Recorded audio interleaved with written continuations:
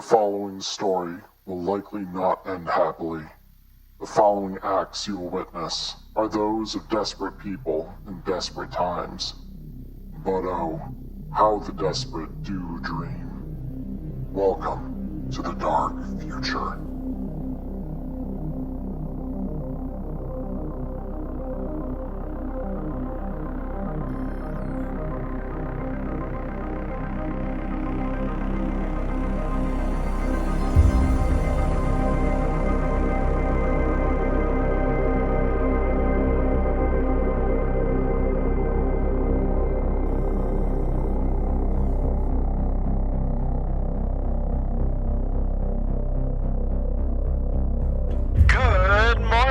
City, it's Patchy, your favorite pirate radio DJ. Looks like we've got some nasty weather coming your way. Sky smells like sewage and looks like my output's time of the month, so we're likely getting blood rain for at least the next several days. Stay dry, this stuff stains. Speaking of blood, let's talk about today's body lottery.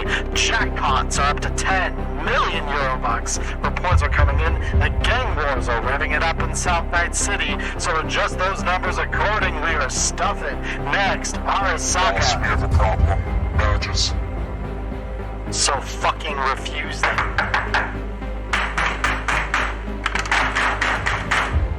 NCPD, open up right now or you will be fired upon. Breaching.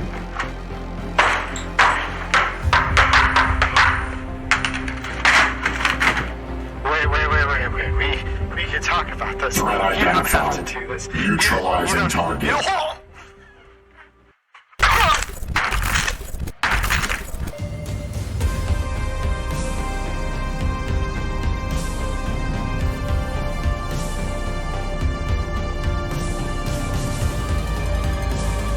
If there's anything I've learned in my last 20 years as a fixer in Night City, is that there's one rule here, sacred above all else.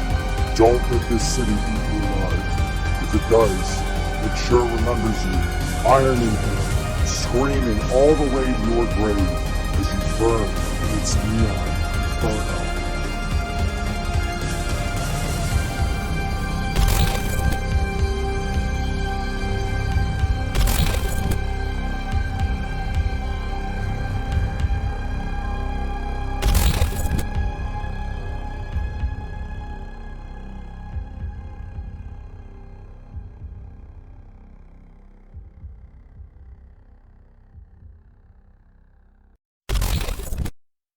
Hello, everyone. Welcome. It's time to do a thing that I've wanted to do for a solid year. So welcome, everyone, to the first episode of Neon Inferno, a Cyberpunk Red actual play. We are a variety of experience levels in this. So heads up at the start here. There's a few things we are jerry-rigging this session. So, if there are any kind of delays, if there are any kind of, hey, I need to check a rule real quick. We have some players for whom this is their first, if not their first, then their second ever session of Cyberpunk Red for real. There are several people here who have been with me since the very beginning, learning the game, playing the game. So, definitely want to thank everyone who is playing tonight for joining me in this. This is a nothing short of a dream made true for me just to be able to do this with all of you. So thank you. So without further ado, let's kind of jump into things here. So a little bit of a heads up. And if one of the mods wants to pin a message saying something to this effect, I, being the GM of this session, will be focused on running the game primarily. We will take breaks at certain parts within the session once there is a good opportunity to do so. When I do that, I will, probably grab some water and then I'll come back and I'll interact with chat, catch up with any follows, any subs, any of that. I will interact and thank everyone. Just your being here is a huge gift to me. So thank you. But without any further ado, let's get things started. So within Night City, there exists a club known as Inferno. Inferno is run by one fixer, Royal, who is a near dear friend to a few of us who have been playing for quite some time. For these runners, he is someone fairly new. So we are starting first by introducing our intrepid cast of runners here. So I will now switch over to my view showing you all of them. So bear with me just a moment. All right, everyone. And then let me see, because I believe I need to get you. Hold on, Maya, because I lost your video, I think. Oh, there we go. No, I got you now. We're good. Awesome. So first off, we're going to start with the characters. So I'm going to start left to right on the screen that I can view. So we're going to start with Red Eye. So Red Eye, you, as I recall, have a wonderfully situated cargo container for a home in Old Japantown overlooking the hot zone. So as Red Eye wakes up on this fateful day in Night City, what is Red Eye doing? What's he seeing? What does he look like, most importantly? Yeah, so Red Eye is just a typical run-of-the-mill dude. He's got black hair that he keeps slicked back. His gloves never leave his person. He's got these fingerless gloves that have a little red light around the base around his wrist. Those are always with him. And the first thing he's going to do is grab his, take a look at his clothes and find whatever is clean that he can in this mess of a cargo container that he can and put it on. And just get the day started by going out for a walk in this shithole of a town that he lives in. Yep. No, you could just smell the radioactive dust from here, and you can kind of see the blackened city center as you walk out of your cargo crate, and you just think, well, there's your little slice of paradise. Next, because she is also situated in that part of town, we're going to go over to our rocker boy Estrogen Light Rail. Hello. So, what she would do starting out her day, I guess that really depends on if it's a work day or not. Because if it's a work day, she'd probably be trying to link up with whoever she's scrolling with. Because what she does for a living is she scrolls BDs with very hot women and sells them to people and makes her money that way. So she would either be meeting up at whatever location they're going to scroll at, or she might be going to the range because it never hurts to be a better shot when the NCPD shows up. True. Or she might be going out clothes shopping because you have to stay on top of the fashion, and she does her best to set it if she can. Absolutely. Yeah, I'm just readjusting your screen there a little bit. Awesome. No, today may not start as a work day, but it's going to turn into one. We'll get to that in just a second here. And I'll be rolling up some weather here for us in just a second. So from this little part of paradise here on the edge of the hot zone, we are going to now shift our perspective up to Watson, where a certain rocker boy Pixel is waking up in a cube hotel. So if Pixel, if you would like to describe kind of what you're doing as you're waking up, what your character looks like, what is your thing you're doing on this fine morning in Night City? Yeah, so Pixel, half of her head is shaved and kind of swept over, and it's spiky and pink. She is of Maori descent. That is what the dice decided. So she's kind of got some Maori tattoos, and she has a particular, we'll just call it a tramp stamp on her back. That's a light tattoo. And she is of the belief that this is a Maori symbol of protection. In reality, it is a marker marking where a water line would be in a city street. She was misinformed. She does not really like clothing, so she's putting on like her skimpiest pair of, we'll call them shorts, something that covers her boobs and a jacket.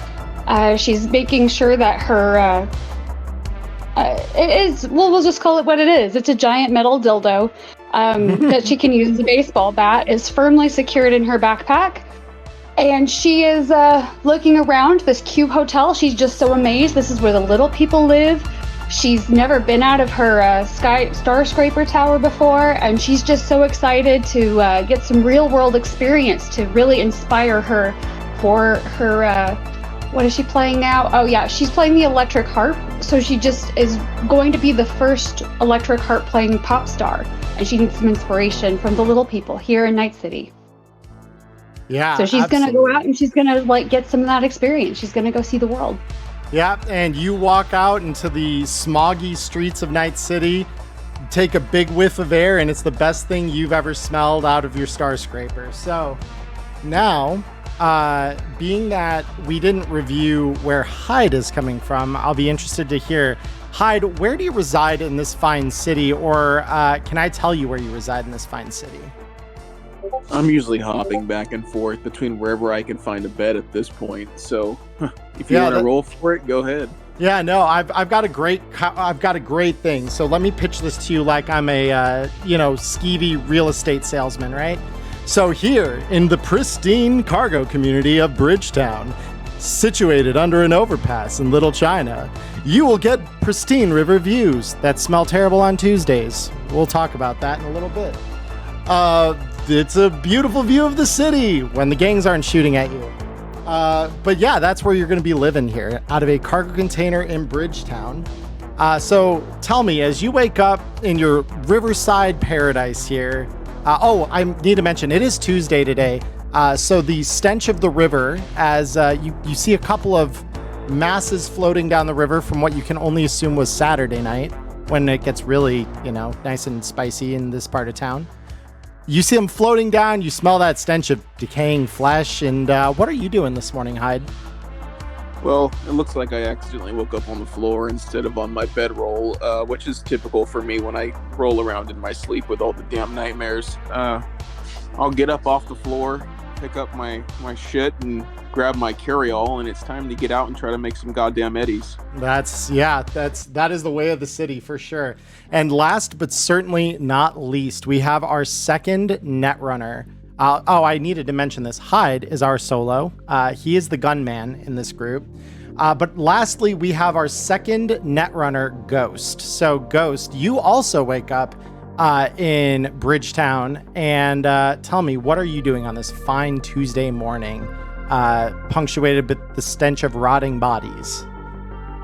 Well, just like every usual Tuesday, I wake up to my usual alarm clock of some random gang shootout, assumedly nearby, hoping my random cargo container doesn't decide to be their drunken target this morning. That's accurate. Crawl out of bed, grab some clothes, toss my jacket over my chair, slouch down, and see what's on the screens for today's agenda.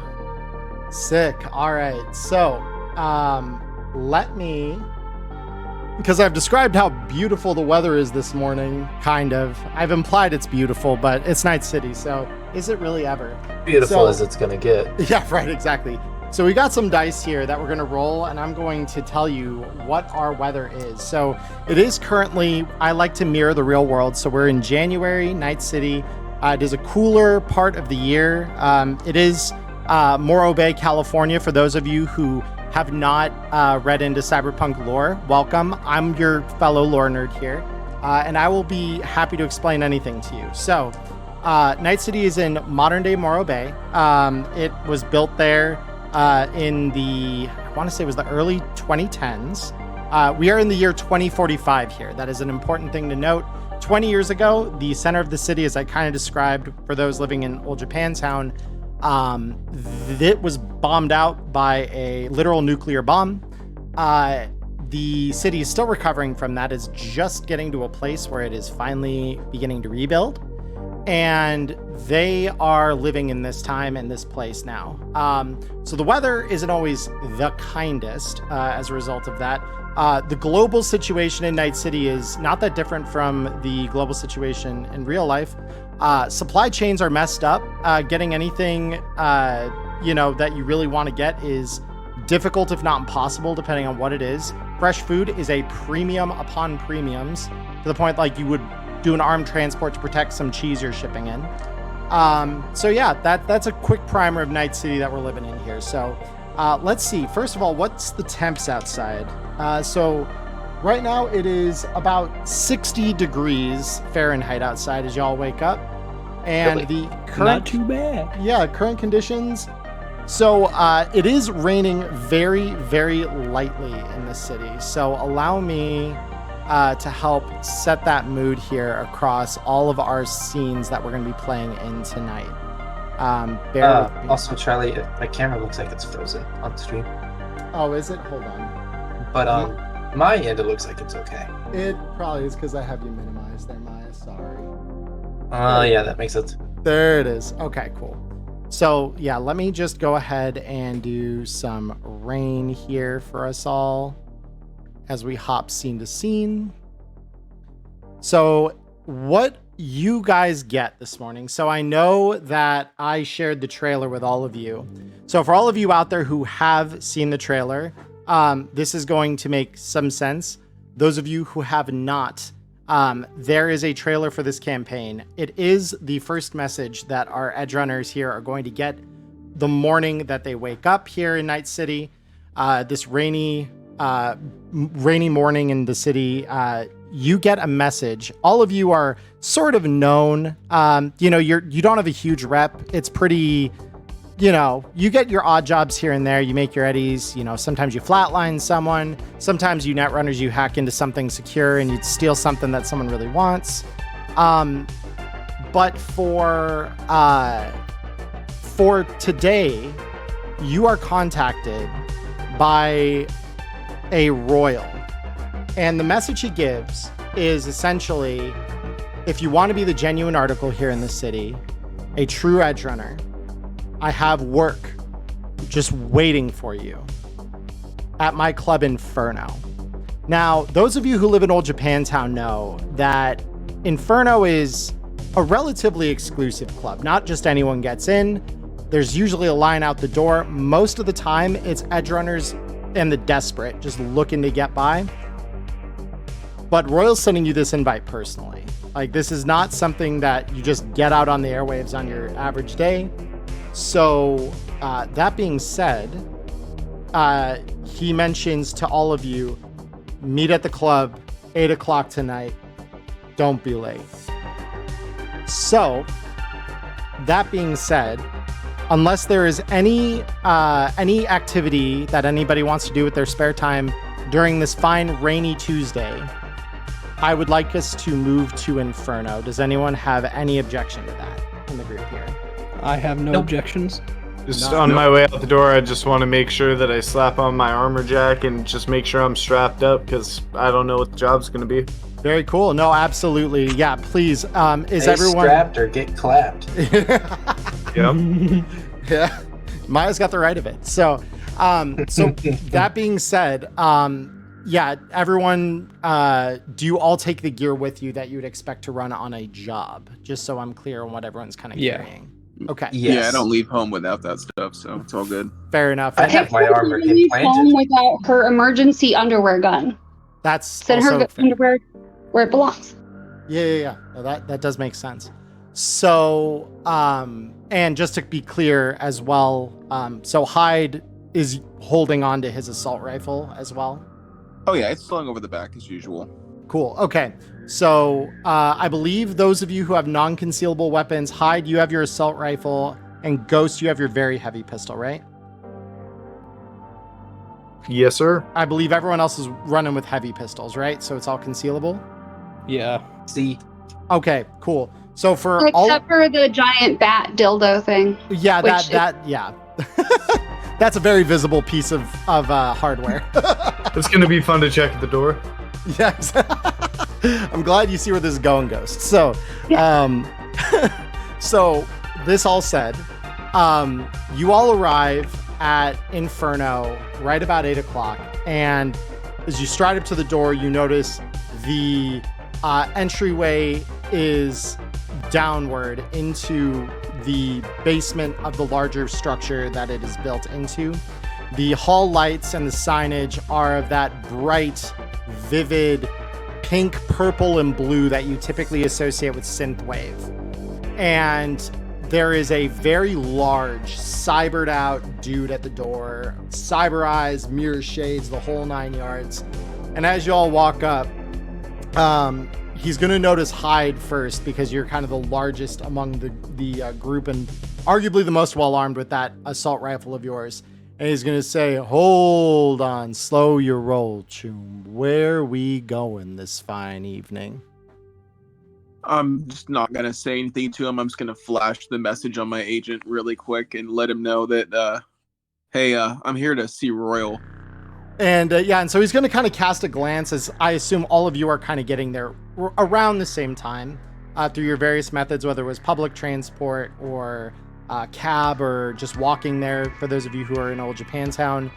He casts a glance over all of you, and he particularly looks at Pixel and her bat, and he kind of raises an eyebrow, says, "All right, well, give me a moment." And then he leans, putting a finger up to his ear, he says, "Boss, yeah, I got a couple live ones here. Yeah, 5 of them. One of them's holding I don't know how to say this delicately, a dick for a bat. And another one is, well, he's got a big old lead spitter. You sure these are your chooms?" And he looks over at him. "All right, well, never one to judge the people you choose, but all right." And he just looks back at all of you now more like pointedly, says, "All right, check the big lead spitter, that bat, and the deagle you're carrying there, Wirehead." And he points at you, Ghost, as he says that. "Check him at the door. You can get him on your way out. Sure, the boss will more than likely tell you need him." And he just steps aside and lets you down the stairs into this very exclusive club. Hell yeah. So I'll sort of look at Pixel as we walk in, and I'll notice that she left her bat behind, and I'll look down at my hip where there's this giant lead pipe dangling. So I wonder why he didn't have me leave this behind. It's pretty much the exact same thing. It can even serve the same function if you're so willing. Yeah, and so as you guys like walk into the club, you walk through some like laser scanners that brush over you individually as you kind of walk through the hall. And as each of you kind of approach what it's like almost an airlock, right? You open one set of doors.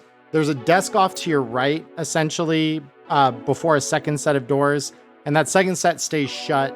And the attendant there says, "All right." And she points at Ghost. She points at Hyde. She points at Pixel and says, "All right, the big weapons, give them up." All right, I'm just gonna hand it over.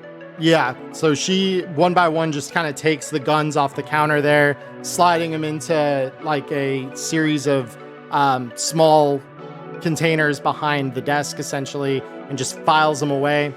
And she says, yeah, you, the one with the giant lead spitter, give me that pipe too."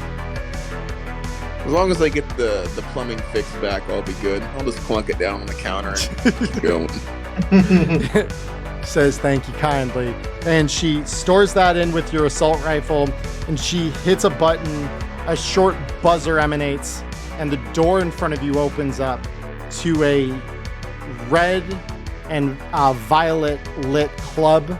You see a bar in the center of the room where a large and fairly muscular, not in the synthetic cybered out way, but a just fit dude is kind of slinging drinks to the various patrons that have gathered at the counter.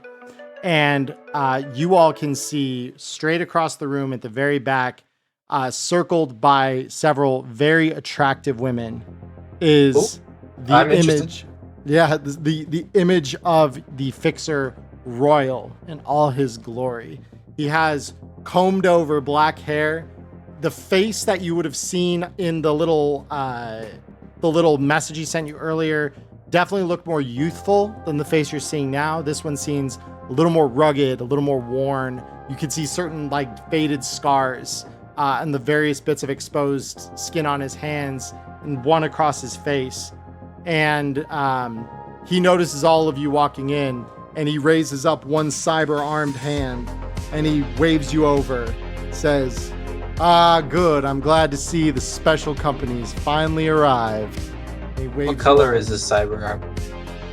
It is a bright, like platinum. It's kind of hard to tell color grades in the light, but you feel as though it's like a platinum shade, just because of how Johnny it Platinum hand over here. Pretty much. I mean, you've been a fixer as long as he has. You get some eddies to spend. That's true. So he waves you all over, and I assume y'all take your seats, and we can kind of get this on the road. Sounds good to me. I'll take the very end of the booth if I can. I want to make sure that I try and take my time and sit on the other end of the booth, just trying to get an end seat.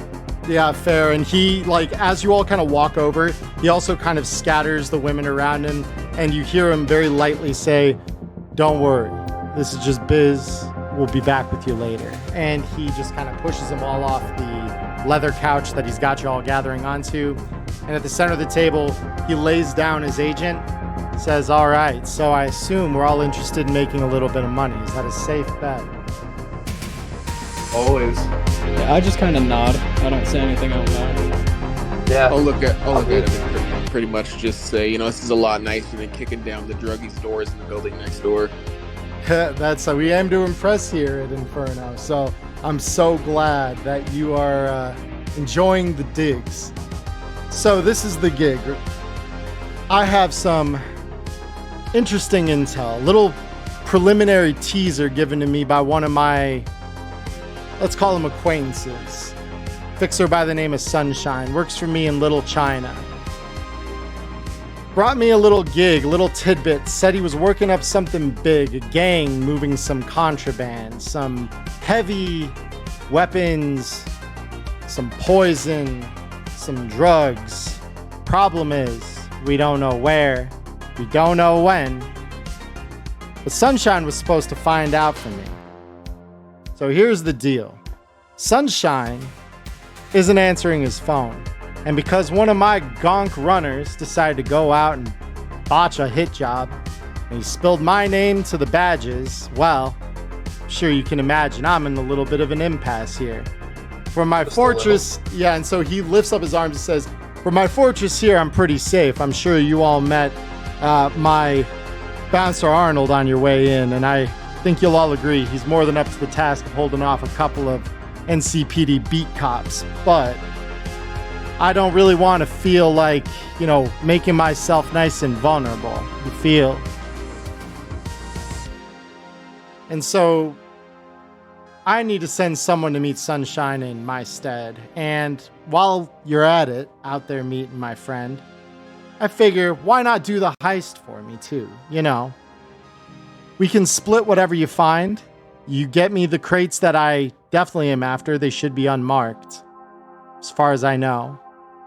But whatever you find, bring it back. We'll split it. I'll get you the best bits of the chrome that I don't need for certain outstanding orders. And I'll even pay you 2,000 eddies ahead. Half now as an opening retainer, and another half when you bring me back my shit. How's that sound, everybody? You said we don't know when or where they're bringing it in. Do we know how? No, unfortunately, that's something Sunshine was going to get all those deets for me, and yet, no show on Sunshine. Doesn't pick up his agent when I run into a pinch. Doesn't say anything to me about changing a meeting place. Nothing. All I know is there's a night market down in Little China tonight, and I was supposed to go meet him there. And well, as you could see, that ain't really gonna happen unless you fine chooms go out and do it for me. You know where Sunshine might have holed up? Does he have somewhere he stays that we can check at? Because I don't know what guarantee we have that he's going to show the second time. There's got to be somewhere that we can check. A little bit of a drifter, that one, but I mean, there are a couple of motels he flits in between over in Little China. If any of you live in the area, you might know the ones to check. So, at this point, let's start rolling some dice, shall we? So I'm going to flip on my display here so that everyone at home there can see what we're dealing with here. So let me... I want to hide that. There we go. Welcome to Neon Inferno, the splash screen. All right. So, if any of you who reside in Little China, so that'd be Ghost and Hyde, if you would like, and Hyde, I can roll your local expert check if you would be so inclined, but if you would like to roll local expert because you live there, it's your home, by all means, go ahead and do so.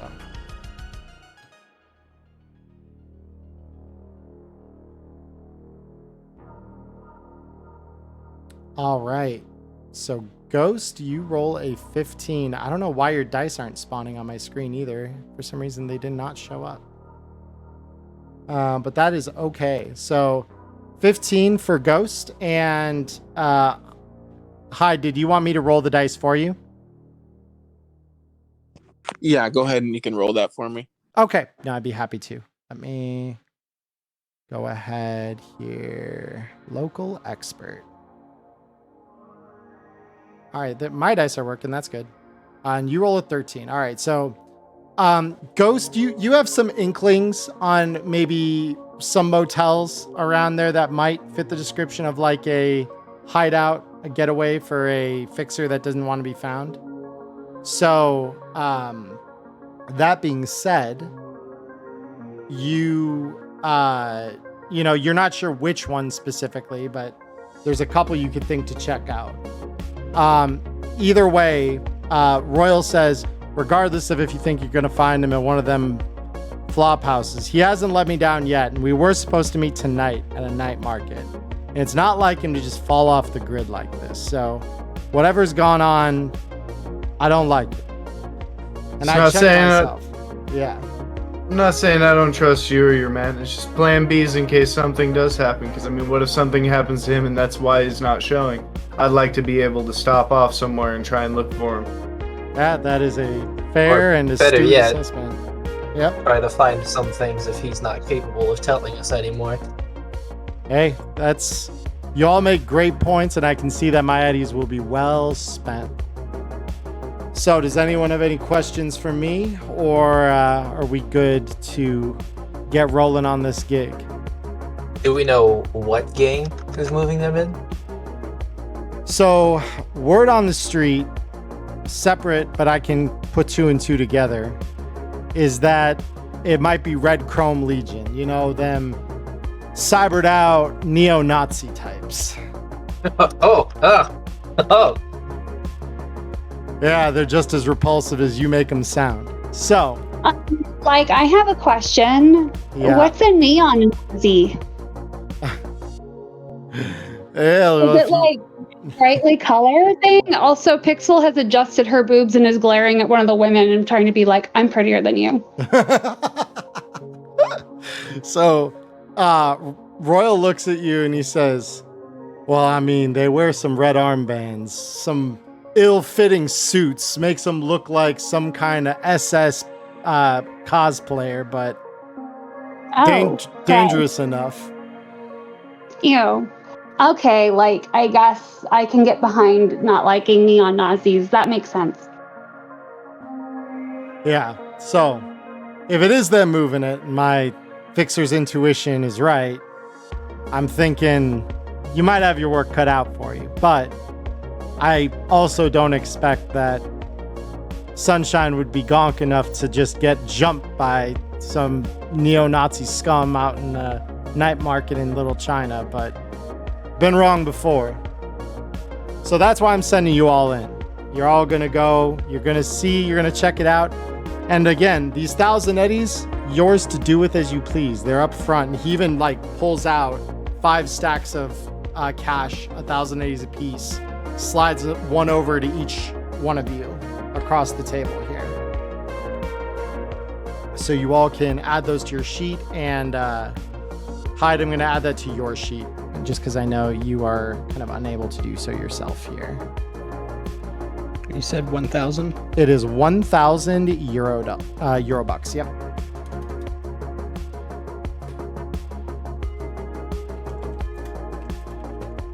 Yep. So we're going to go ahead and add that in. And so he says, feel free to shop at the night market too. Here they got some preem threads, a little bit of fashion wear, and some little electronic gizmos. Some of you might find them useful. Pixel's gonna look over at him and just kind of be like, is this like one of those invitation only dealies?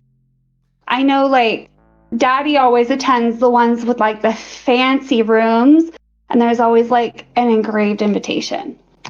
Yeah, this one's not quite so fancy, I'm afraid. Just a standard run-of-the-mill. They found a crate of good old-looking shit and decided to sell it. So nothing quite so fancy as an embossed invite. Nothing midnight about this market, unfortunately. Just a good old swap meet. Out and then just sit back and be quiet. Yep. So any final questions for me? Or are you all ready to go out and get some money in your pockets? I'm ready to get to work. Man made his down payment. Made his down payment. Agreed. All right. And so he then lifts his arms up. He says, well then, go make us both rich. And he, basically ushers you out of the VIP booth. And as if on cue, the women just return to his side. And so you all, presumably leaving the club, stop by the little counter by the door, pick up your various large weapons, and are escorted out to a waiting car just down the road from the entrance to the club by another one of the kind of bodyguards he has roving around the entrance of the club. And doors opened up to you. It's a not so beat up, little beat up. It is Old Japantown. It is a bit of a combat zone still, but it's a decently good shape. We'll call it a limo, but it's not quite a limo. It's one of those just kind of like, yes, chauffeur, take me places. So you hop in. Okay. The car leaves. And before long, you are standing at the edge of an alleyway, or rather, the car is parked at the edge of an alleyway. And the driver looks back at you all and says, all right, everyone out. That alley up there, that's your entrance in. Have fun. Okay. So, yeah, I would get out and, presuming we don't have anything else to do. Yeah. Start heading towards the night market. I think my camera's frozen again. I'm just gonna quietly follow along with everybody. Same, but I'm just gonna try and stay at the back of the pack. Cool. I'm fine with being in front. I wouldn't fight myself or fight to get up there, but if that's where I am, that's fine. Fair. Yep. So I am discovering, I think, what the issue is with your little thing is because I'm. Is it that I'm too pretty? That might be the problem, yes, actually. You broke the camera. I don't think I can fix that, sorry. Hold on a minute. I'm going to fix it. Well, in theory, I'm going to fix it. Apparently, it doesn't want to be fixed. Hold on, technical difficulties.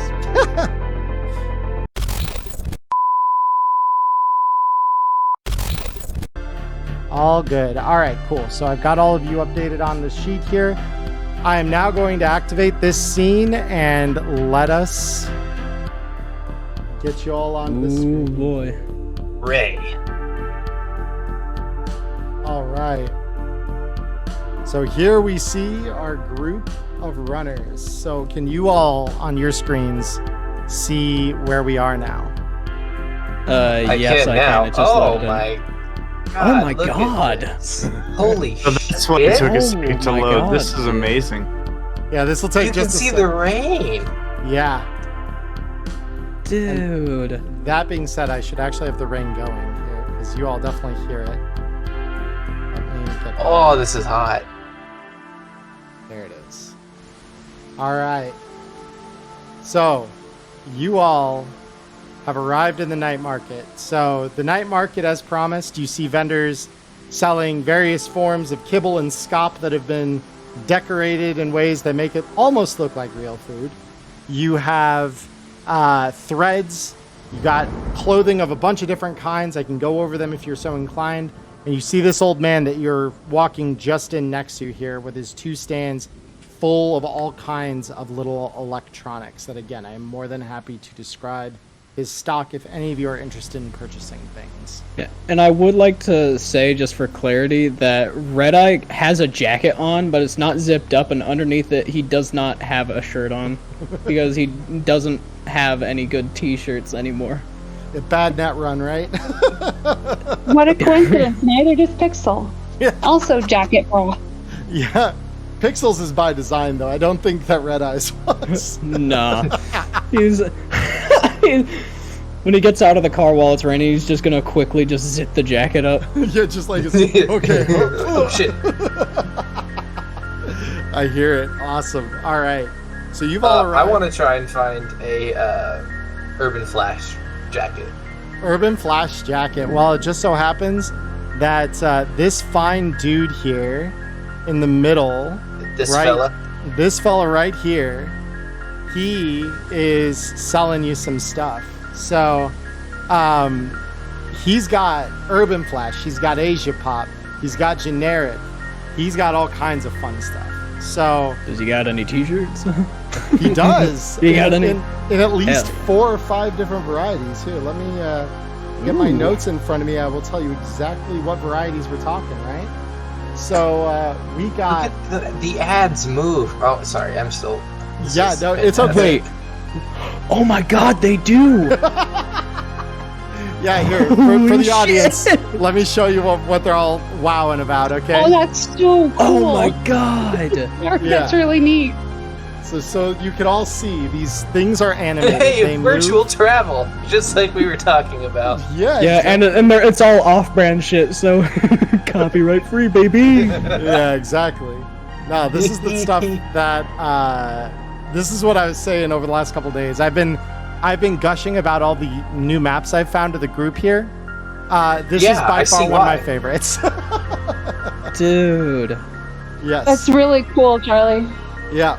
So, with that said, so the threads this guy's got on him, he's got leisure wear, he's got gang colors, he's got Asia Pop, he's got Urban Flash, he's got bohemian clothing, and he's got generic chic clothing of all types. That So man's gonna invent new styles just to sell them. Jesus. Yeah, I mean, this dude is looking like he's got the most eclectic yet well put together combination of those styles on his person. Like, you didn't think that these things would go together before. This guy is proving you wrong.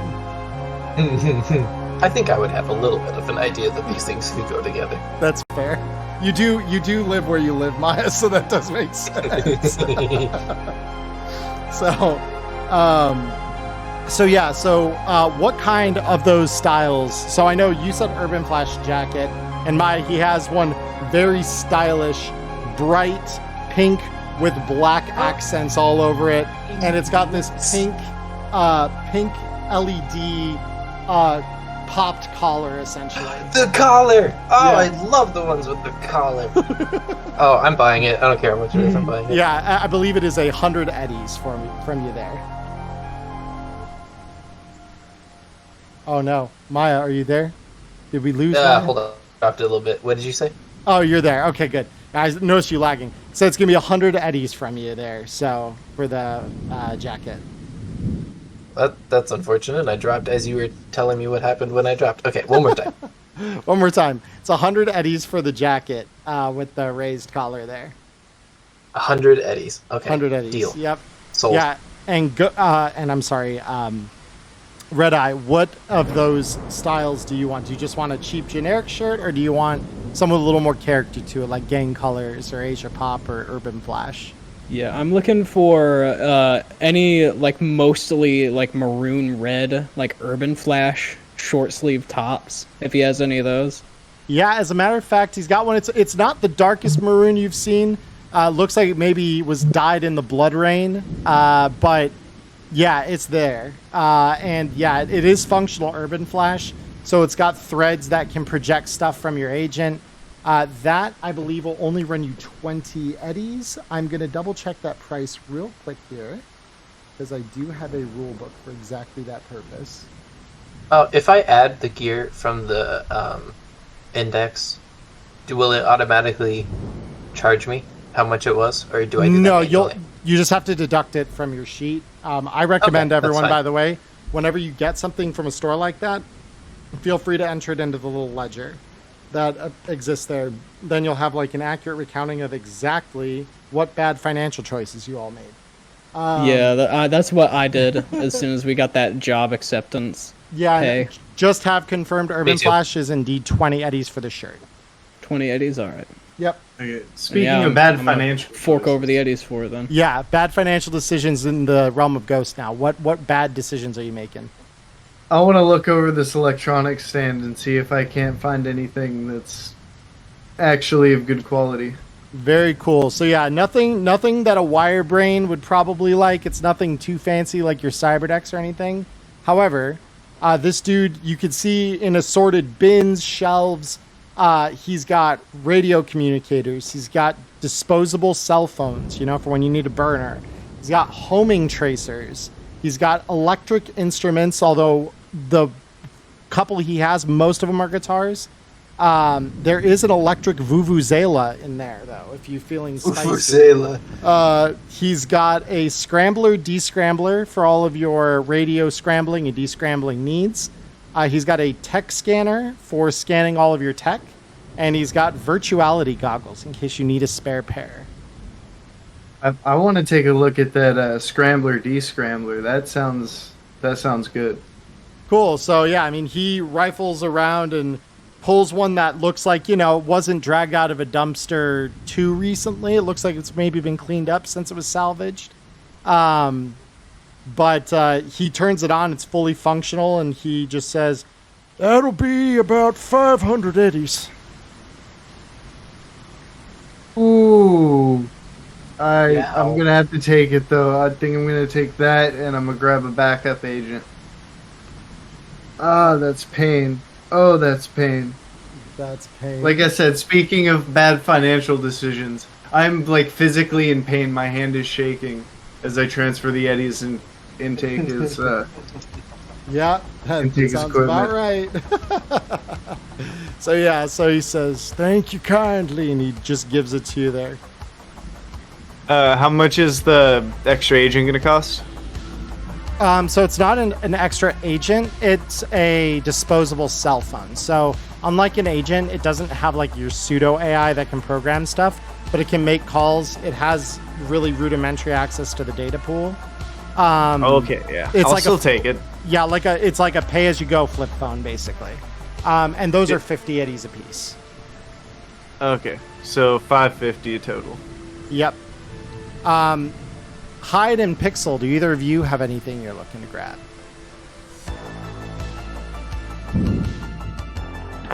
I'm honestly just gonna wander the night market and just sort of people watch. I'll pull out my food bars from my carry-all just to have something to snack on, because honestly I can smell some of the food vendors around here and I sort of would like something, but as I sort of rifle through my pockets, I noticed that I'm sort of sitting a little bit low on the eddies at the moment. So I mean, you got your 1,000 you just got from Royals, so you got eddies. Yeah, but I mean, I'm not just gonna blow that on food. fair. I'm not that big of a foodie tonight. Oh, but it could be really good scop. Who knows? You never know. Really, really good kibble. Really High-quality. There's no such thing as good kibble. I don't see fresh vegetables here. I think I'll pass.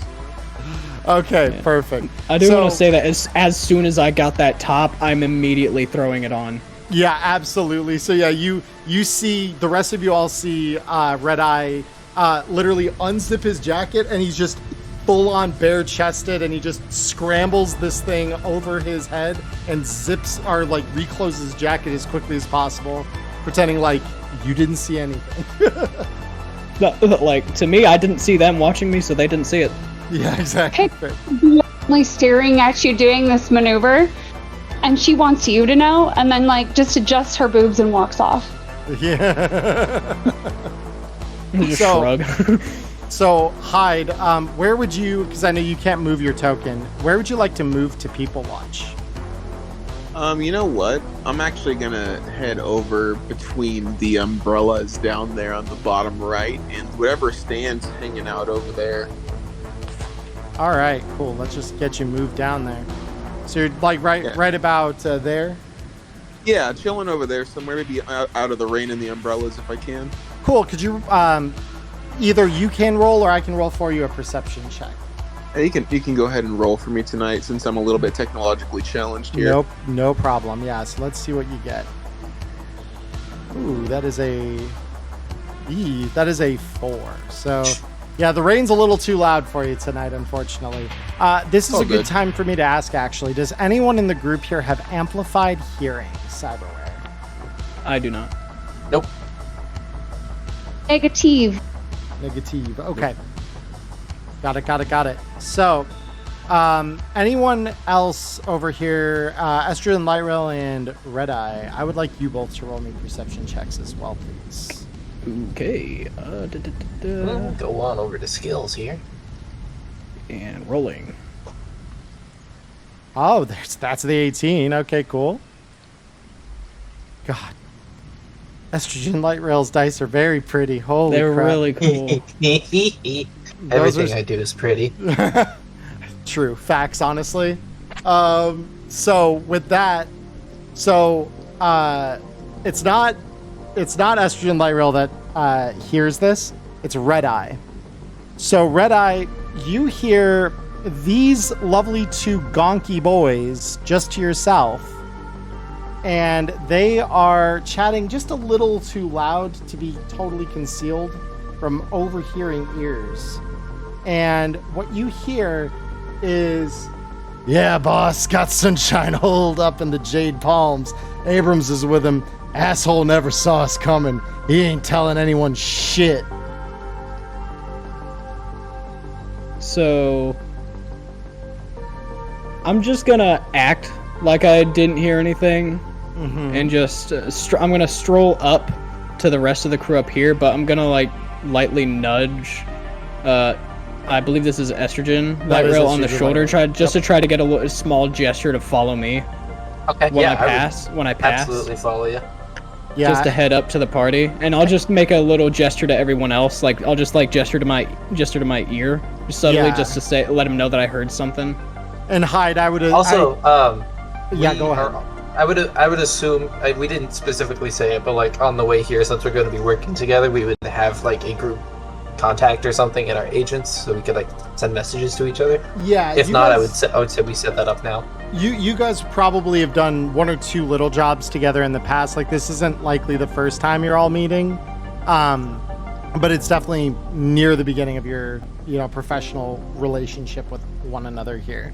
So Hyde, I would say you will see Red Eye kind of hinting to Estrogen Light Rail that you need to go kind of north here. So are you going to follow them, or is there something further you want to do down in this neck of the woods?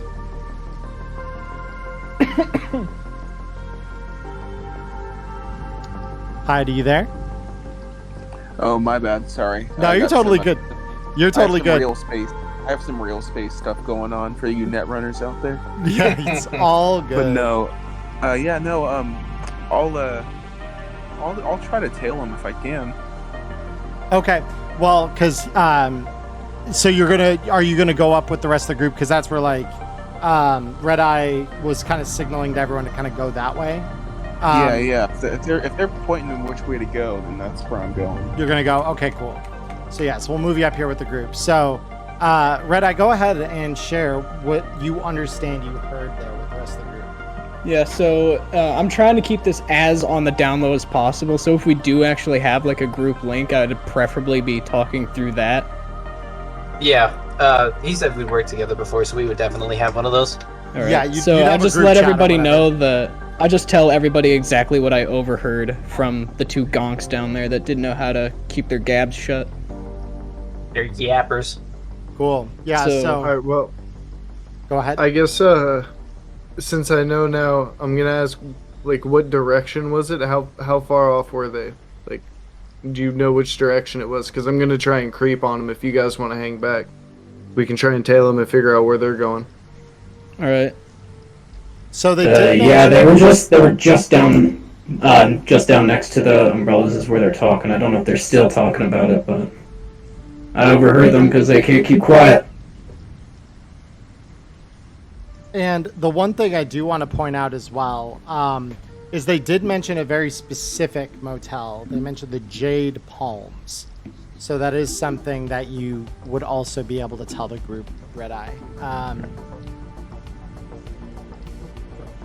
Yeah, and they mentioned something about a Jade Palms. Yep. Noted. So, Would we have heard anything about that before? those of you who live in Little China, so again, that'd be Ghost and Hyde. And Hyde, I'll go ahead and roll this for you. It would be a local expert Yeah, sure. because this is part of this area.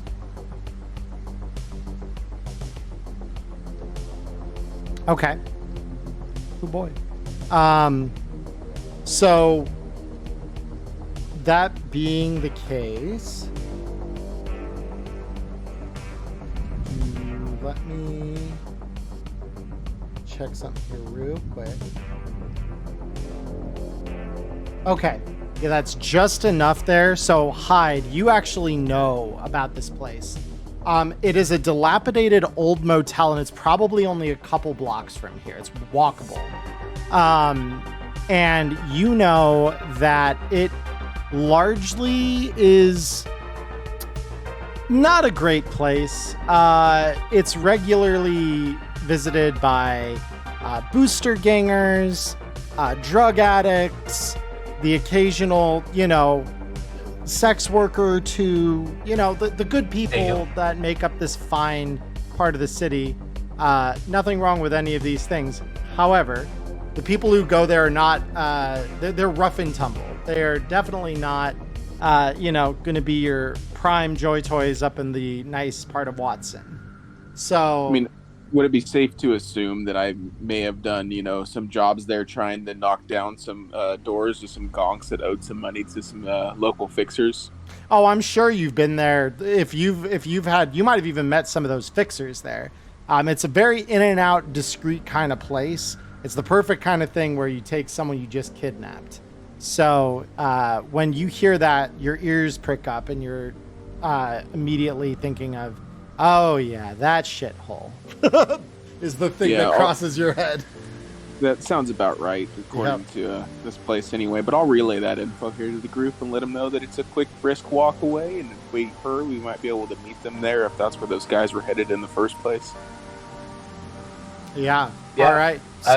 I got what I needed. So yeah, for I don't see now. any reason to stick around. Very cool. All right. So that being the case, we will now move. And I'm now going to activate the next scene here. Loading motel. Yep. Ooh. So welcome to the Jade Palms Motel. So as you all enter the scene here, Okay. you all walk up on this lovely establishment with low expectations, to say the least. And you see the usual suspects. You see someone handing a baggie of what you can assume is blue glass to someone down the street. You see, some hush-hush, high-heeled men and women entering and leaving rooms in sporadic fashion. Everyone, I want you all to roll me a perception check, and Hyde, I will happily roll for you here. Alrighty. Rolling. Ooh. I will take that.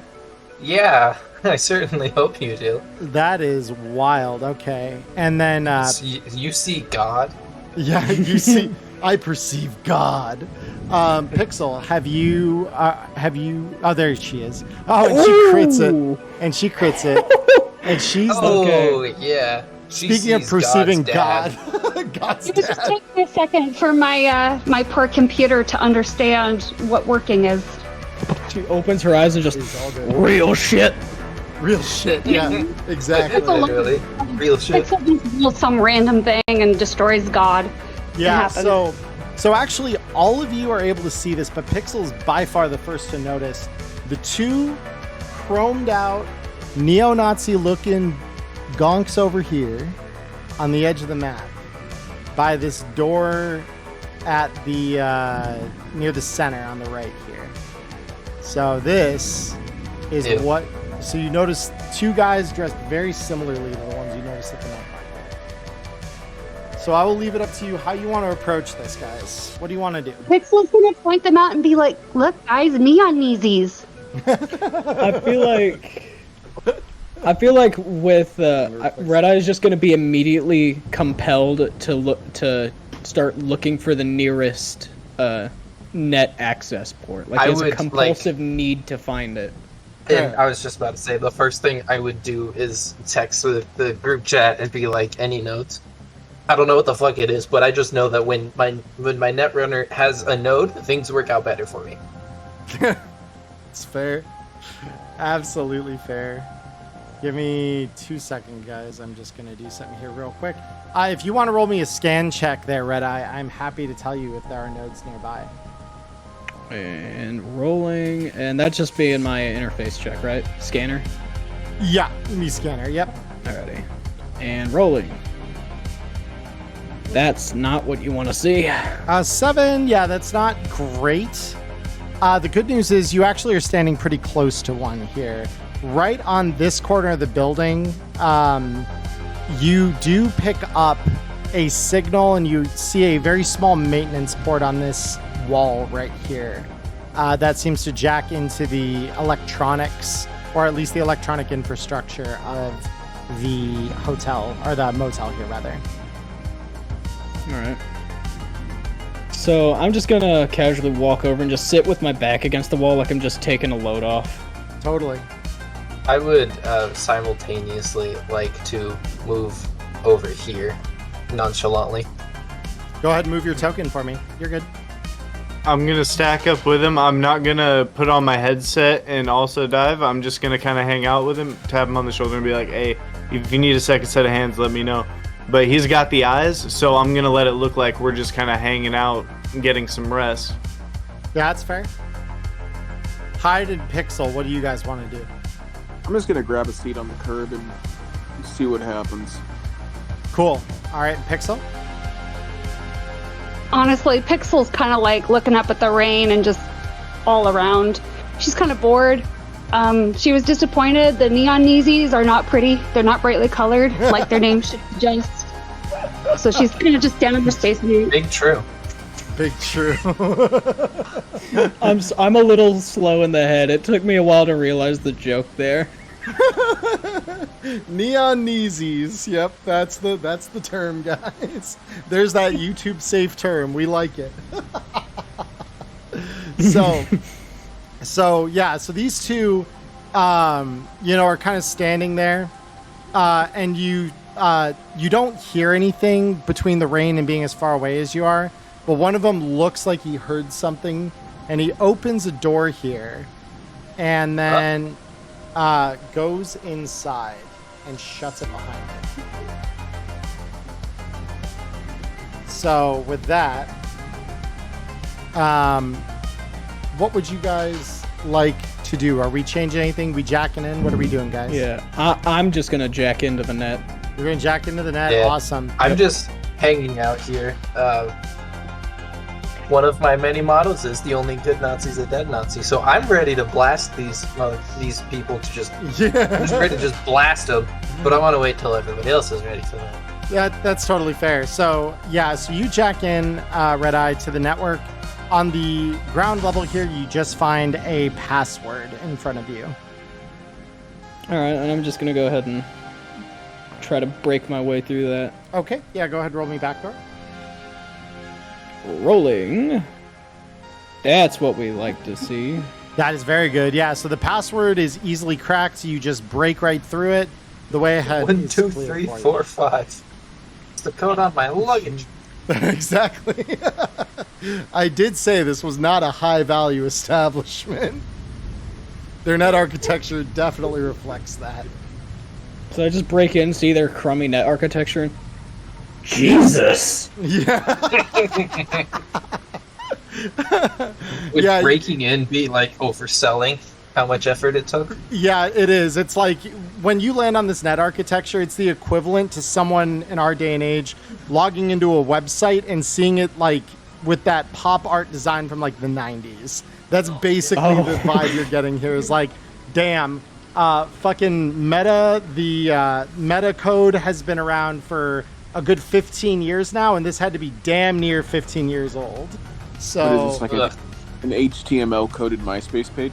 just about. I mean, like that's kind of this. It's even more prehistoric than that. It's literally like from the early days of the consumer internet, kind of old kind of stuff. That's Trying to break through something running off AOL. pretty much. This is the Netrunner equivalent of that in the time of the Red. You land on here and you're like, damn, they really have not done anything to this place in near 15 years. Holy crap. So yeah, you're jacked in though, and you are through the password. You have one net action left before I'm going to go around and ask what everyone else would like to do. Can I go ahead and do a Pathfinder to see what the area might be? Sure, go ahead and roll it. Alrighty. Oh. Yeah, okay, 6. So Pathfinder. the good news is below you are just 2 levels, and you can see the bottom of the network on these 2 levels. Again, very shoddy architecture. Below you is a black ice, and below that is a single control node. Just as I see this crummy architecture, I need to find a better net to break into after this. You're just embarrassed. It's like, dang, yeah, because man. since this isn't our first job, everybody would probably have the inkling that Red Eye is borderline addicted to net running. I would see that. That makes some sense for Red Eye, yeah. So the way ahead is, relatively looking kind of clear. That black ice is like, I don't know how to feel about the black ice, but it's there.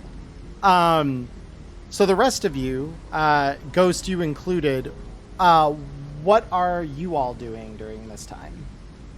I'm just trying to kind of conceal myself in the shadows, make it so that it's going to be harder for somebody to notice me when something inevitably does pop off.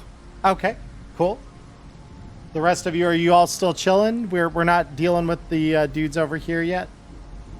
No, I'm pretty much waiting for them to get into the net, but I am like mentally envisioning, just braining this absolute guy, just right in between the eyes, and picturing it. You got to picture success. You're manifesting it for yourself, and I Exactly. really appreciate you. You have to visualize utterly doming a guy, yeah. You gotta. There's no amount of words can explain how much psyching yourself up actually helps. That's hilarious. Oh my gosh. So Pixel has found some cracks on the sidewalk and is currently playing like a little game of hopscotch. that's understandable. Let me roll something here real quick off one of these gonks. Give me just a sec. Because I'm gonna see. Oh, yeah. No. Senpai does not indeed notice you. Good. So, with that, we go back to you, Red Eye. So you've got the way ahead here. Yeah, I'm gonna go ahead and elevator down to the next level on my toes for the black ice that I could have to defend against, because it is shoddy, but black ice is black ice. Black ice is indeed black ice. So let me go ahead and get a little reverb going in this shit. What the fuck? You see a bird just flying right at your face as you descend down the level. You are face to face with a raven. Ah, shit. Go ahead and roll me that speed check there. Alrighty, here it comes. Please be. Okay. That's not bad. That's a 9. 9 isn't bad. Let me get. I need. I was on the edge of something great. I was on the edge of something. I mean, you're an edge runner for a reason, right? Yeah, so let me I go was ahead. wondering how long it would be until that joke was made. All right, so this one's speed is coming in at you with a failure. Very good. Yeah, I'm not even gonna roll the second die. You're good. That you successfully dodged the raven. I'm immediately gonna start swinging. I'm just gonna swing with my swords until it dies. Start swinging. Awesome. You have swords made out of data? Oh yeah. Yeah, bro. That's That one fucking is- cool. Yeah. So here's the first sword roll. That's not what you want to see. No, it is not. Let's see Negative if it's- 2. Let's see if its defense is any better, shall we? I swear to God. Yeah, Yeah, no. I was no. about to say, if I hit with a negative 2, this is just literally the worst black ice. I've done it. Black. I've hit with a negative results. It is. Oh, Alright. Here's the second sword. -4. I'm. Can I tear out my cyber deck? I mean, no, that Need new one. was not so bad. Yeah, no, you're fine. You hit it. Oh, thank God. Roll me the damage. And damage to black ice. Ooh. Fuck yeah. That's some Fuck good yeah. damage. So that very nearly takes it out in one hit. You can see it flickering in and out of existence and just giving its like pain, just like as it's trying to like stay in like touch with itself, essentially, as it's like trying to resist derezzing. Go ahead. What is your final net action for the turn? So, you know what? I'm gonna go ahead and just try to zap it. Go ahead. Zappity zap zap. Okay, that's not so bad. On my end, the dice just kind of slid out there. Yeah, Just slid off screen. That's good. All right, cool. So yeah, you definitely hit this thing. Go ahead and roll me the damage. Where is damage for zap? You just click the little blood icon in the chat log here. It's just 1d6. Here we are. Perfect. Yep. Aha! A small bolt of lightning emanates from your hand, and this thing just shatters into 1,000 tiny pixels on the screen. And it is derez. The way ahead is clear. All right, I'll go ahead and elevate her down then to the next level. Cool. All right. So as he does that, anyone changing what they're doing at all? Nope.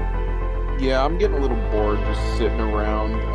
I'm actually gonna get a little bit closer to this guy over here that's still chilling outside. I'm actually gonna go knock on the door that's opposite the corner that he's on. Okay, near the so bottom like, right. so opposite meaning like what?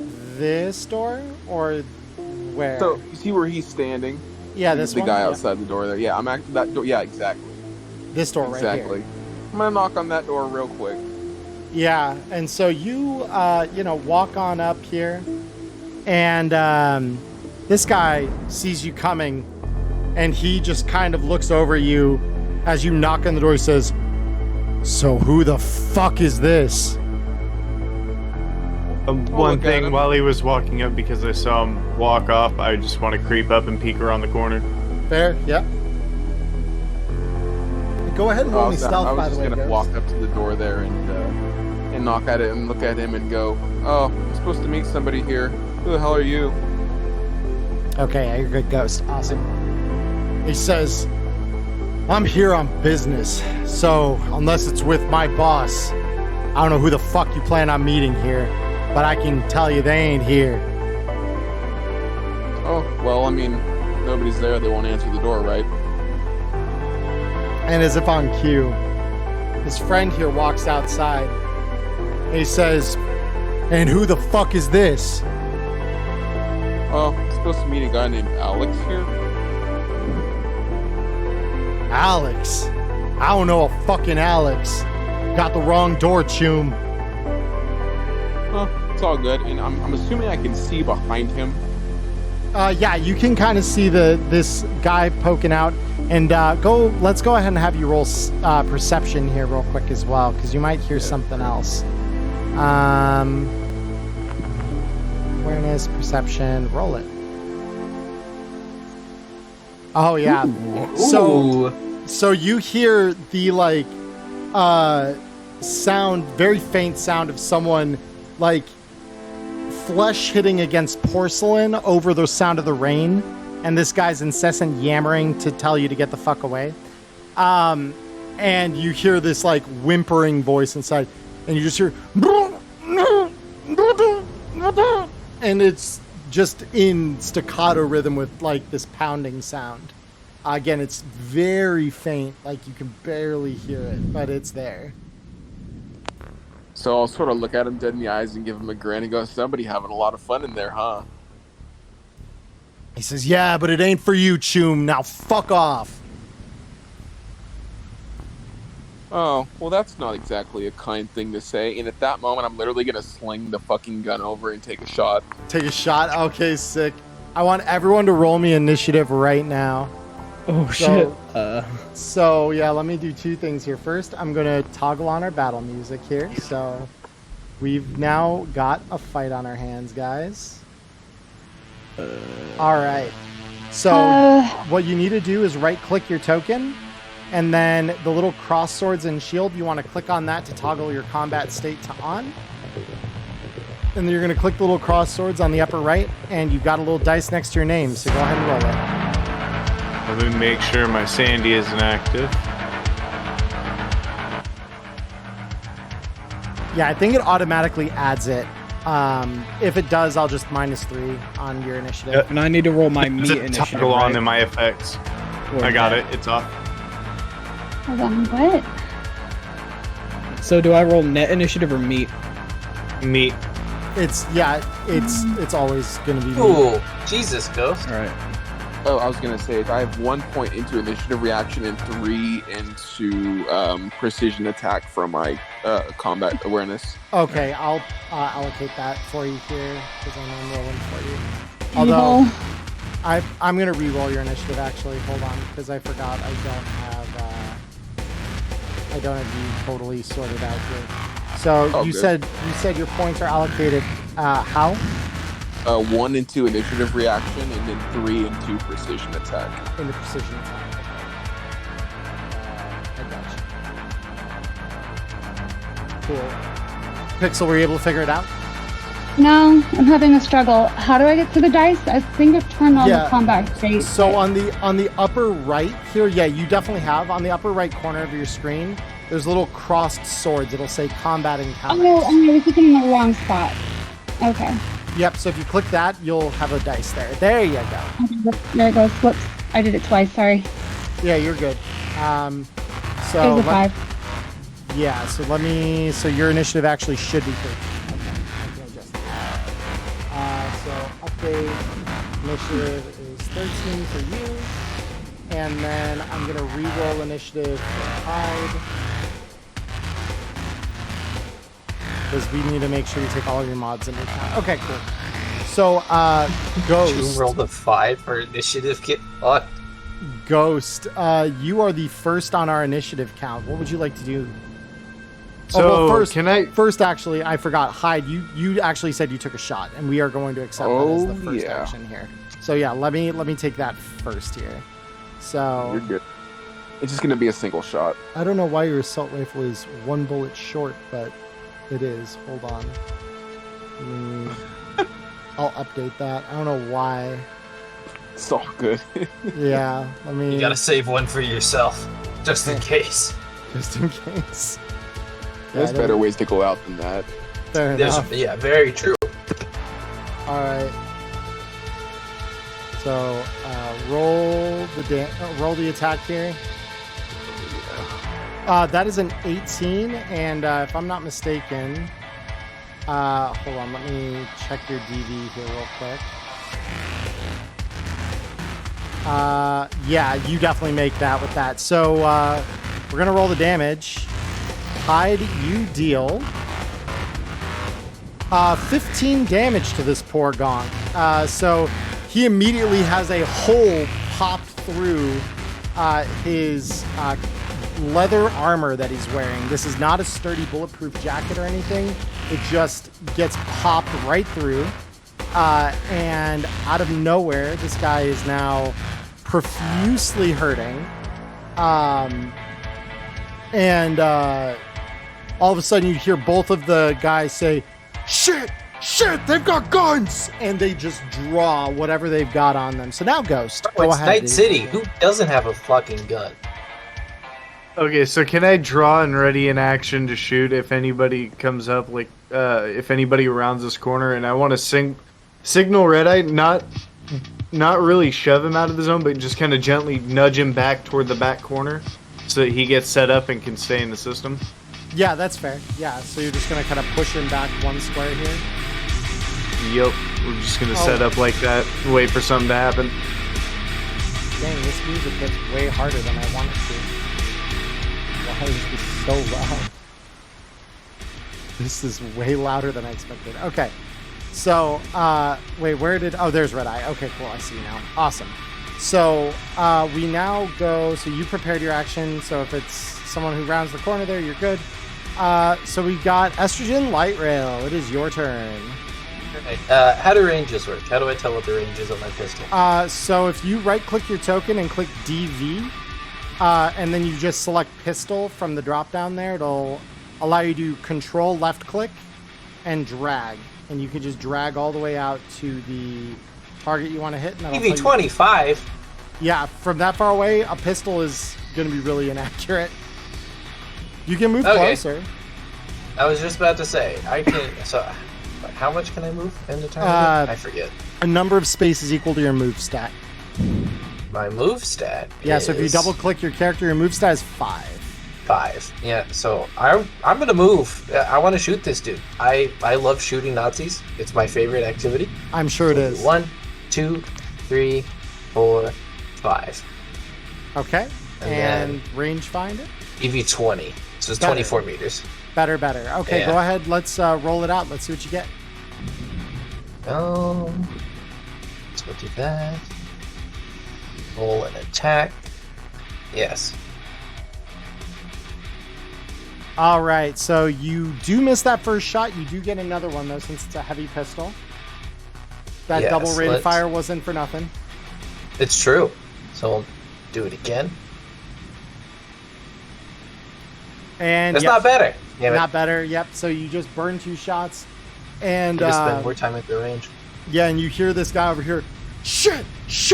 We're taking fire! All directions! And this guy is going to go ahead, and you see 2 sets of claws come out from his knuckles. Hyde. He says, "All right, you want to fucking dance? Let's dance!" And he lunges at you with these titanium claws that are pointing out of his fist. And he's going to All right. attack you. It is a 17 against your evasion. So let's go ahead and see what that is. Not enough is what that is. So you take 8 damage from the Rippers, but your armor is worth 6, so you only take 2. Oh, it's melee though, so that's what ignores half, correct? Exactly, yeah. So your armor is worth 6 because of that. Yeah. And then he's going to attack you one more time with the Rippers. And that is another 17. Your evasion this time. Ooh.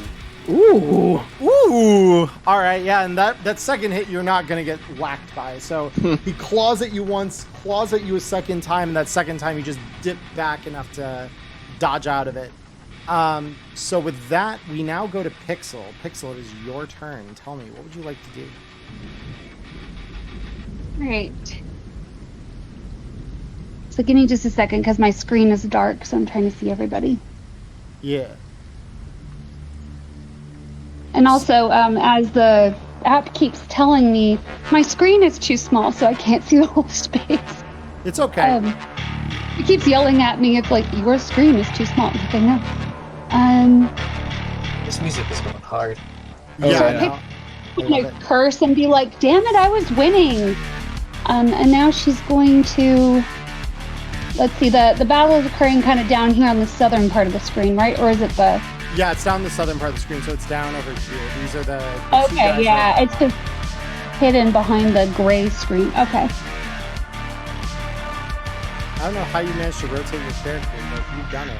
I was trying to zoom out because I was able to do it earlier, but for whatever reason, it's just spinning around. So I've been trying to get her back the other direction. If you hold shift, you can spin your character. Are you holding shift? Yeah. Skirt goes spinning. There we go. No, I'm not holding anything, Charlie. That's just who I am as a person. It's all very good. No one would ever know that I work with robots for a living. Like, how does it exist? So, do you want to try and move closer here before taking any shots here? With Yeah, she's trying to decide if she wants to help or if she wants to run away. You know, life's big questions. Life's big questions, yes. To shoot or not to shoot, that is the question. She's going to sigh to herself and be like, running away is what a Hufflepuff would do, and you are a Gryffindor. You are a Gryffindor, you are brave, and you are loyal. So she's going to head over a little bit. Hold on, I have... Yeah, there we go. Somehow my token's not doing things. Yes, that's 1 square worth of movement so far. Because Okay, you move diagonals. 2, Yep. 3, 4, 5. Okay. And I can't move like... Okay, hold on. You got 6 movement, by the way. So I have 6. I thought I had you got 1 more space. Yep. Okay. How do I tell if I'm in range? So if you right-click your token, there's a little DV thing on the lower left here. If you click that, it will let you select what weapon you're firing with, what weapon type rather. So if you just select pistol from that, and then hit OK, you can control and then left-click, and it'll let you drag to your target to see what you would fire at, what the DV would be. Oh, shoot. That's not what I wanted to do.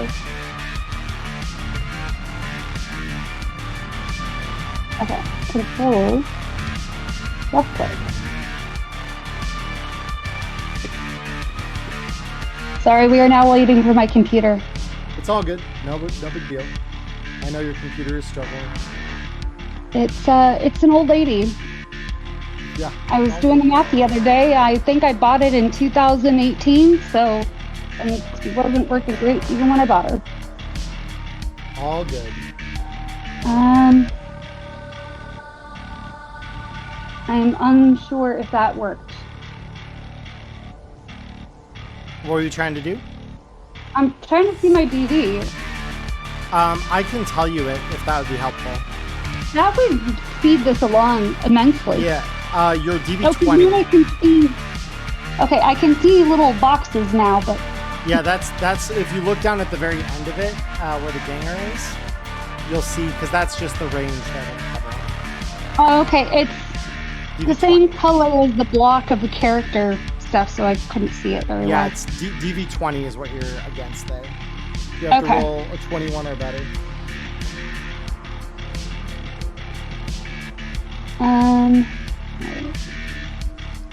I'm sorry, I forgot how to roll for attack. Double click your character to pull up your sheet, and then you click the little fist icon next to the pistol. Ah, gotcha. Thank you. We only did this earlier, but I know. Yeah, no, it's all good. That's why I gave the preface at the start. This is what I'm talking about, everyone. Like, this is new system stuff. All right, so that one will miss. You can go ahead and roll your second attack if you'd like. All right. Yeah, if anyone was going to forget how this worked, it would be me. It's all good. There we go. How's that one? There we go. That one How definitely was hits. Yeah, let me just turn that down. Wow, that hits really hard. Holy crap. Yeah, that hits. Go ahead and click the little blood icon in the chat log there, and it'll roll you damage. Yep. Oh, not turning on. Okay, Ah. 6.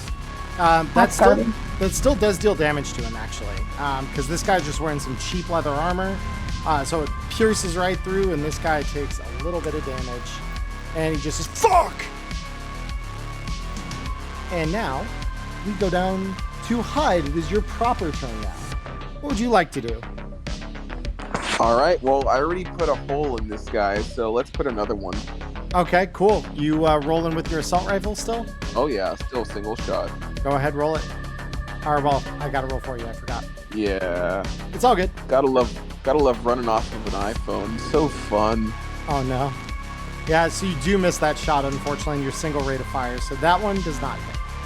So I'll notice that I sort of missed that shot, and I'll back off as far as I can here, Okay. just to get some distance, because this guy's got claws for 1, 2, days. 3, 4, 5. Yep, so there you do back up a little bit.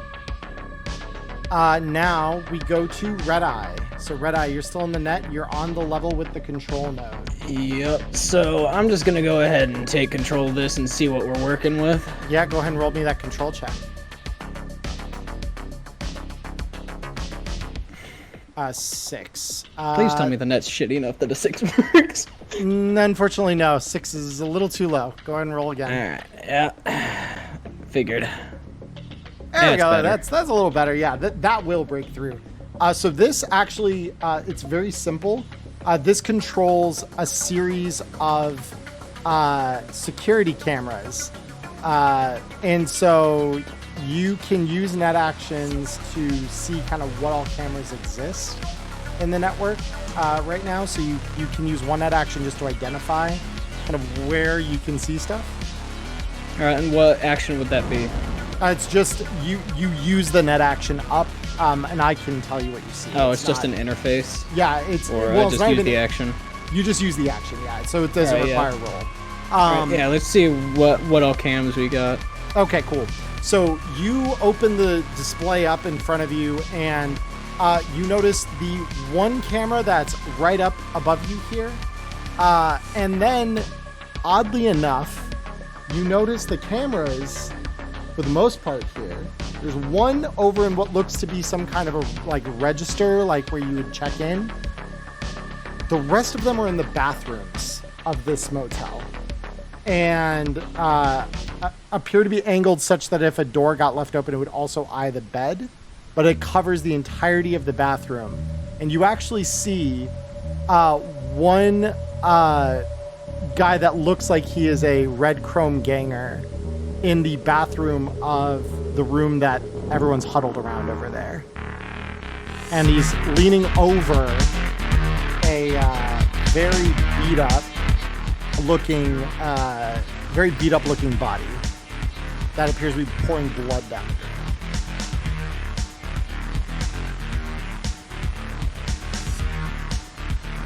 Well, looks like there's an asshole that needs a bullet. That would be pretty accurate. So, that being your third net action, is that all you're doing with the turn, no movement?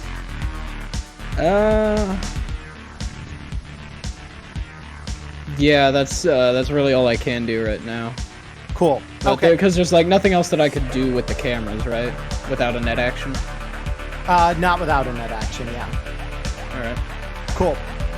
We now go down to the last Chrome Ganger here. So this one is seeing you over here, Hyde, and he says, "Oh no, you don't get to fucking run!" And he slings a shotgun off his back and takes aim and fires a slug at you. Oh, a slug? Oh shit! And that armor works. That's going to be a 19. You do have a reflex of 8, so we can try and evade the shot.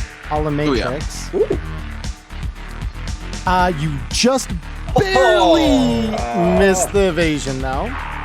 It's all good. I'm used to bullets. You'll be taking 18 damage. Jesus. which translates to 8 damage, so you're down to 30. It's not too bad. But yeah, that slug lands and you feel that shit in your core just kind of push you back as the slug lands heavy in you. This isn't the first they got slugged to the chest. It's all good. Yeah, it's mostly caught by your armor, but yeah, you definitely felt that it hit your rib a little harder than you wanted it to, maybe. So with that, we go back to top initiative. Ghost, we're back to you. That shotgun ring out and I know things are getting serious, so I tap Red Eye, give him like a check thumbs up, see if I get a thumbs up back. Yeah, you get a thumbs up. So I start moving. So I get 1, 2, 3, 4, 5, 6, 7. And I'm gonna take a shot. All right. So let's see. What's your DV? So we're looking at pistols. Confirm. Your DV is a 20 from there. DV is a 20. Rolling an attack. So mods minus 20, or do I just roll it and you modify it later? Oh, so you roll it and I just see if it beats a 20. Oh, okay. Checks out. Yep, and that will miss. Damn. So you take a shot and it just doesn't land. So we now go to Estrogen Light Rail. Go ahead, Rocker Boy. What are we doing? So if I move up 5 paces or 5 squares, it's still a DV20. It is. And I want to stay away from his shotgun. So since it's not actually going to change my DV, I'm going to stay farther away from him. Fair enough. Yeah, go ahead. But I'm still going to shoot a Nazi. So. Yeah. Go ahead and take the shot. Don't let me tell you, you won't make your dreams. Ooh, that does. That's just enough. Go ahead and roll me damage on that. Let's see what you do. Let's go light rail. Oh, baby. 14. Ooh. Hell yeah. 14. All right. Oh fuck! Hello. That started hitting hard out of nowhere. Yeah. So yeah, that seriously wounds the ganger as you land your first shot into him. He says, "Shit! Fuck! It's the hooker over there!"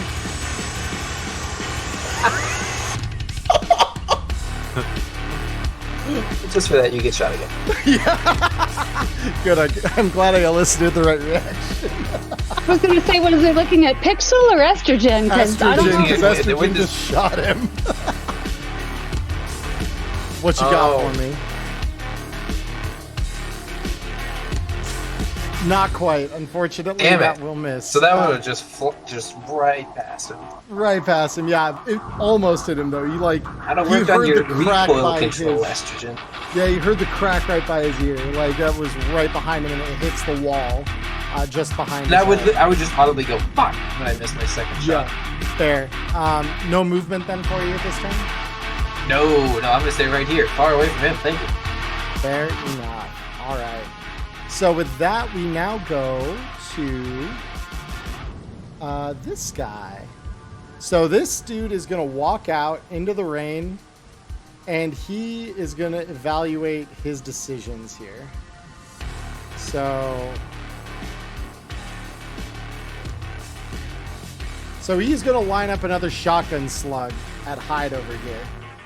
So Hyde, you are getting shot for 17. That's adorable. Your evasion this time is only a 14. So you will take some damage. Let me set target here. And we are going to roll damage on that. Woo! 24. No. Yeah, so that's 15 damage straight to you. This is why I didn't want to stand next to this guy. And yeah, so that seriously wounds you. You're now hurting bad. And so from there, we now go down to Pixel. Pixel, you just saw Hyde get a bullet blasted into his chest. Not good. Oh, also, I do want to just say, since we've worked together before, you would probably all know that while I'm not a med tech, I have the highest first aid skill you can have at the point right now, so I can stabilize you, or I can try my best if you're injured. Yeah, there's no real reason I bring you that. Yeah, no, You that just cursed yourself. I know who's going down first. And so Well, that's good because Pixel has the lowest probably of everybody. Don't even remember how many points I put in the first aid at this point. I don't think it's going to matter, though. I actually took points away because I realized that her tech skill was so low that it wouldn't do any good to put points in it. fair enough. All right, she's gonna see. I imagine she hasn't heard any conversations with Hyde at all, but in her mind, she's already built up that this is like her best friend. Fair. So she's gonna start running forward. 1, 2. That's so Pixel. 5, 6. Oh, this guy's a. Oh, well, hold on.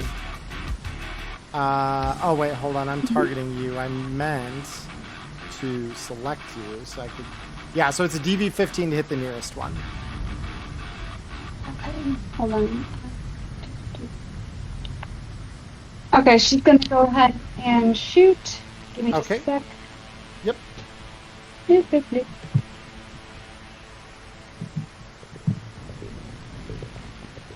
Oh my god. That hits. Jesus. That does a hit. Go ahead and roll me the damage on that, please. All right. No, that's fine. Absolutely, that is fine. Okay. No, hold on. I want to apply the damage to that here. Confirm. So yeah, he is very badly wounded, but he is not dead yet. Pixel, you do have a second shot. Go ahead and take that as you Okay. Sorry, give me a second. IRL me is doing things. Yeah, you're good. I had to put my ice hat on. I get you. No, you're good. You can ask Emily what that is. How does that hit? Yeah, that does hit. Go ahead and roll me The the 9? damage. I would imagine a 9 would hit. Yeah, it does hit. Go ahead and roll me damage, please. Oh, There we go. Yep. That's better. So, Red Chrome Ganger here is DED dead. So, Hell yeah. he. That's the best kind of Greg Chrome gamer. Just imagine that Pixel did what she imagines is a Maori warrior scream while running and shooting, and there you go.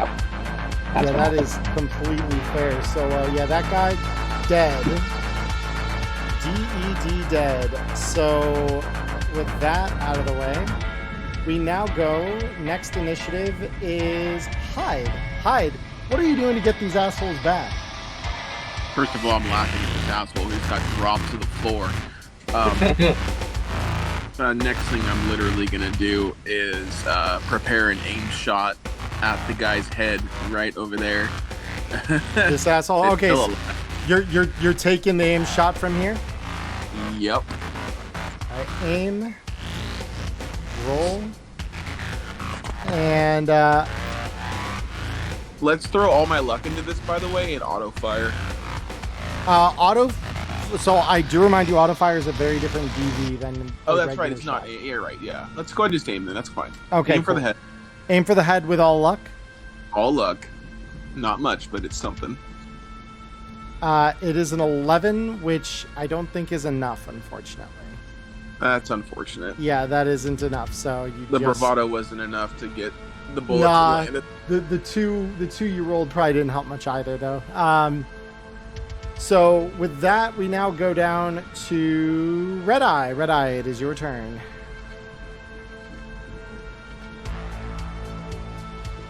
Red Eye.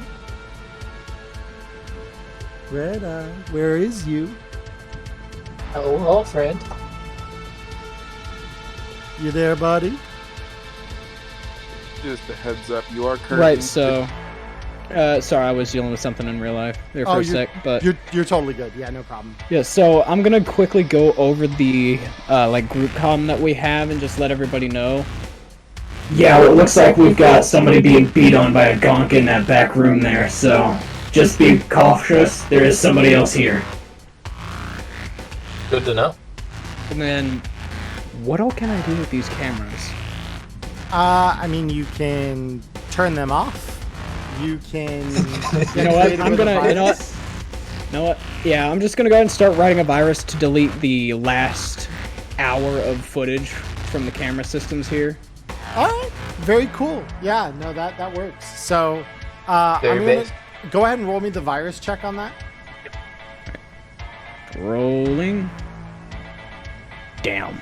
8. No, that's pretty good. I'm gonna say that you will succeed. It is gonna take you this entire turn to write that virus, though, to just delete all that footage. So, with that, we now go down to this ganger. And after getting shot by that hooker, he is going to approach Estrogen Light Rail. And, Of course. And let's see, his move is 4. So 1, 2, 3, 4. And Oh, what's his DV from there with the shotgun? let's find out together, shall we? We are looking at a slug shotgun DV of 20. So he's going to make that attempt. Shotgun roll. And completely botches it. So you do not take that. I don't even have to evade. No, you don't even have It to. just misses. It just misses. Yeah. So with that, we now go back to top initiative. Ghost, it is your turn. This dude has exposed himself, making it prime for your capping him.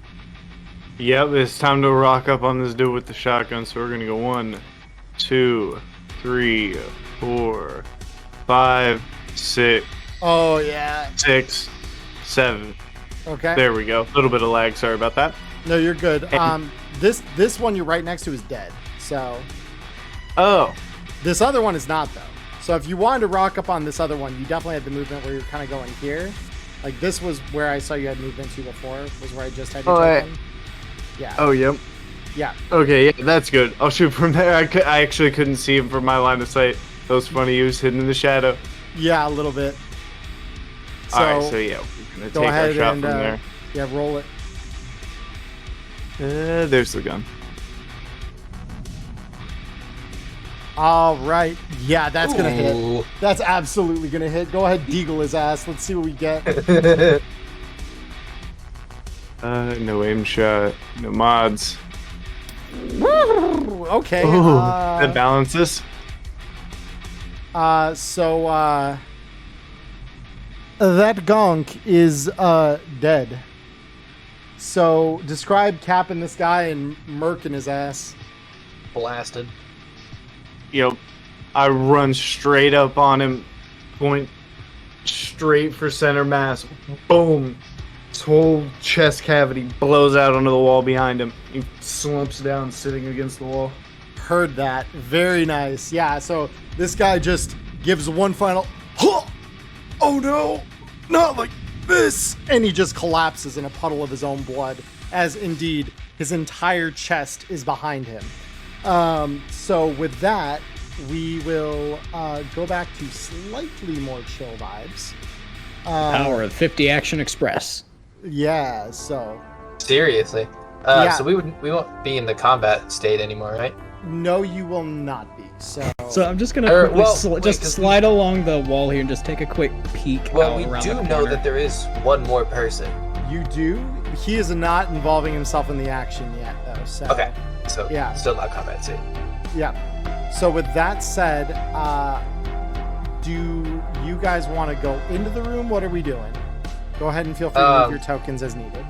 I want to signal to for everybody to stack up on the door so we can clear it. Which door is it? The upper or lower? It's the one that's open. This one's that's open down here.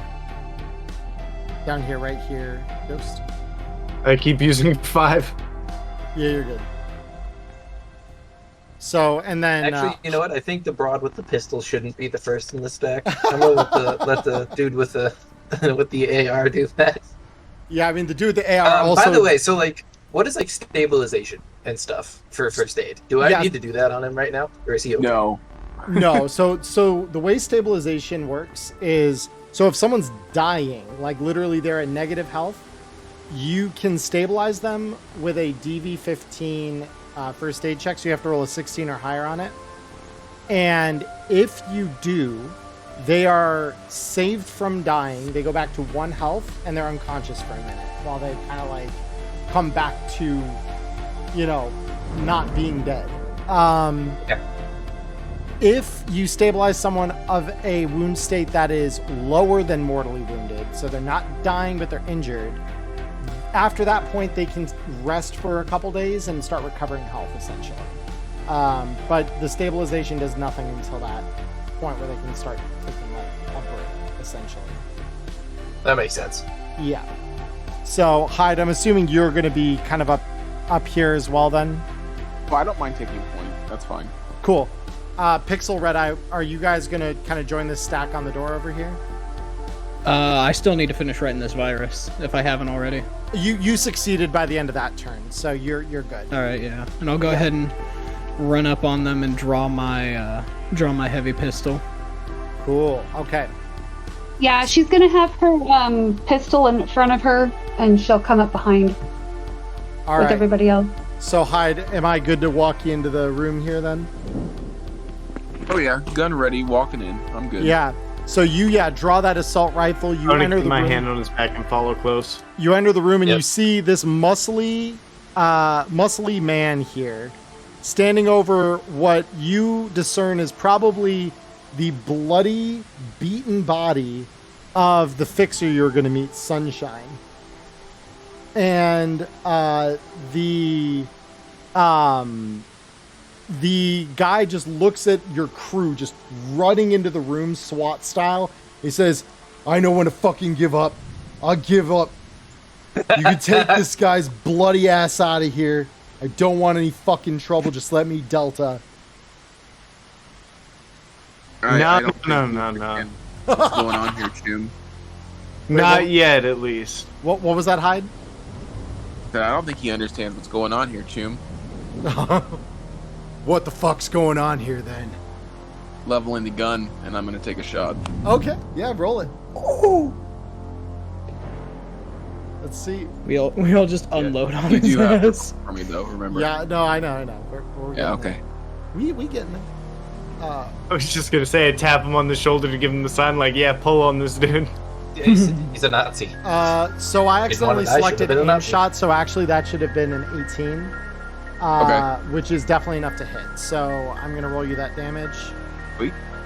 And Oh, that's Jesus a crit. Christ. Oh shit! So Crit. yeah, so we're gonna apply the damage to that guy then. And it's 31. So you literally level the gun at this guy's head, pull the trigger, and his brains just go over the back of the shower next to the beaten body of. Hell yeah. Didn't even need this. And I just holster my pistol. Yeah. Yeah, So I'm literally Pixel's just looking thinking. at you, and she's kind of gonna like look at you and bat her eyes and be like, "That was hot." I want to, like, can I roll I don't know how this would work. Can I roll, like, a first aid check to make sure Sunshine's, like, I don't know, not dead or dying or something? Yeah. Go ahead and roll it. Where is first aid? There it is. Oh yeah. So you run your hands over Sunshine to like check for anything that is broken, not quite where it's supposed to be, you know, spine not bending a certain way, all that. And as you run your hands over him, he's breathing. You definitely pick up a pulse when you check for that. He's not in great shape, but as you kind of like begin to feel around, you definitely feel that he's got at least a broken rib. Okay. And as you run your hand over that, actually, he winces and he kind of like, his eyes shoot open with sudden awareness and he says, oh shit, the fuck Relax. am I? Relax. We're friends. We were sent by Royal to come get your ass. And he looks over at Abrams's dead body with a hole in its head. He says, "Oh, you got the asshole. Fuck yeah." And he starts kind of shifting his weight to stand up in the tub. And he definitely like grabs at his side as he kind of picks up. "They beat me with fucking bats. I think I broke a rib." Yeah, you definitely broke a rib. Yeah, I can confirm you did that. "Oh, shit. I should have worn something heavier than Kevlar today." And he like, peels back part of his shirt and he reveals this Kevlar vest that was underneath it. And you can definitely see where there's some slug-sized holes in the Kevlar where they, probably took him down and knocked him out. He says, "So, I assume you're here for the data that I had for Royal, right? That was the arrangement?" Yeah, that was it, pretty much. Okay. That's why we're here. So he and you can see as he's like, reaching into his pockets under his jacket, he has 2 heavy pistols, and they are undrawn, like they are unfired, undrawn. This guy literally must have gotten rolled up on so fast that he couldn't defend himself. And he reaches into one of his pockets and he pulls out a memory chip and he says, "Everything's on there. If I could trouble you guys, you got a ride back to your neck of the woods. I know a Ripper. Probably need to see him." Yeah, I can definitely use a doc right about now. I'll sort of look down at my beat up armor jack and my bloodied body a little bit, and like, at least I did better to that guy than what they did to me. Yeah, and he looks you over and he says, "Yeah, you wore the right armor for the day, apparently. Good on ya." And he starts kind of like shifting his weight forward, and he looks at you, Estrogen, and he says, "All right, I need you to," and he just kind of starts slumping over, and he like starts like reaching out like as though to support his weight on your shoulder. I would help him up. Yeah. Easy. Yeah, I'm helping him up. Yeah, so you get him, propped on your shoulder and kind of pick him up, and you all kind of start moving out of here together. So I am going to mute the scene here because we're going back to Theater of the Mind. So I'm going to warp y'all home. I have to go to the bathroom. Would that be a good chance for that? So I was actually on our way out though. I wanted to loot. You want to loot? Okay. Oh, yeah, we can do that. I wanted to loot. I was muted when I tried to speak up about it, but I at least wanted to snag and collect all the armbands. Oh, totally. Yeah, no, Look the them over armbands. for everything else. Armbands are easy to get for sure. So as far as the other stuff that's in the room here, so we've got a poor quality assault rifle that Abrams was carrying and did not get a chance to use. He also had a very heavy pistol and a radio communicator. So those of you who are Loot Goblin inclined, tell me what you want. I'm taking both the very heavy pistol and the radio thing, because I also have the decryptor encryptor, and I can kind of pass that off to anybody who needs to receive. Okay, cool. That's smart. The 2 dudes outside had shotguns and poor quality very heavy pistols. So any of you who are shotgun or very heavy pistol inclined can pick their stuff up. They also had disposable cell phones and ammo for both of their guns. So whatever. Pixel would like one of the disposable cell phones. Okay, cool. So Pixel, I'm going to grant you that disposable cell phone now. Thank you. If nobody else wants the disposable phone, I'll take that too. But if anyone else wants it, I don't necessarily need it. Is there any sort of like small like melee weapons like switchblades, knives, preferably bladed? So Abrams actually. I'm not pressed if there aren't any, but yeah, no, I'm just keeping an eye out for it. Abrams has a Bowie knife on it. So it's a medium melee weapon. I'm snagging that. Yeah, okay, cool. Oh. Another thing that I want to check, since it was a radio communicator, I want to check and see who is he patched into, because if nobody else was on the radio, why did he have it in? Ooh, that's a good call. Yeah, so what are you doing? You just patching the, like, you're looking at the last frequency or whatever? Yeah, basically I'm just gonna pop it in and leave it on what it was set on before and see if I pick anything up. Cool. So no one's on the horn immediately, but we'll definitely investigate that here in just a second.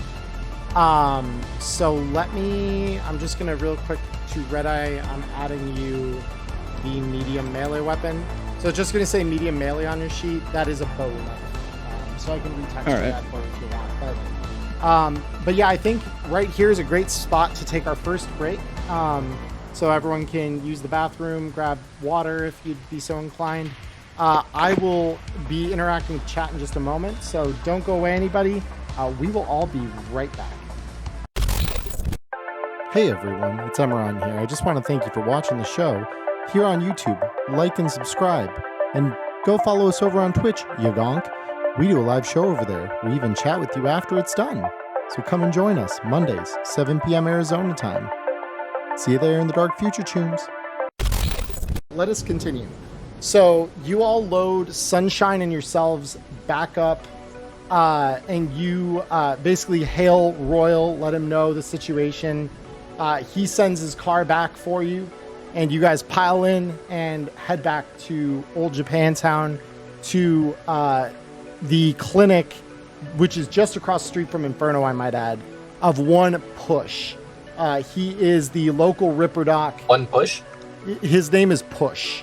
Okay. So the Ripper Doc here is not licensed, but he does really good work for solos, edgerunners, anyone who wants to keep off of a government watch list, and the corporation's body count. So he is the one who kind of comes out to the car, helps this surprisingly, like, for how old he looks, this is an older Japanese man who just has a very minimal number of cyber implants that you can visibly see. But he, despite his more aged and maybe a little more weakened appearance, he handily lifts Sunshine up, escorts him over into the clinic, and disappears through the sliding doors. Hyde, I assume you are following them in, correct? Yeah, I gotta go get fixed up myself.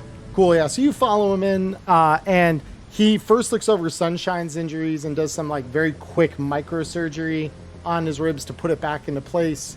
And then he taps both of you. So he fixes up your holes in your body, and then he taps you both with a speed heal in order to bring you back. Says, all right, so normally I'd charge you 100 eddies for the privilege. However, I think this gonk, and he eyes Sunshine pointedly, I'm putting it on his tab because he owes Royal just a little bit. And Sunshine kind of like looks away, like he just got called out for disobeying mom, basically. And he says, yeah, I fucked up. He says, yeah, you fucked up. So it's on his tab. And you regain, Hyde, your will plus your body, which we're talking 14 points. So you're back up to 29. So you are no longer mortally wounded. You're going to be just a lightly wounded boy. So you got the data shard that Sunshine gave you. As soon as Hyde kind of walks out of the clinic here, are all of you just kind of going back into Inferno? Is that the plan? That's where I'm heading. Yeah, we got the data. That was the most important part. Yes, absolutely. So We gonna get paid. We gonna get paid. Well, not yet. You have a heist to complete still. That was part of the deal. But you have the data that's going to tell you where the heist is. So. Well, it's about as well as Pixel, so that's fair. So you all walk into the club. This time Arnold looks at you and just like, yeah, you're in. Like, he knows you guys. The gun check woman is still insistent you hand over all of your armaments that are larger than a heavy pistol. And then you walk in, and Royal has changed from the VIP booth over to a secluded area of the bar. And as he sees you all walk in, some of you a little worse for the wear, he waves you over to the bar and he says, all right, so what have we got? Actually, yeah, I didn't even look at the chip or even bother with seeing what was on it. So Yeah. I don't Yeah, actually know what's on it. We never laid it out. We waited to bring it back to the boss man and lay it out on the table for everybody to see at once. And he says, all right, well, let's all find out together then what little present Sunshine's brought us. So he lays his agent on the table and he taps the memory chip against it so it can be read. And in front of you, floating just above this agent, is a hologram, essentially, that outlines a map of the city. And you see a little pinpoint on the northern edge of the city, like eastern edge of the city, up near, I need to find the highway. Give me 2 seconds because I have a map for this exact purpose. Where are you? There we are. So it's basically, there's a railroad running along Highway 101, just out the east side of the city. And you notice that this pinpoint, when it's zoomed in and expanded, specs start coming up on the screen. So first, you get a detailed description of the cargo these guys were supposed to be moving, and it pretty much matches what Royal presented you earlier. It is 4 crates. There's one with grenades in it. There's one with some pretty serious weaponry in it. We're talking assault rifles. We're talking shotguns. We're talking some pretty high-end heavy pistols. We've got biotoxin, and we've got a couple of additional things of light armor jack, and that's just in what's being smuggled. The other part of the spec here is, in addition to the cargo, it details your target. It is a Hammerhead armored transport train, which is been hijacked from Militech by the Red Chrome Legion. And essentially the schedule for this thing is it's going to go out first thing in the morning at daylight.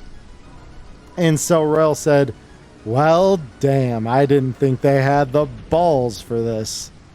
I'm so glad I was wrong. This is going to be way more interesting. And so Militech armored train, Jesus. Yep. Armored train stolen from Militech. You know, the good shit.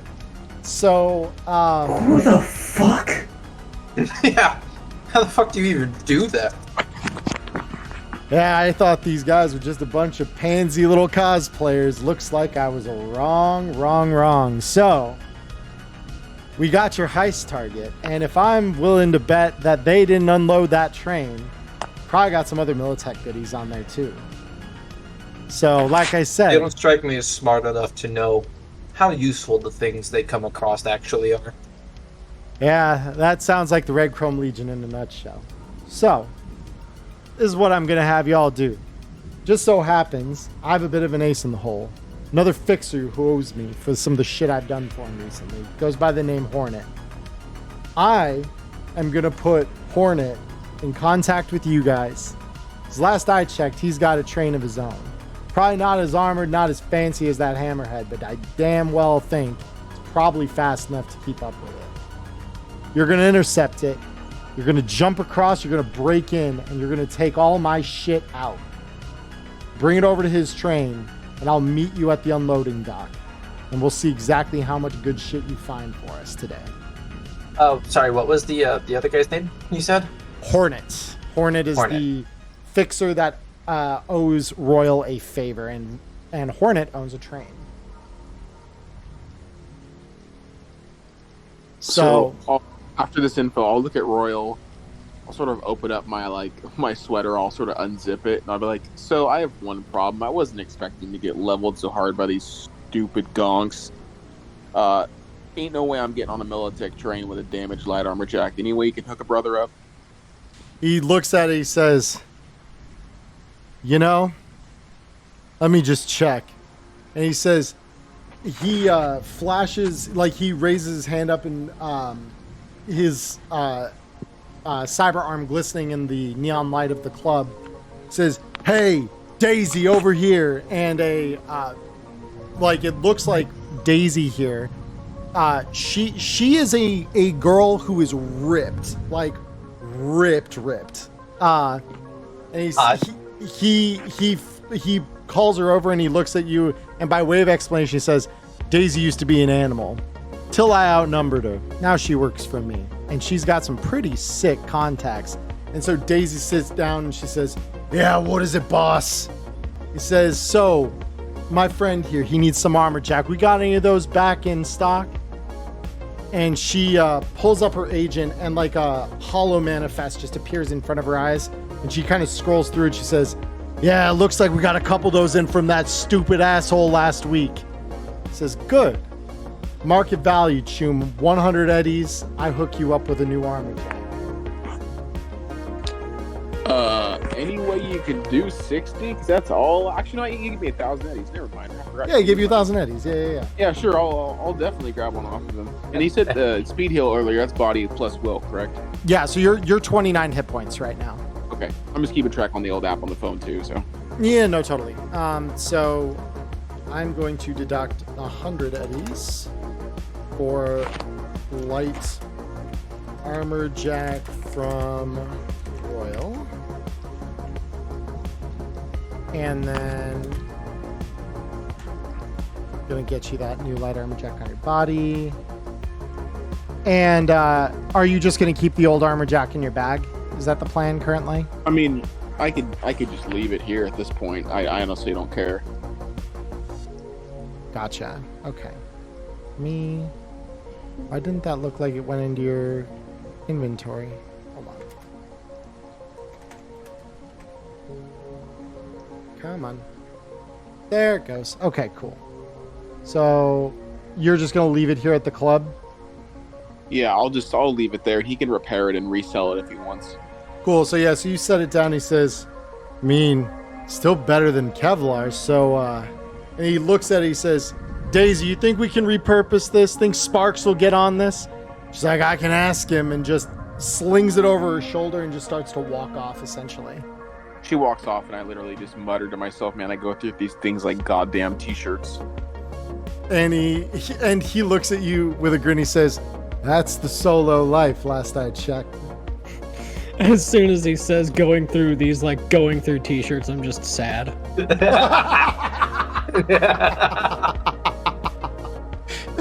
Imagine going through t-shirts like you're going through t-shirts. Yeah. Imagine getting hit by hellhounds. Who does that? So Pixel's just kind of gonna like run her hands over her body and be like, that's why I went for the subdermals, because who needs t-shirts, right? Not when you're this hot. I start clapping. I'm just clapping with her. It's just like, and absolutely yes, look at queen. you and wink and just adjust her boobs a little bit and be like, hi. So, all that said then, so friendly reminder, since this is our first session and the very first session for some of you, has everyone reloaded their guns? Yeah. Thank you. That is an action you need to do. So just friendly reminder. To do that for me? Yeah, I'd be happy to. I just want to check that the will was there. Cool. All right. So with that said, Royal, says, round of drinks for this crew here. You know what they say, don't go thirsty, but don't get drunk either. And he stands up and he says, we've got some emergency lodging in the back if you want to crash here the night. Promise the music's not nearly as loud from back there. First thing tomorrow morning, you're going out and you're hunting us a shark. Alright, I'm gonna slam down my drink and I guess I'm gonna walk back to wherever my room to rest is, and I'm not even gonna dress down, I'm gonna just stay kitted up and lay up against a wall or something. Fair, yeah. So the area that he leads you to when you're ready to kind of go crash for the night, you walk into what looks to be like a maintenance hallway almost, like that backstage kind of area most venues have. And he leads you towards like a little hatch in one area of the floor, and you descend down into what appears to be some kind of bunker. that is like a large open, think like military barrack style room. And he's got like a series of cots that are basically just set up for you guys to crash. And so you all, take your rest, go to sleep, and you wake up the next morning to your agent saying, "Hey, Choom, you got a gig. Hey, Choom, you got a gig." And like, it's just universal through all of yours. And you hear the heavy footfalls of someone walking down the series of ladder steps down into the bunker. And you see Royal and his chrome arm, and he says, "All right, kids, let's go hunt ourselves a fucking hammerhead." As per usual, I pick myself off the floor because I never can actually stay in the bed. It's fair. And I'll dust myself off, make sure I got my shit, and let's go. Let's go. So you all get up. Royal sees you to the front door, and he says, "Just let me know where and when you manage to get that shit salvaged. I'm sure Horn will keep me appraised, but good luck out there. You may just need it." And you again pile into the limo that he's got for you.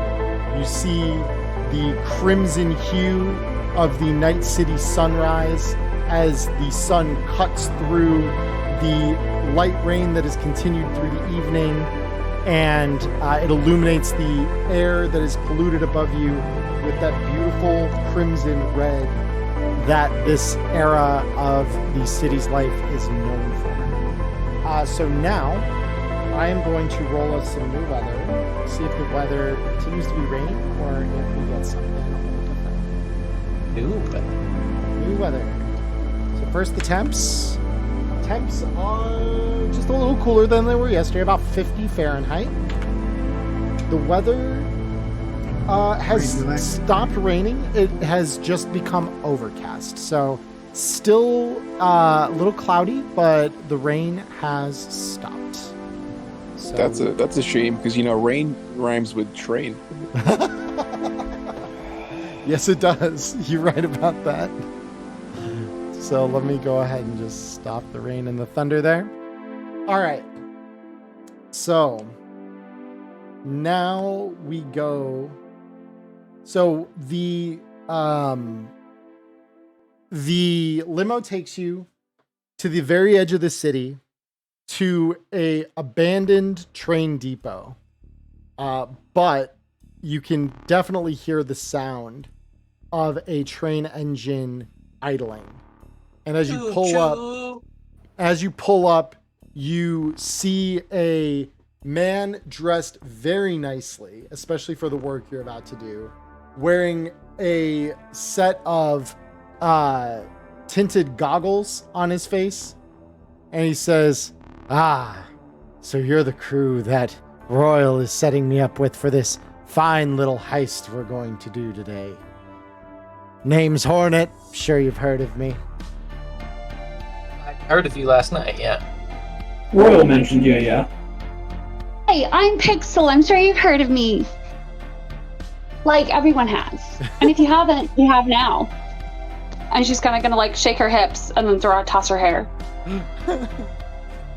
He says, "Ah." I'll drop my mirror shades, nod my head, and say, "Name's Hyde." Name's Hyde, yeah. It's good. I'm glad we have such a... And he looks kind of at like the holes that are still in your clothing. Experienced crew of Punishers here today. And, well, I just say let's get the show on the road. Contacts say the train left the other depot just an hour ago. So if we leave now, 10 minutes on, we should intercept it. And, well, from there, it's fair game. Showtime, baby. And let's not dawdle.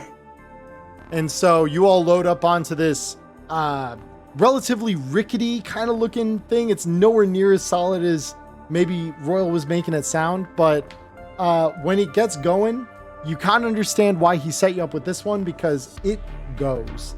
It picks up speed. Choo, motherfucker. Yeah, it picks up speed pretty quick. And Hornet's got like a... I'm sorry. What I'm hearing? I'm hearing it's painted red to go fast. Yeah, it's painted red to go fast. The red one go faster. Yeah. Okay. Yeah. Gotcha. You got that absolutely right. So he's got a crew of nomads that he's hired that are kind of running things. And so you, as you're sitting there kind of waiting to approach the other train, you're hearing them shout orders back and forth at each other and communicating to keep this thing going as quick as they can. And it's only a few minutes here before you approach the train. And I am going to go ahead and tune us into the battle playlist because this deserves that level of intensity. So let's get that going here. Perfect. Ah, shit. Here we go again. Ah, shit. Go again. So, you all start to approach this hulking behemoth of an armored train on a track running exactly adjacent to the one that your train is running on. And Hornet says, "All right, kids, it's showtime." And he opens up one of the sliding doors on the side, and it leaves you a about 5-foot gap over to the other train. There's no like plank or anything. He says, "All right, just don't miss that jump." So everyone who's going over, we need athletics checks. Fuck it. I'll just take the first leap. Okay, roll me that athletics check. Let's see it. Yeah, I'll jump too. I'm ready to die. You know what? Just because I don't want to die, I'll just spend a couple luck here. I was gonna say, wait, do we have any idea what the DV for this will be? He rolled a 0. This is great. Here, let me unveil the screen here so everyone can see this. Girl. Yeah, that's good shit. All right. So yeah, we're on just the title card here, guys. So, so you rolled a 27. Yep. So you handily just loft yourself up and just land seamlessly, quietly on the deck of the other train. And there's a bit of a walkway, so essentially you just kind of slide over to the side here to make room for the next runner who's going to attempt it. Astrid and Light Rail, that you? Yeah. What's the DV for the jump? You don't know. So okay, no, that's fair. This is one of those hidden DVs. And do some math. Like how fast are the trains going? How fast can you run? Yeah, let's do a little the beautiful mind It took me 4 equation. tries to tell my friends what time the like to convert the time zone to where they are. All I have to do is add 3 to my current time. It took me 4 tries to get it right. And I'm not the best at math. It's all good. How good is that so I've got a, honestly. See the so I've athletics. got a 7.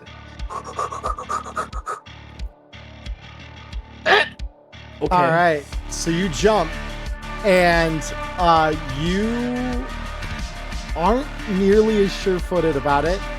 So when you land, you don't fall. You slam into the wall of the train, and then kind of right yourself as you kind of stand up shaky as you realize, oh, that did not go nearly as well as I'd hoped it would.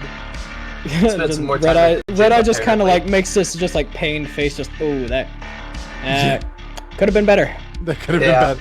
Yeah. So fortunately, could have been worse too.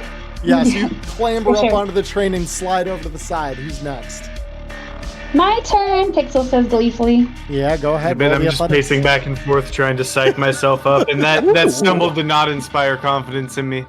Charlie, it's okay. Is it Pixel's... possible for me to like extend my hand to try and make the jump easier for everyone else? So you extend to, like, your try hand, and catch them. But Pixel literally just jumps right past you and like lands perfectly.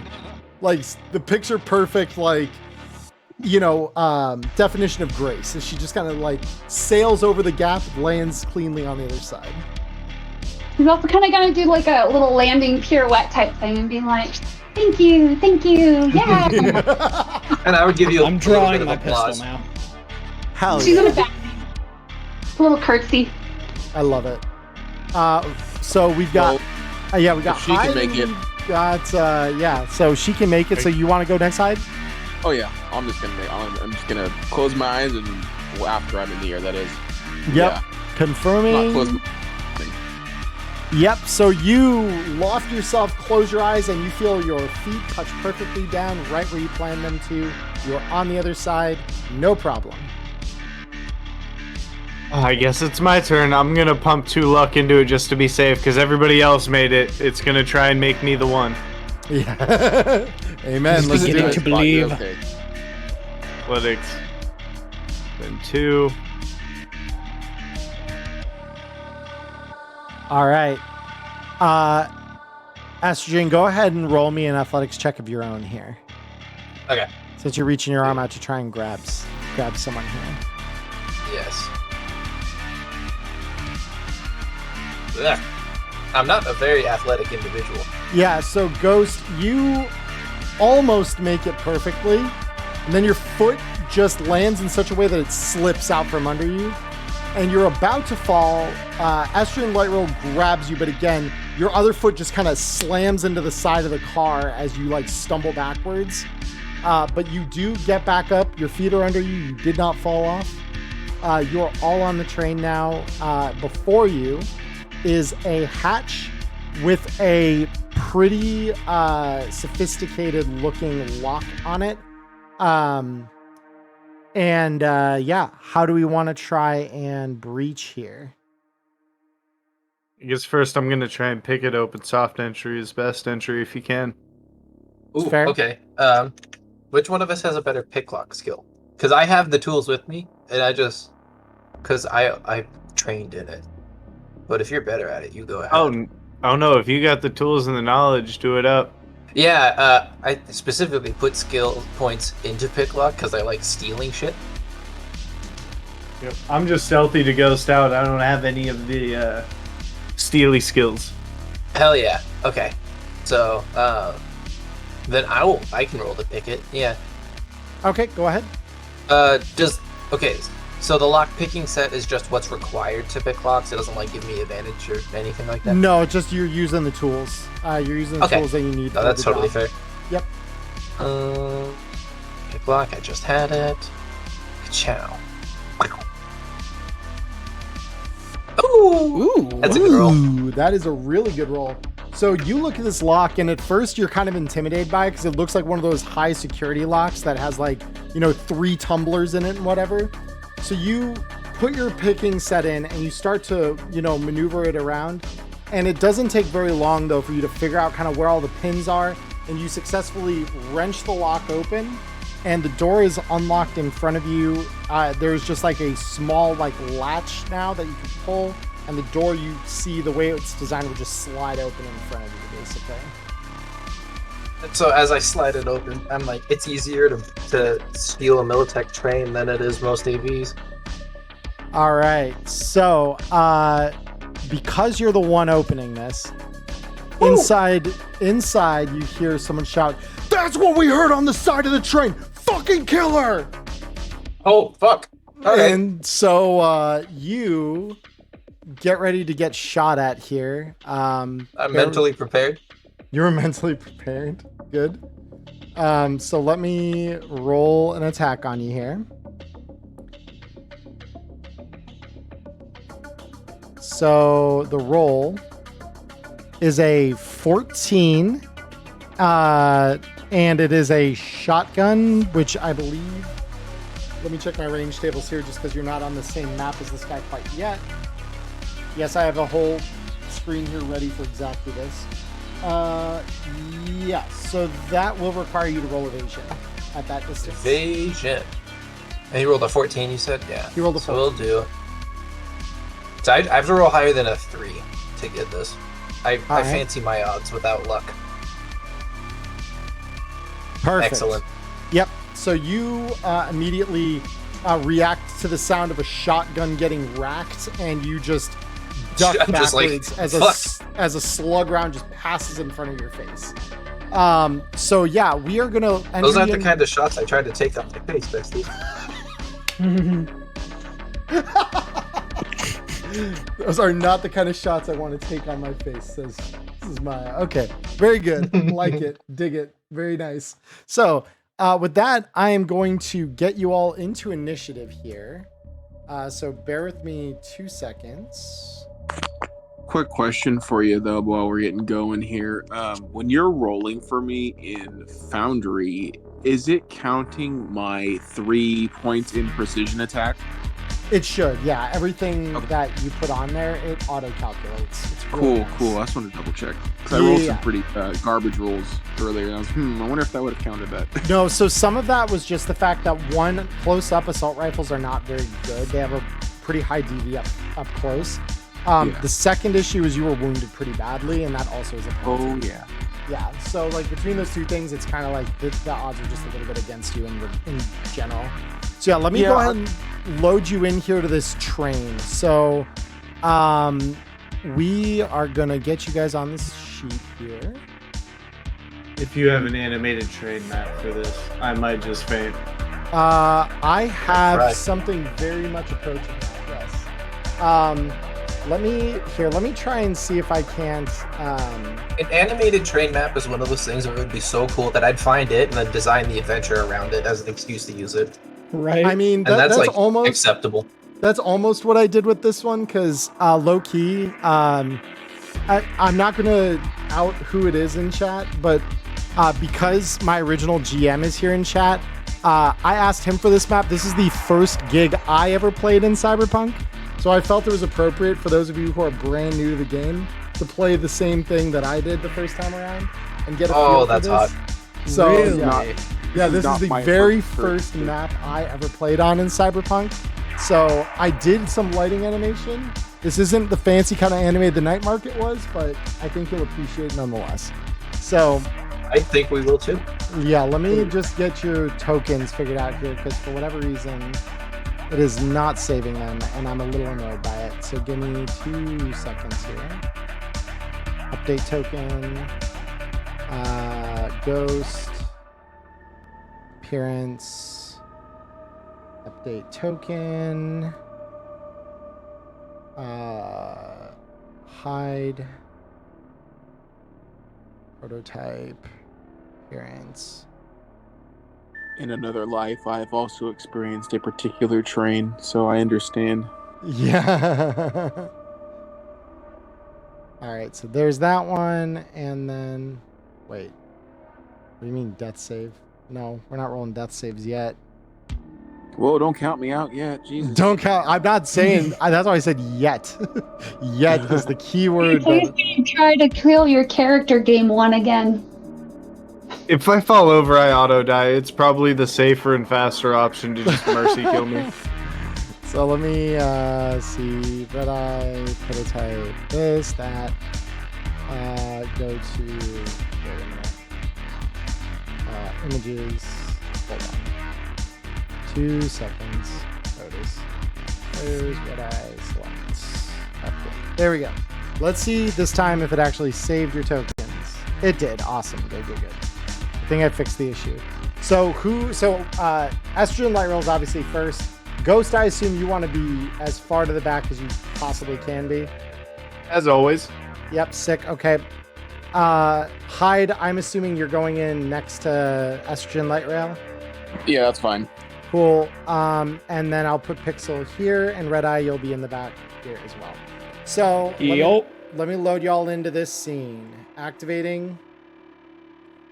And I'm going to toggle all of your combat states right now. So as I turn your combat state to on, feel free to go ahead and roll me your initiative. Wait, hold on. I meant to target Pixel and undo your. There we go. So. Well, that's not what you want to see.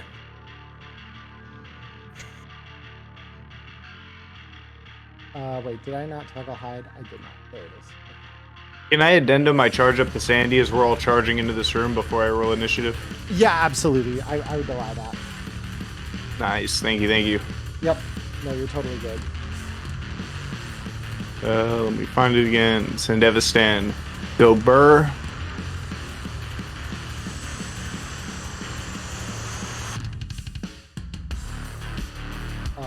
So let me see. Oh yeah, so 17 was your first initiative. I don't know why it rolled twice for you, but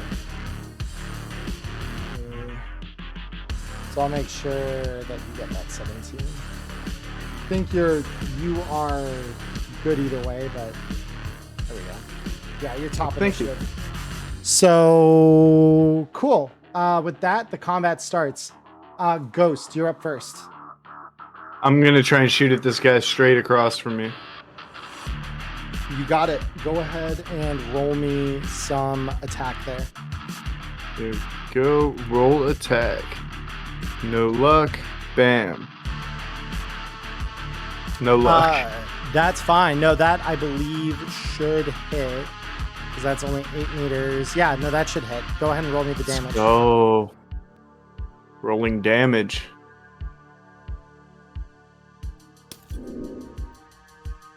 All right. So that damage, that's 14 damage, which we are applying to this guy. Confirm. Yep, so that'll deal 10 damage to him. There, Pixel, I fixed your orientation there again. Pixel, it's actually your turn now, unless Ghost, you are looking to take any further actions. Like me. No, I think I'm good on movement for now. Cool. All right, Pixel, you're up. Cool.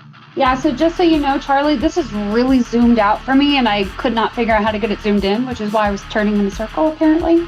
Gotcha. I think there's somebody like 2 squares up and then 1 square over to my right. Yeah, so this is a target, yes. Okay, cool, thank you. I'm like, I'm having a hard time seeing, so give me a second. So she's gonna go ahead and shoot at that dude that's closest to me. Okay, go ahead and roll me the attack.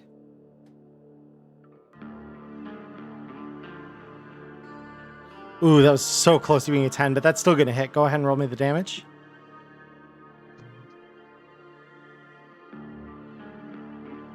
Ooh, I thought there was a crit for a second there. Holy shit. Okay. Almost was, yeah. It almost was. All right, so we're confirming the damage. That's 8 damage to the ganger. You get another shot, so go ahead and roll that. Perfect, that's going to hit. Go ahead and roll me the damage. Not bad, not bad. All right, and that's 4 more damage to this guy. So he is very badly wounded. He is not having a good time. There's this guy either. Okay, cool. So with that, we go to the ganger that you just shot at. And he says, shit! Oh, that hurt, you bitch! And he's gonna walk just a little bit back here toward the door. And then he is gonna line up a shotgun shot on you, Pixel. So, just to confirm, that is a BD-15. Awesome. So he is going to roll that attack. Ooh. And yeah. an 8. Yep. And so it just smacks the metal of the door that you guys just entered through and does not hit you. We now go to Estrogen Light Rail. It is your turn. My turn. Okay. Which one of these dudes was the one that was looking hurt? So both this one here, I'm going to ping. So this one and this one are the ones that are both hurt. Both of them have been shot. This one was shot by Ghost, and then this one was just shot by Pixel. To be fair, this is also the one that shot at you with a shotgun when you were entering the car. That's good. Good to know. Give me 1 second. 13. Oh, 15 to shoot him. 13 to shoot him. I'm gonna aim at the guy who's 13. Cool. Go ahead. Because it's easier shot. Fair. Gotcha. Uh-oh. Oof. Oof. Oof. Yeah, that's gonna miss. Yep. All right. Well, this is why we got double. So yeah, this is why we got double rate of fire. Go. So I managed to have the reflexes to dodge a shotgun shell, but then I was so shaken by it that I just totally whiffed that shot. It's understandable, honestly. And that will hit. Go ahead and roll me the damage. And that was on this ganger, right? Correct. Cool. Go ahead and roll the damage. All right. Very cool. 9 damage. Very, very cool. Let's see. So he takes that damage. He's still alive, but he's not doing super hot. So he's just, oh, god damn it. What the fuck? And we now go to Hyde. So Hyde, which of these guys are we messing up? I'm gonna follow up on that same one right there on the left. I'm just gonna single fire a shot at him. Single fire a shot. Okay, cool. So let's go ahead and roll that attack.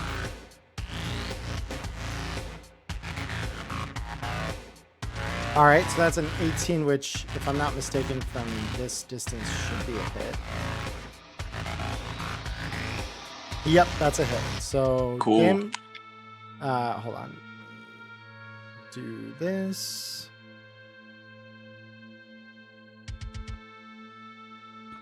Damage, go. Ooh, that's pretty good. Sheesh. Yeah, that guy is flatlined. So you just fire a round off, and it just cuts right through his leather armor, straight through his chest. Fuck that guy. And he just says, "Oh no, no!" And he just fucking stumbles down, puddle of blood under him. He is dead. More dead Nazis. More dead Nazis. Yeah. So with that, we now go to the next in order, which is this ganger, who has not acted yet. So he says, "Oh, fuck, they got Johnson!" And he's going to rush up, and he is going to attempt to attack you, Hyde, because you're the one who just took his tomb out. And he is going to release a series of claws out and go at you with some rippers here. So this is a 14 against your evasion, which is a 13, so you will take this damage.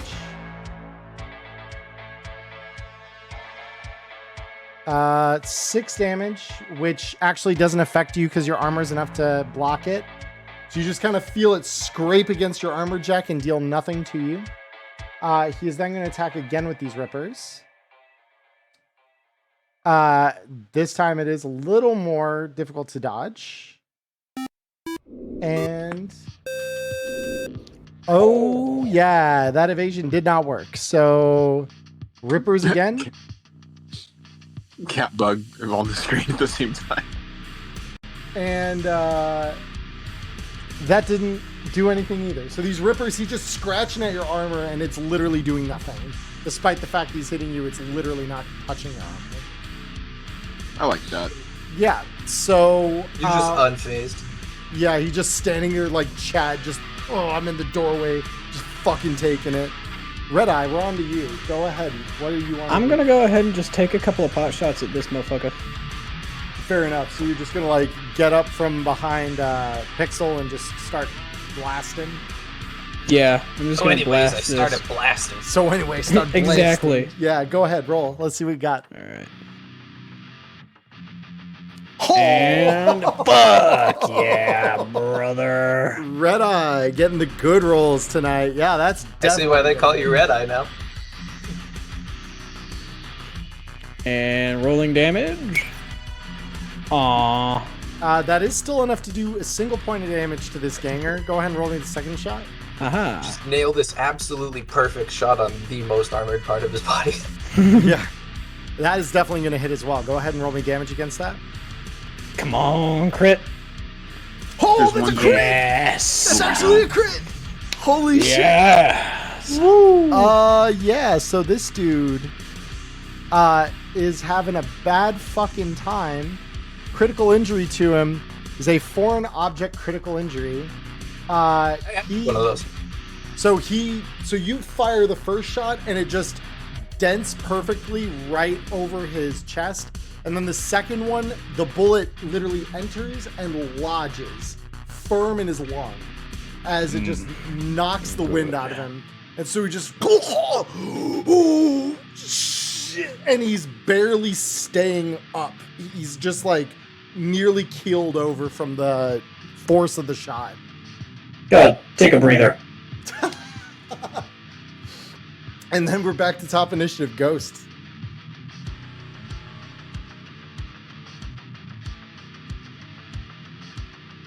Ghost, you there?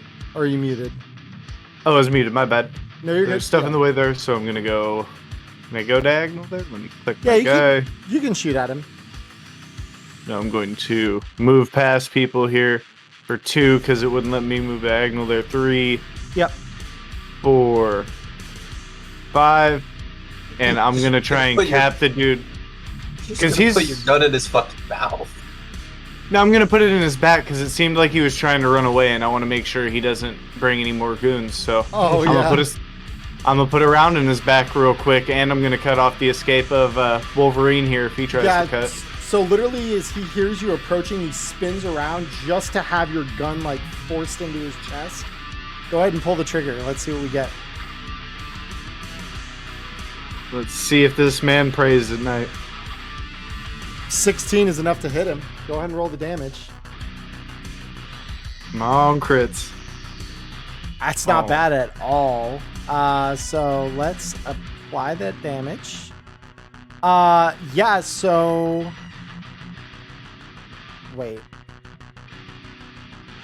That... Hold on, I'm confused. Did that apply to the wrong ganger on me? Hold up.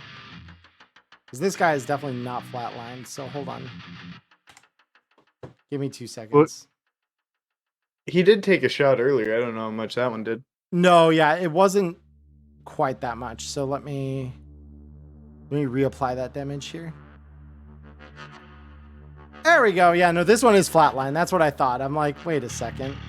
So yeah, that guy's zeroed. Goodbye. So you just pull the gun on him, and he goes over dead. There we go. That one's dead. And then Rip Bozo. there we go. Cool. So now we go to Pixel. So Pixel, what would you like to do?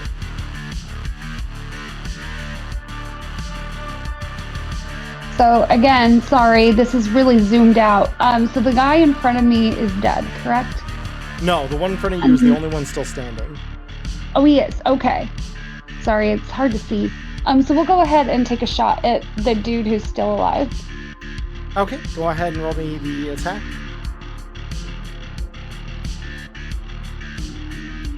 That is going to be a hit. Go ahead and roll me the damage. Oh my. That is a lot of damage. I believe that's enough to flatline this guy. So yeah, so you just like whip your pistol around and just blast him through the chest, and his insides become his outsides. And he is flat lined. So Good soup. I'm gonna get She's gonna whisper to herself. It's always so cool when that happens. And he says, no, I didn't just die to this skank. And he just keels over dead. Yeah, you did, bud. Yeah, sorry. Yeah, Bring it to you. Yeah, you did. You All kind right, of did there, fella. so there's a door at the end of this room right here. Does anyone want to go through this lovely thing? First things first, first, my regular I'll armband collection. I'll I'm adding definitely another stack up 3. on it. Okay. What was that? You're probably Ghost? gonna Right probably gonna here. have to make a custom item for it later on because it's not something that I can drag. But I'm keeping track in my head. After I collect this room, I'll be up to 6 neo-Nazi armbands. Oh. I mean, here I got something for you there, bud. I can fix something here. Also, what did they have on them? Yeah. So you guys, if you want to search their bodies, so each one of these... I'd be looking specifically for like any kind of key, or like if they have a radio to tap into it to hear what they're saying, or something like that. They don't. They've got the same kind of things their friends last night did. They've got shotguns, they've got slug rounds, they've got very heavy pistols that are poor quality, they've got the ammo for them, they have disposable cell phones, and that's about it. I'm gonna try and scoop up some ammo, try and refill back up to 30, reload my gun and top off, and see if how much they have to add to my stockpile. Okay. Yeah, let me... And I'm just going to create a folder here. And I'm guessing that took more than a minute, so I'm gonna toggle off the Sandy so you can make the mental note of the hour cooldown. She'll probably do the rest of this. So I'll just subtract 3 from any rolls, unless you... No, I turned it off. Oh, you're able to deactivate it. Okay. I can manually toggle it on and off. Oh, that's good. Alright, so I'm gonna put this under hold on. Because I'm gonna just make a red armband item for you here. And then you can modify this to be whatever here. Folder. Miscellaneous. Create new item. And I will edit the values and stuff on it later, but here actually I can do this unless you've already added it. Doesn't look like it. So yeah, let me just do this. Red armband. Yeah, once an item's added, I think I can edit the amount that I have, but I can't create new items to add to the table. Yep. So you've got it, and yeah, you can just edit the amount there on your sheet. I've just added it for you. All right. Thank you. So with the looting party done here, are we going into the next room? Yes, and I moved up to the front to pick it if I need to. So you test the handle; it's actually unlocked. Neat. So in that case, I will say, "Hey, Solo Boy, you want to take this for me?" I'm just gonna look at you, being the only person who's really taken damage today, and go, "Sure, I guess." Sure, I guess. So Wait, I think we got sidetracked in our looting. How much pistol ammo did I find so I can add it? So yeah, the very heavy pistol ammo. So if were you picking them up off the guys even last night or just today? No, just today's. Just today's. Each one of them had 30 rounds on them, including the 8 that are in their guns. So you can obviously unload that essentially. Ooh, I'm just gonna take 2 stacks of everybody else needs some. Or no, they all have heavy pistol. They don't have very heavy. These are very heavy. Yeah, they are incompatible rounds with their guns. So you're the only one who benefits from these. Ooh, so 3x30. I'm up to 118 then. That's a lot of ammo. It's pretty I'm good. jiggly. Yeah. So Hyde, we're gonna go ahead and open this door for you here. I'm just gonna move this guy over so we can see Maul. So Hyde, we're gonna open the door here, and you see into the next room, and it is empty aside from crates and a glowing green terminal on the right wall here. Oh, I thought you were gonna say glowing green, like block of metal, and I was like, "Fuck, it's plutonium." All right. Are any of these crates that I can see the stuff we're supposed to be getting back for Royal, for Hornet? So these are not the unmarked crates. These all have the Militech logo splattered all over them. Like, it's very obvious. I mean, I'm going to make you roll a check to see that. Cool. You know what? Before I go check out that glowing green terminal, are there any like markings on the crates that would signify what are in these things? Yeah, I want to take a look at that too. Go ahead and roll me perception, Maya, and I'll roll you, Cody, here, just so that way we can do that. Ooh. Yeah, so your perception, no look so good. Yeah, it's okay. It's not much better. Astro and Light Rail's is the same boat. So yeah, you guys look and you don't see any discernible markings on the crates that would lead you to understand like what is in them without opening them. Cool. So yeah, let's go check out that terminal then, huh? Yeah, with that green glow, I start kind of pushing back towards the front of the crowd. I see technology on I your want to left. walk over here and take a look as well. Okay, and what was that? Don't forget to reload your weapons, friends. I forgot to reload my pistol. Yeah. So I was just reminding everyone. Yeah, you're good. I think it's about this time I want to slap on my my headset and do a quick scan and see if there's anything around. Oh yeah, so go ahead. You and Red Eye, I assume, are going to do the same. Yeah, just do a quick scanner. Yeah, go ahead, roll it. Let's see what we got. And that's an 11 from me. 11 for you. And it's under net scanner. Bam. 7. Okay. Well, the good news is both of you immediately get a very strong ping from this terminal right in front of you. It is an access point. I'm jacking in. Same. Right. Cool. Both of you jack into the net here. So let me get the architecture in my notes here. Just like a quick crack of my knuckles. All right, let's see what we're working with. Yeah, and so you land on the net, and both of you are confronted with a firewall. I can hit a backdoor if you want to hit a Pathfinder to see what the layout is. I've got boost for both Pathfinder and backdoor. So, whichever one floats your boat, because I think we both got. Well, the backdoor might be a little harder to get, so I'll Pathfinder if you have a boost for backdoor. Yep. So, I'm going to res my worm with my last one, and I'm guessing he's going to do his scan with this last one, and then I'll have to roll the backdoor next set. Yeah, I'm gonna hit Well, Pathfinder so you've both just jacked in at this point.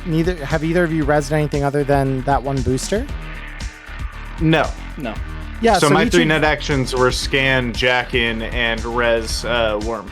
Oh, gotcha. I didn't count the scan as a net action, just because it's like you guys are just kind of investigating right now. There's not active combat happening.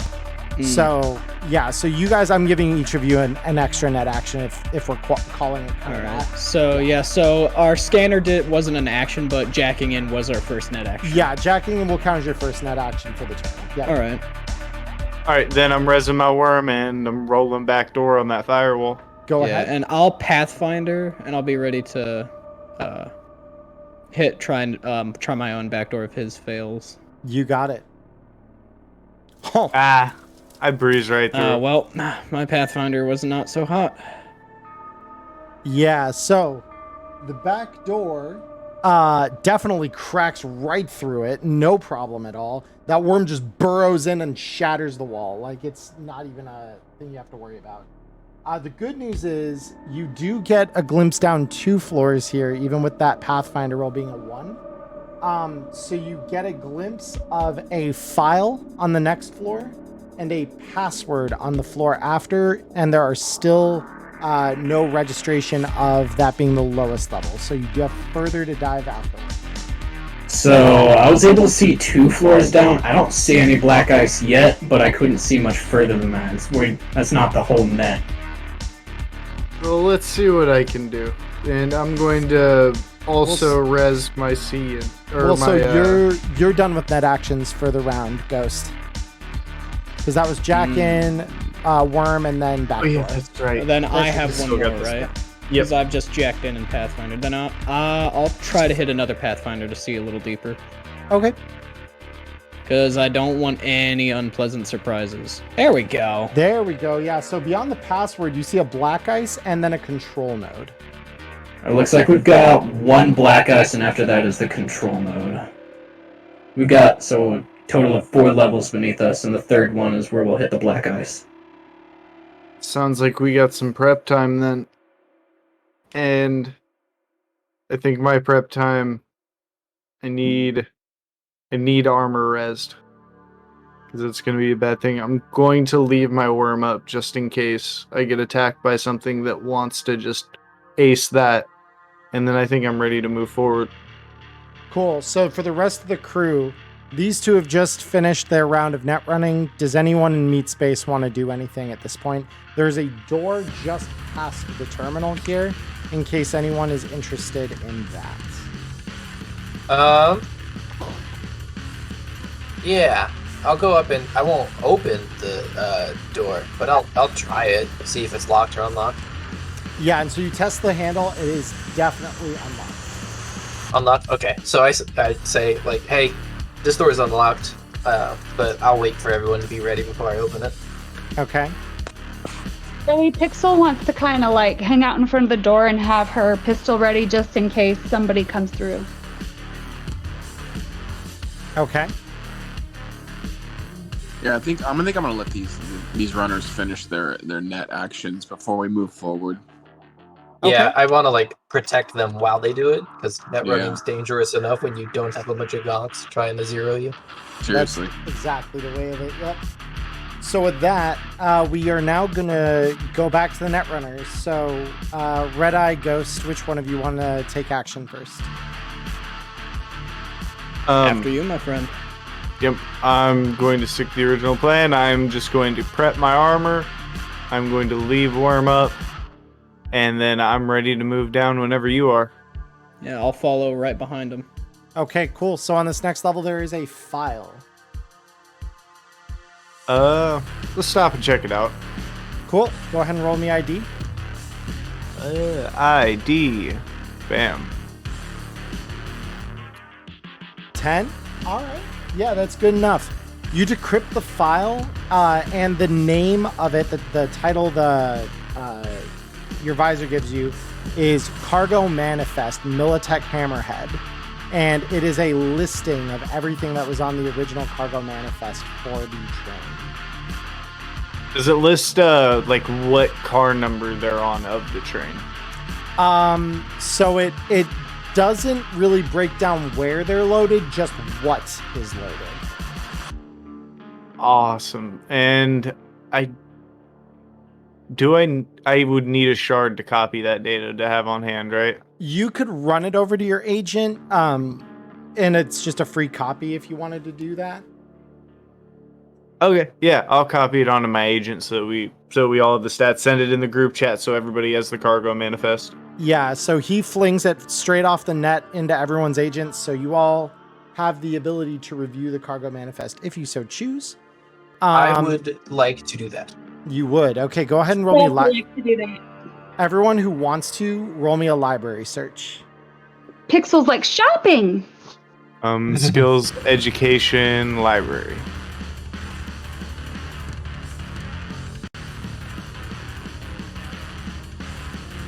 All right. So digging through, you find not a ton of very interesting stuff. I mean, to scavenging edgerunner, some of this might look like gold, but it is, there's one crate that has, and again, none of these are identified as like what is where, but it gives you like a listing. That there are 7 different light armor jacks loaded up into the cargo here. There are a variety of basic quality guns, submachine guns, heavy submachine guns, pistols of all sizes. There's even a couple of assault rifles. Nothing outstanding, but it definitely, there is enough gear on here to basically outfit a small army, it seems. No smart links? None in the manifest, no. In the manifest, okay. But remember, the crates you have that you've been sent to find are not going to be on the manifest. They're unmarked and they're being smuggled in this thing. That's a good point. That is a good point. Yep. So, we now go. So we're continuing that net run. So Ghost, you hunting through that was like another action of yours. So we are gonna give you one more net action this turn. The floor below you is a password, so you still do have your last net action that you could use your worm to try and break that if you'd like to do that. 100% I'm going for that. Thank you. Dive down. Right. And then after you break through that password... We're in. Oh, yeah. Easy shit. In. So the hacker We're in, literally- boys. We're in. We're in. So... That's done, yeah. Yeah, Crack since you've through. used your last net action and... next up is a black eye. Since I still have all of my actions, I'll go ahead and dive down here. Yeah, and so... Just to see what we're working with and maybe get a couple of hits in. Yeah, and so yet again, you dive down, and then all of a sudden, you hear just a sound you've grown to hate.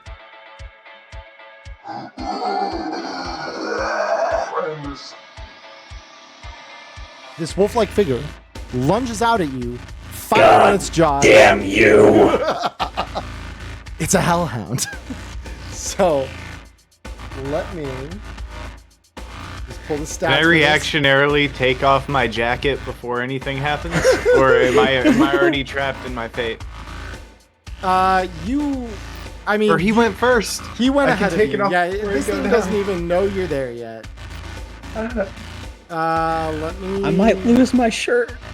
For some reason, I'm not finding hellhounds in my inventory here. Give me 2 seconds. It's okay. Maybe Royal can give you a T-shirt. All right, I have spares. Probably.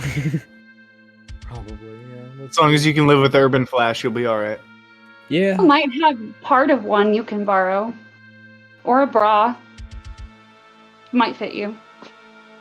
Better than nothing. Okay, yeah, let me Net just runner who pull, gives up on his shirts getting burned and just wears sports bras from now on. let me pull the listing for this on my other book here because I'm just not. I don't know why it's not in my repository here, but that's okay. Let me see. Program. Where are you? There you are. All right. So speed roll, please. Gotcha. All right, here we go. That's upsetting. That's greatly upsetting. Yeah, it is. So you're gonna take. Oh, 9 Jesus Christ. Oh wait, excuse me. No, hold on. I need to re-roll that because it was only 2d6. I forget. This one is a little lighter than that. 7. So not Okay, as cool. bad. Yep.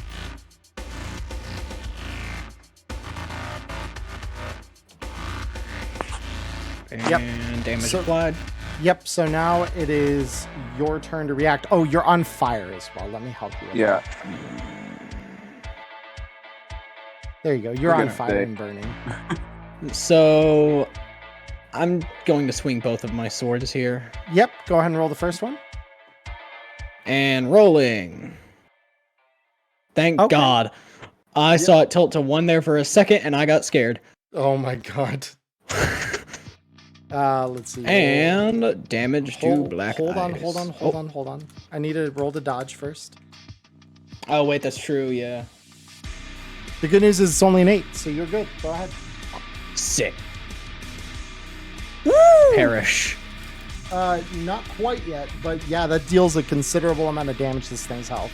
Go ahead and All right. roll me another attack if you'd like to make that. Yes. It's considerably less nice. Yeah, it's still not so bad. Let's see what we got. Yeah, you still hit it. Yes! Damage to black ice. Oh my god, that's just enough to de-res it. So you Thank God. Yeah, so you Oh yeah. unsheathe both of your swords. You lead with the first one, cut it across its chest, and the second one just gets plunged into it in just a thrust, and it just explodes. Game over. Ice de-res. You still have a net action despite all of that. Can I first just like call out and just Can I get a little help? It's a little warm over here. Yeah, I've been waiting for the rotation since it was my plot was to drop off my jacket, shout at somebody to come put you out, and then come help in the fight. But you handled it, so now I'm just waiting for my turn to put you out. Yeah, so Estrogen Light Rail's right next to you there. She can try and put you out. Yeah, I would do that. Yeah. So just she give me a light reaches smack on the head? Yeah, just whack, whack, whack. Put it out. Yeah, no. So you succeed in just putting it out. So he's no longer on fire. You still have that net action, and there is still the control node below you. I'm gonna go ahead and dive down and go ahead and try to take control of that and see what we're working with. Sure. Go ahead, go down, and roll me that control check. And 10. Oh yeah, that's pretty good. I think that might be enough. Let me just double check my table here. Yep, that's enough. So you gain access. You gain access to a turret that is mounted in the next room, and take control of it. And so you get to see. Let me see how I can set this up real quick. Bear with me 2 seconds. Just the rest of the team just starts hearing me just start laughing. Yeah.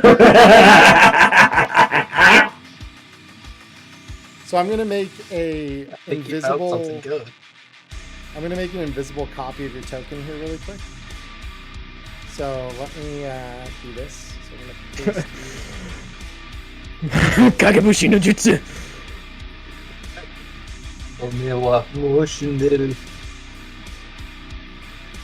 Oh, I'm in the void. Hello. It's okay. So let me do this and paste you back here. So you're in 2 spots at once, but this is just because this is you in the turret right here. I cannot see that on my end. You cannot? Really? No. I just see myself over here in the little corner. So what you want to do is run your mouse, so like left click and drag. It should deselect and you should be able to select your token over here. So left click and drag what? Oh, so if you just I see. Yeah, and then click in. No, yeah, I can't see anything. Here, let me after try. like deselecting my thing. Try click drag right here. Nothing. Nothing? Okay, hold on. Do I have to configure ownership of this? I might. Represented actor, display. Give me just a moment. Because I believe, make sure that it's not. This is what I'll do. Because if the other token represents your true self, then I'll just. I'm just gonna drag a second one out here. Yeah, give me 2. I'll just move your invisible self into the room so that people know that you're in both places at once. Bam. Can you see that now? Yes, I can see this room. Okay, very cool. So you are invisible in this turret, and you see a room full of gonks. Oh. Did you turn? You just made me invisible, right? I did. So I can't see anything. Oh, hold on. Let me do this then. Do I have to not be invisible? Ah, yeah, there we are. Yeah, it's okay. I was just doing it to simulate that you're not actually there. So they don't know anything's wrong. But you've got the optics on this turret, and you're just looking around the room, and you're suddenly just seeing 4 of them looking very similar to the ones you've already downed. The 5th looking like an armored badass. So that is what you have access to. That is the end of your net run for the time. So yeah, but the one thing I will say, you do get a list of the armaments in this turret. It has a very heavy pistol with 2 rate of fire installed in it as its gun. Wait, a very heavy pistol with 2 rate of fire?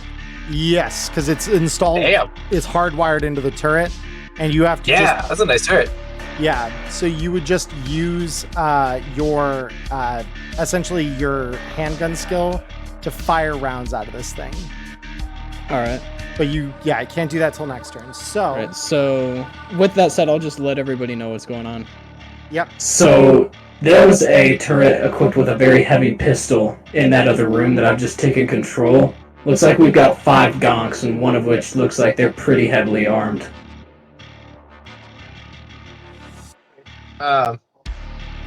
Seems like Sounds like it's time for a party then.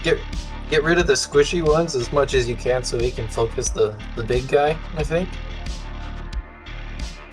It sounds like a deal. I'll start making some noise to get him looking away from the door. All right. Hell yeah. And then I'll just leave you all to get ready. All right. Yeah. So, is there any prep that anyone needs to do? I need to do a quick wipe of the system, which means going down to the bottom level, doing a quick cloak, and then jacking out and getting prepped up for the fight with everybody else, just resetting myself and getting ready for meat combat. Cool. Yeah. So go ahead and roll me a cloak check. I'll pop that open. Net, cloak, bam. Whew. That was hovering on a 1 there for a sec. That was a little scary. So yeah, you succeed in rolling that cloak out onto the net that you're in. And then you successfully jack out and prepare in meat space to go toe-to-toe with these assholes. You're obviously taking my virtuality goggles off in the process. Just so they're not on my face in a firefight. Fair enough. Yep. All right, so everyone line up where you want to be when bullets start going. I assume, Hyde, you want me to just move you forward into the room a little further here? You would assume correctly. Okay. Do you want to be like over here or over here in like the space next to the door? Space next to the door is fine. Sick. Okay. I like some peekaboo action. There. Hey, Charm. Yeah, what's up? My computer froze, and I'm having to try and restart it. Would you mind moving my token? Not at all. No, I can move you. I can move and roll for you. That's not a problem. It was like, you know what? I don't want to do this anymore, and then just didn't. Yeah, it's all good. No worries. All right, so you guys are all stacked up. So I assume everyone's leaving Red Eye to do the Netrunner thing before starting anything further here. Am I understanding? I'm stacked up, team. I'm just at the back of the stack, but I'm ready to go. Cool. All right. So yeah, I'll go ahead and just preemptively do that. However, since I'm not in meat space, I won't like roll initiative yet. Yeah, we're not gonna have you roll initiative quite yet. But you've got 3 net actions, and each one leads to you being able to use 2 rate of fire on this gun. And you fire with so I different- get to shoot 6 times. You get to shoot 6 times with 46. Yes. Okay. So, the first 2 shots I'll take the first 2 shots at this gonk over here in the corner. Yeah. Go ahead. So, that's handgun, right? Yes, you'll roll your handgun attacks on these. Righty. And rolling 13, I believe, from this distance should be, yeah, that's definitely enough to hit. Go ahead and roll me, or no, wait a minute. No, it's DV13, I'm so sorry. That's 1 short. So the first round lands firmly in the wall of the train, and you just hear them say, wait, what the fuck? What just happened? And you can go ahead and continue attacking. Go ahead. Yep. Taking that second attack. That one This goes a little time better. it does hit. Go ahead and roll me the damage on that one. And what is the damage for it? 46? 46, yep.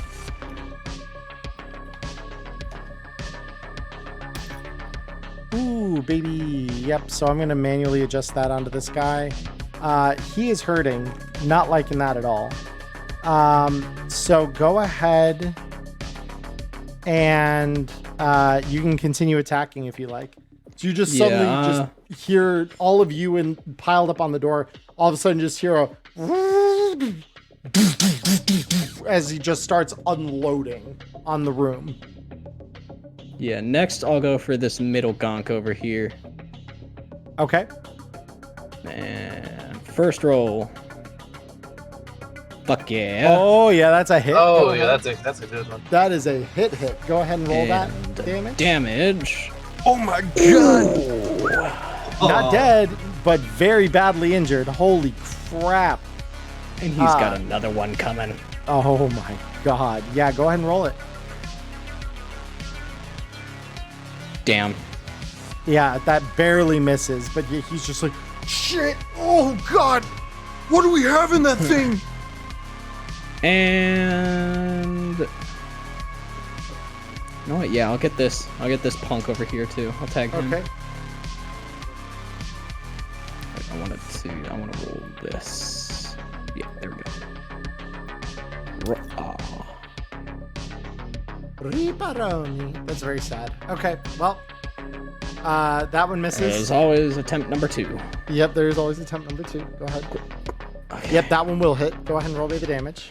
Crit. Oh my crit! Hold on, actually. That's a tarot.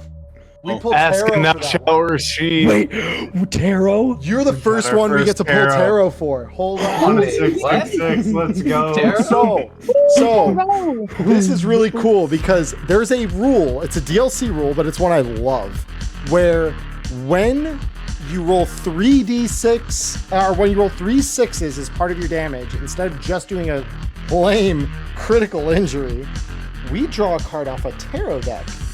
And depending on what the card is that we draw off of that tarot deck, we get a various number of different effects. The deck of many things. It's literally a deck of chaos here. So everyone can see, we got a tarot deck here, right? We're gonna shuffle this up. And, Don't do me dirty now, boy. And this is the other thing with this. This is really important. when we draw a card off of this, we will not shuffle it again. It just goes to the very bottom, and we keep drawing until all the cards in this deck are exhausted. So the first one, let me get the guide up before I draw this, because I want to know right away what this does. Oh, actually, hold on. I've actually got a deck of cards exactly for this. All right. So the card we pull, we got the Hierophant. So this does as follows. So the victim suffers the foreign object critical injury, except instead of re-suffering bonus damage whenever they move further than 4 meters or yards on foot in a turn, they must instead beat a DV15 resist drugs and torture skill check, or suffer 3d6 damage directly to their hit points. You said he pulled the Hierophant? He pulled the Hierophant from that. Yeah, so this guy is in a world of hurt right now. So the that's the High Priestess. I'm so sorry. I don't know why I hit the wrong one there. Oh, it was because it's one off. Hold on. Hierophant, here we go. So the attack deals twice the amount of damage it would have done after armor and any modifiers are taken into account. However, if it was made by a weapon, that weapon is destroyed beyond repair. So you fire at this guy, and the gun literally just explodes from the discharge of it. And you are just Jesus Christ disconnected from it. But this guy, well, I mean, you're all gonna open the door soon, so you'll see exactly what becomes of this asshole. So yeah, that is the that is your tarot. And now you only get one of those. You can get rid of my little way. ghost dude now. So yeah, so he is jacked out. So let me just shift you back into the room where you belong here. One of my only questions there, Charlie, is that explosion large enough to actually deal damage to people around it? It is not, no. Damn. But it is enough to flatline a dude, for sure. So it's at this point that I would like everyone to go ahead and roll me initiative. alrighty. I'm still loading. You're good. I'll roll initiative for you. Damn. Thank you. I've got the Neon Inferno screen up. It's just buffering. Damn. Well, I mean, I suppose that balances out. Rolling the lowest possible initiative after drawing from the tarot deck. Yeah, I mean, we only get friendly or enemy. We only get one tarot per session ever. So you got the tarot this session. Congratulations. Hell yeah. Session 1 tarot. That's pretty hot. I've never been in a session where we've drawn a tarot before, ever. Like that's actually the first time I've seen that. Yeah. No, we did last I did last session. Oh, that's Yeah. right. Yeah. I oh my yeah, god. Cody got the only one. It's exceedingly rare though. I think that's the only other time we've done it, right? That was Yeah. the only one in the entire campaign. Yeah, it's very rare. So yeah, to get it in your first session, hell yeah. And I like it too. The one that got pulled was like a natural game balance because he was about to just lay waste to that whole room, but it let him get one or two and then naturally balanced itself. That's kind of crazy. First card of the deck. We won't see that one again. You won't. No. Next effects are Until all we go through it all. Yeah, until you go through it all. It has to go through it all. So with everyone rolling initiative, so the gangers here are going to start first. So this one is going to say, well, I'm not going to stick around and fucking die. And he's going to push up here, whip open the door, and say, all right, you assholes, it's time to fucking die. And he rips his rippers out, and he's going for Estrogen Light Rail, being the first thing in front of him here. So That's not usually how I want men going for me, but that's okay. So, oh, but he is not eating his Wheaties this morning. That is a 1. Go ahead and roll me your evasion, even though I think you're going to succeed it. I also think so, but you never know. I could also have missed out on my Wheaties. Oh, yeah, okay. no. Yep. So, that one fails.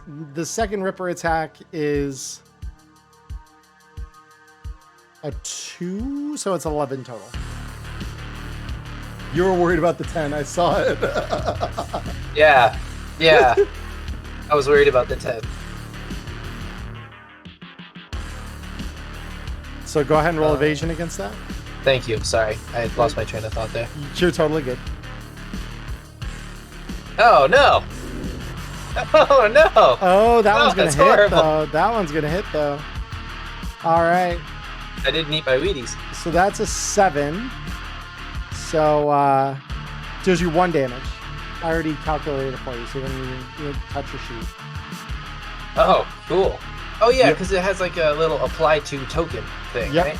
Yep. So I think we could do that too. You can. Yep. As long as you're clicking the thing you're targeting, you can just apply damage. But I've been doing it on my end here. So. Oh yeah. Yeah. So with that, we go to the next ganger, who says, "No, let me get into the action too," and he lines up a shot with a shotgun in your general direction here. So just to be clear, Rutro Raggy, that is a DV13. So it's gonna be shoot gun. Shoot gun. Shoot gun is enough to try and hit you unless you evade. Ooh, I do not want to get hit by this. So he's got a 15. I've got a plus 11, I think. So I need to get a 4. I'm gonna spend 2 luck points on this. All right. You know what? Yeah, I'll spend 2 because I really don't want to get hit by That's this. fair. Yeah. Fuck.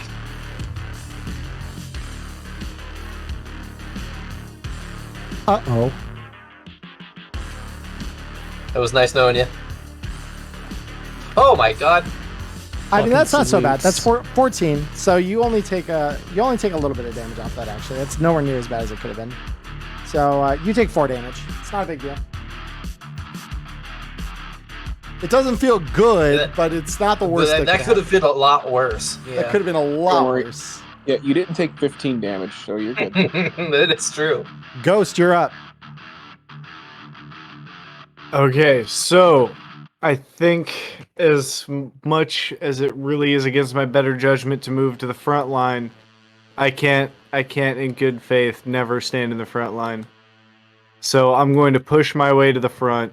Yep. And just try and take a shot straight into the room.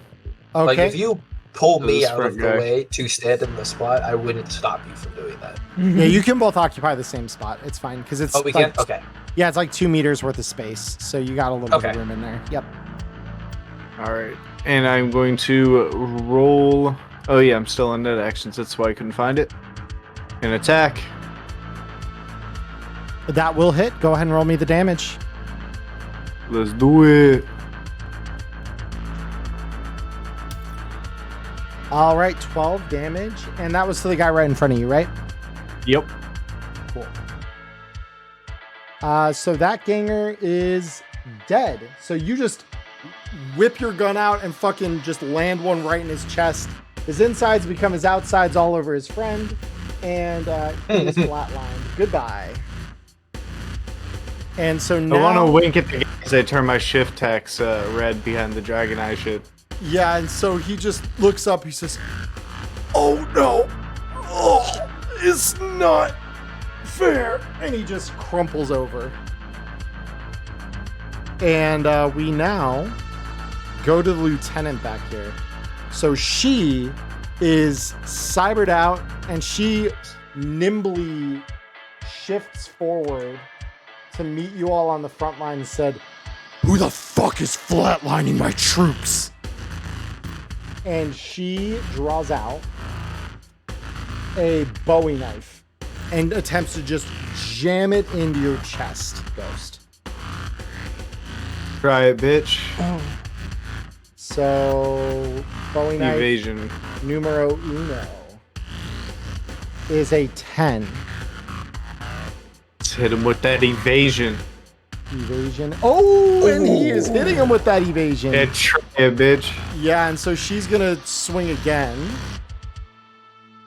This time rolling a 10 again.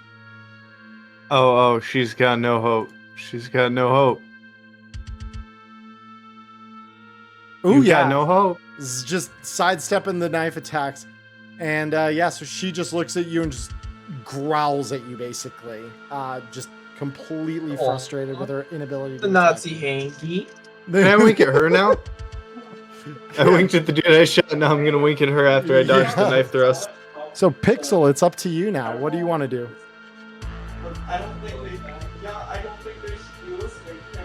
Hey, can I shoot, or is somebody in the way? I mean, they're there, but they don't really block your line of sight. You can kind of lean out from behind them and take a blast.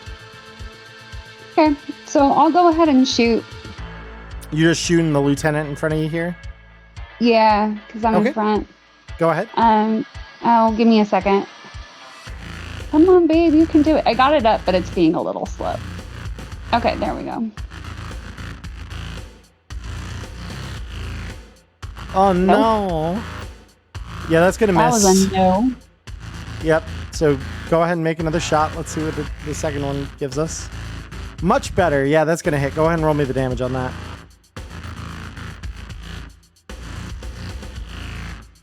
Okay.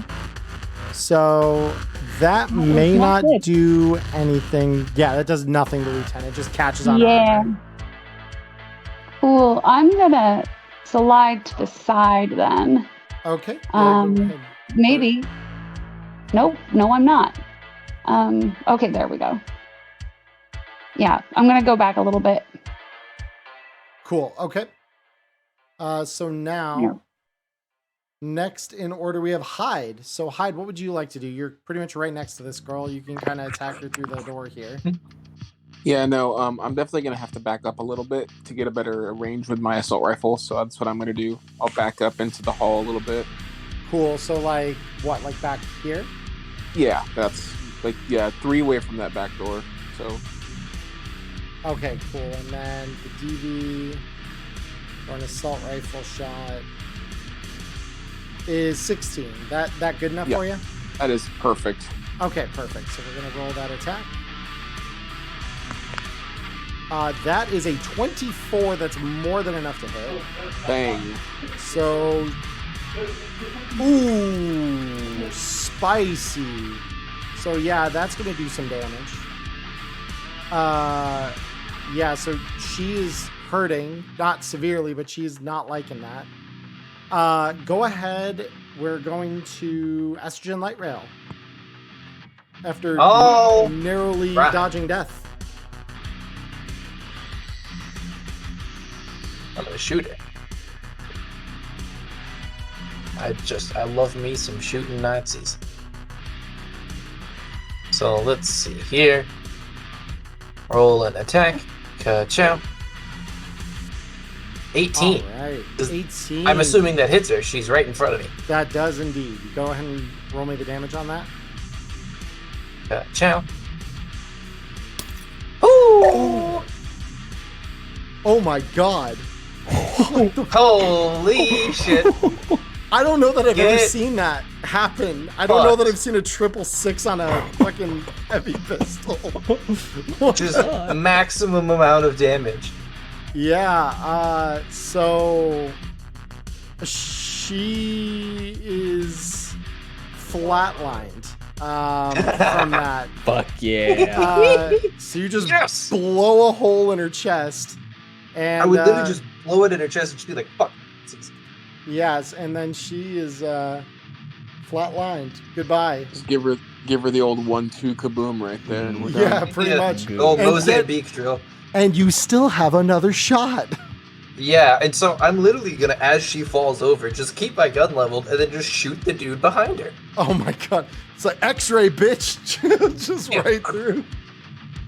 Finish him. Oh, that's gonna hit too. Oh my god. Yeah, go ahead and roll the damage on that. Holy shit. Oh my god. Oh my god, there's a raid. 76 people. I literally need to Holy celebrate shit. that. That is a huge thing. Holy welcome, fuck. Raiders. Yo. Welcome. Estrogen Light Rail just landing crits, and you all arrive at the juicy moment where we see her flatline 2 dudes and one, well, maybe not both dudes in one shot. but it's still pretty impressive what she's done in one roll here. Yeah, so this guy's still healthy, but you've done a lot in one round. Good job. Damn. Thank you. Good job. Good job. Welcome in, And I have to ladies. follow up. I have to follow that. You do have to follow that, yeah. Although I have you to did come have, out the tail of that. to be fair, it was actually Estrogen Light Rail who had to follow your 666 off of a turret that blew it up. She did the same thing. She did do the same thing. Yeah, no, but with a smaller caliber gun, nonetheless. So I have turned someone into a very fine paste. yeah, and actually, so yeah, let's Red Eye. What are you doing? What's the idea from here? Because this girl in front of you is flatlined, so you can just step over her if you want to. That's to me, right? Yeah, it's you. It's on you. Right. You're the. Yeah, I'm just gonna. Oh, wait, hold on. Actually, gonna... no. There's one more guy. I'm so sorry. There's one more guy between you. I just ignored initiative order because it was hype there. So this guy is gonna slide into the action and say, "All right, it's time. You're gonna fucking pay." And he shakily levels his shotgun at Estrogen Light Rail and takes a shot. Try me, bitch. Try me, bitch. The confidence. Oh, and it's a 1! Oh, and a 9? Get Oh my god, yeah, so Get fucked. he just misses. Completely fucking misses. Fucking misses me. He's standing right in front of me with the shotgun. He's just like, ah. Oh, shit! And he just, like, stumbles back, like, into, like almost, like, half-sitting position as he just realizes exactly how fucked they are. Now, Red Eye, you may go. Go ahead. And, like, when he misses, I just flash him a peace sign. Just, get fucked. To start, I'm gonna just peek around a corner and fire a shot off at this gonk here. That one, yep, go ahead. Rolling. Oh, just yeah. Plop that out there. Oh, yeah. Go ahead. The damage on that is free as fuck. Go ahead and do it. What do we got? Oh, my God. Damn. That's still pretty good. It's 11 I'm going to cry every time I see that one. Oh, my God. Yeah, so go ahead and roll the second attack there. I'm assuming you want 2 on that guy.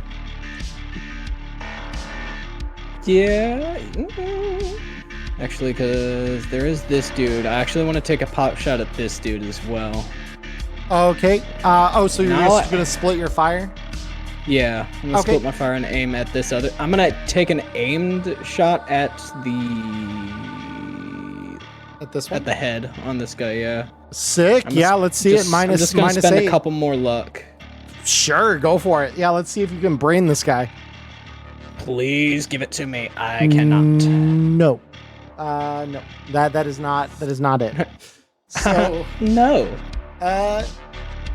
No. So yeah, that guy did not get hit by that attack. But that doesn't change the fact that these guys are recognizing exactly how fucked they are. So with that, we go to top initiative. So it's this ganger that you just tried to brain. He says, "All right, punk, you thought you could fucking brain me? Try again." Why, yes. And he lines up a shotgun blast in your general direction. Fuck this entire general direction. Oh no, that's not good. Fuck. Oh my god. Oh my. Let me see. I'm in danger. So, shooty guns say, bang. Oof. Owie. That's Big 6 owl. damage to Red Eye. Yeah. So with that, we now go to Ghost. It is your turn. That shit let hurt him. Alright, well, I'm gonna get some payback. I'm gonna go for the one that just shot the shotgun right in front of us here. Okay. And I'm going to go for an aim shot, pumping the rest of my 5 luck into it. Holy right for his head. Oh my god, that's a lot of luck. It's happening again. Let's see it. Come on. I want to see Crit. Crit. Crit. Crit. Crit. Crit. Crit. Crit. Crit. Wrong kind of crit. Wrong kind of crit. No, that's the wrong kind. Wrong Wait, crit. no. Oh, rip. Yeah, that misses. Careful what you wish for, because you might just get it. Literally everyone in chat right now, wrong crit. L. Those of you, by the way, who just got gifted subs, we do have an emote on this channel that's gonk roll. It's a red 1 on a D10. So gonk rolls in chat, please. Gonk rolls in chat, please. Gonk rolls in chat, please. I pumped all my luck into that. All I did was not even pad out the By negative. Jesus. The crits come and the crits go. So with that, we now go to Pixel. Skill issue. Skill issue. So Pixel just watched an epic fail and is gonna come up behind and assist. And she's gonna take 2 shots, or take a shot. Okay. Skill same doodle. issue. Oh my god. Holy shit. Genuine. Okay, That hits. Yep. Cool. And that was aimed at this one, Erica? Hold on, I've got my skill sheet up so I can't see what you're pointing at. The one right in front of you or the one off to the side here? The one right in front of me. Okay, cool. This one. Gotcha. Yeah, go ahead and roll damage. Oh my god, it's a crit! Holy shit! The dice are on our side That's what we today. wanted. Yeah, so that gonk also flatlined. Goodbye. Tragic. So I'm assuming we're going for the other one now, yes? Yeah, so she's just gonna, like, without missing a beat, suddenly train her gun on this dude. And roll that. Yes, you are. Yep, go ahead and roll the attack. And see if you can do it again. Well, Let's find out. What Not does the that worst equate thing. to on his stats? It equates to a flat line. He is Kill him. dead. Fucking go. Yeah, He is dead. she's look at you. you guys and be like, and that's like how you fucking shoot. Oh my god. And then Yep. turn back. So we are going back to Chill Vibes soundtrack here. So you have flatlined everything in the train here. So there's one door ahead of you here, but you see right over here the unmarked crates that you came for. And they look very different. The Militech crates look like your average run-of-the-mill, like board and Run of nail the kind of crates. Militech, would you say? I see what you did there. That was an awful pun. Thank you. So the rest of them are very like, board and nail. They're not very like, high-tech, sturdy. They're not very like reinforced. These, on the other hand, you recognize just at a glance, are like hermetically sealed. They're DNA locked. They're a bitch, basically, to open. So we're not opening them, basically. The fuck is in these? Yeah, Jesus. Well, I mean, They got based on some Burroughs Sunshine's balls in intel, biotech or biotoxin, lots of grenades, and some very heavy That's weaponry. true. Yep. We did get intel on that, didn't we? So, since it's like tech locks, can I try and crack them? Or do I need some form of special equipment to do that? Do you have electronic security tech that you'd like to roll? I do. Okay. I do indeed. You may I indeed. can also do that, yeah. Let's see it. If you guys want to I'll give you one attempt each.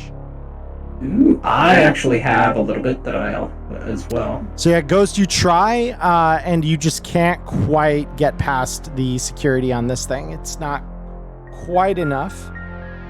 So, Estrin Light Rail, would you like to also make that roll?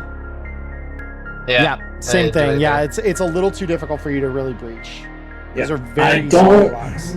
I don't have much, but it's better than nothing, and I'm too fucking curious. Yeah, let's see it. Yeah, Oh, same Damn! thing. Same thing. This is some good shit.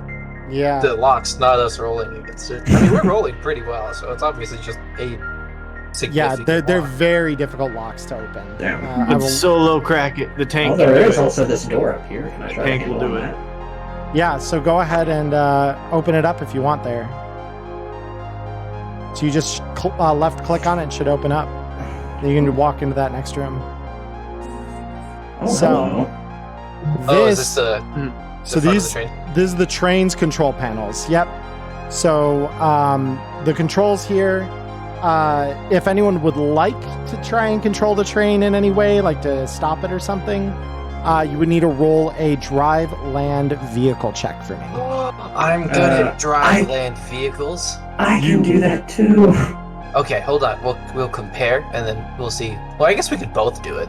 Yeah, I mean, let's start with Estrin Lightrail. Let's see if she can do it first. Her name is Lightrail, after all. Like, it's true. If anyone can do a train, it's fitting. Light rail. Although when she rails somebody, it's not very light. I'm just...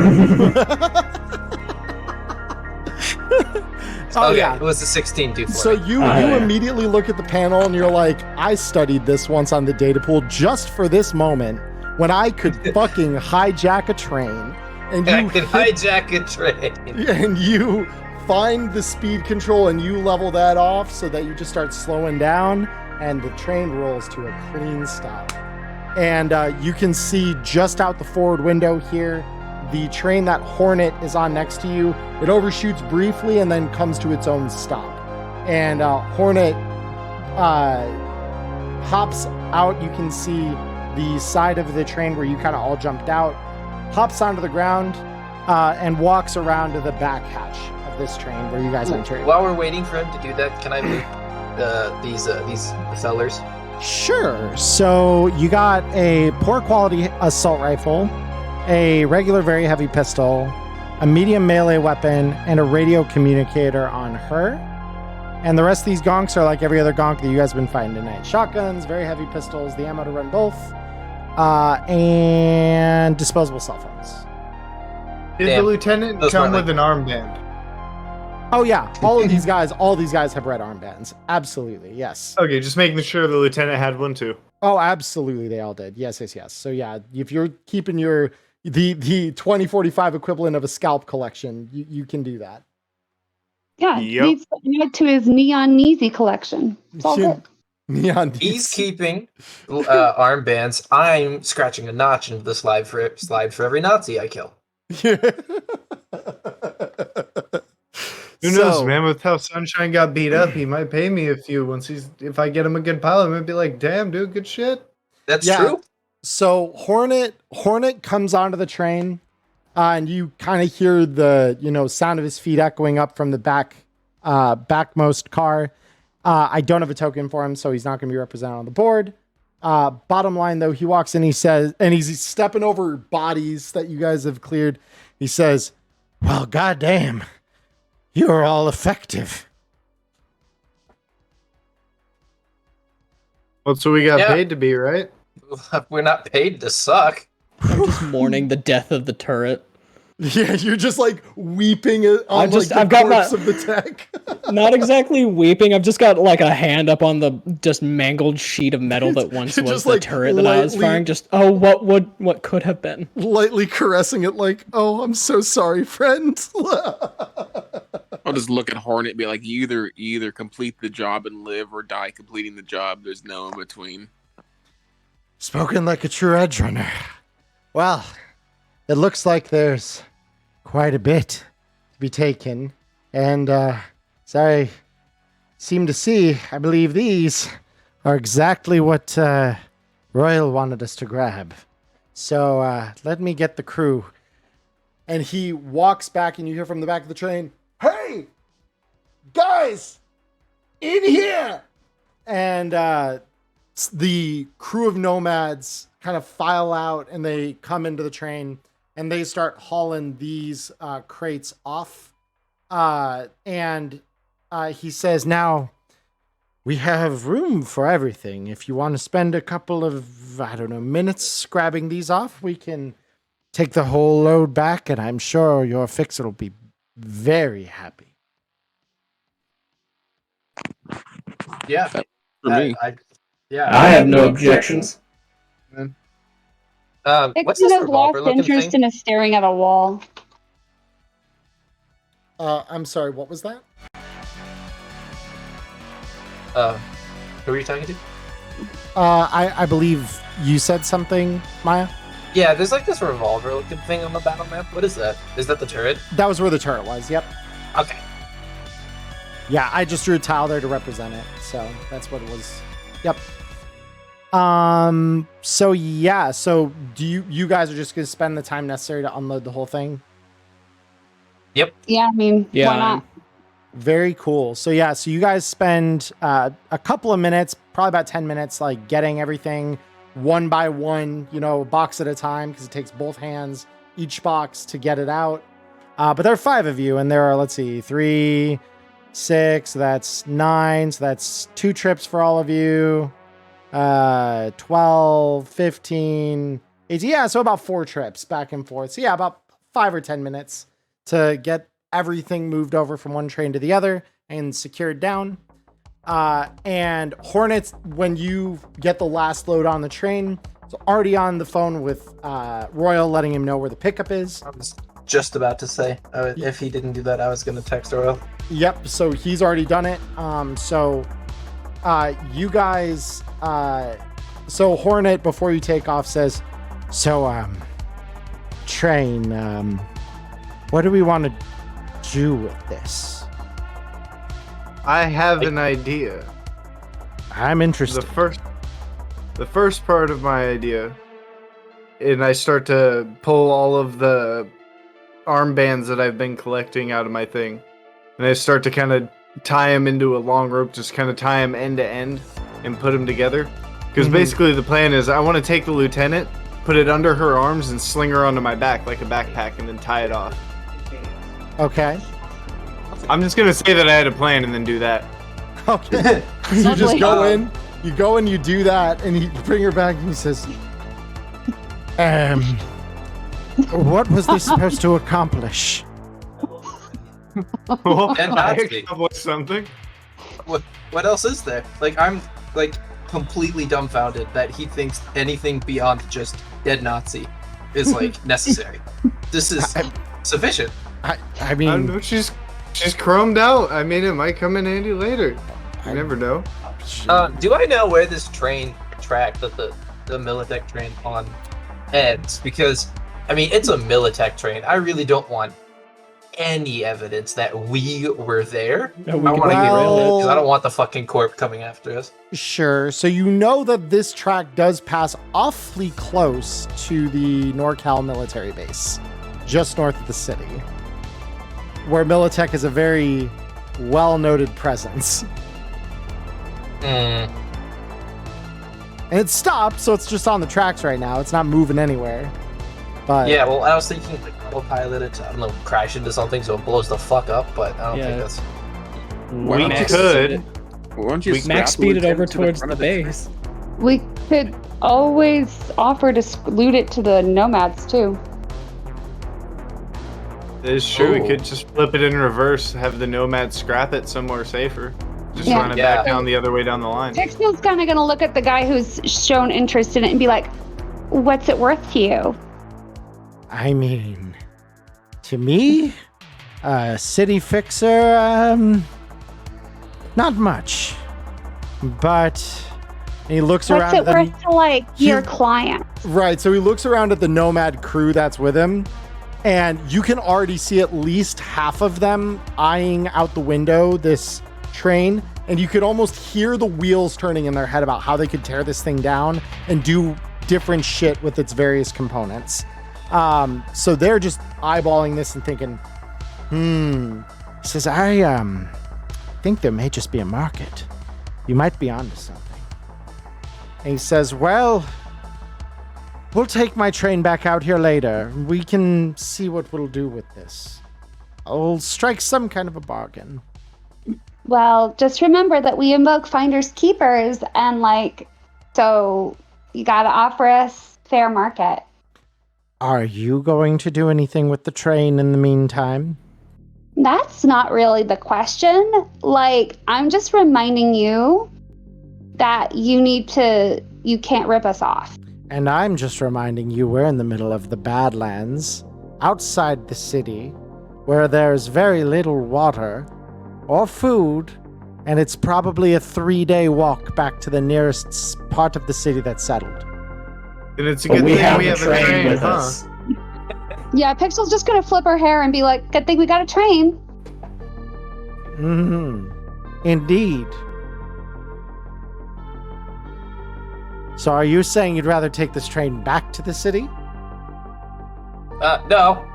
I think that's a terrible idea. Let's not do that. No, we're not. I just don't want them to rip us off.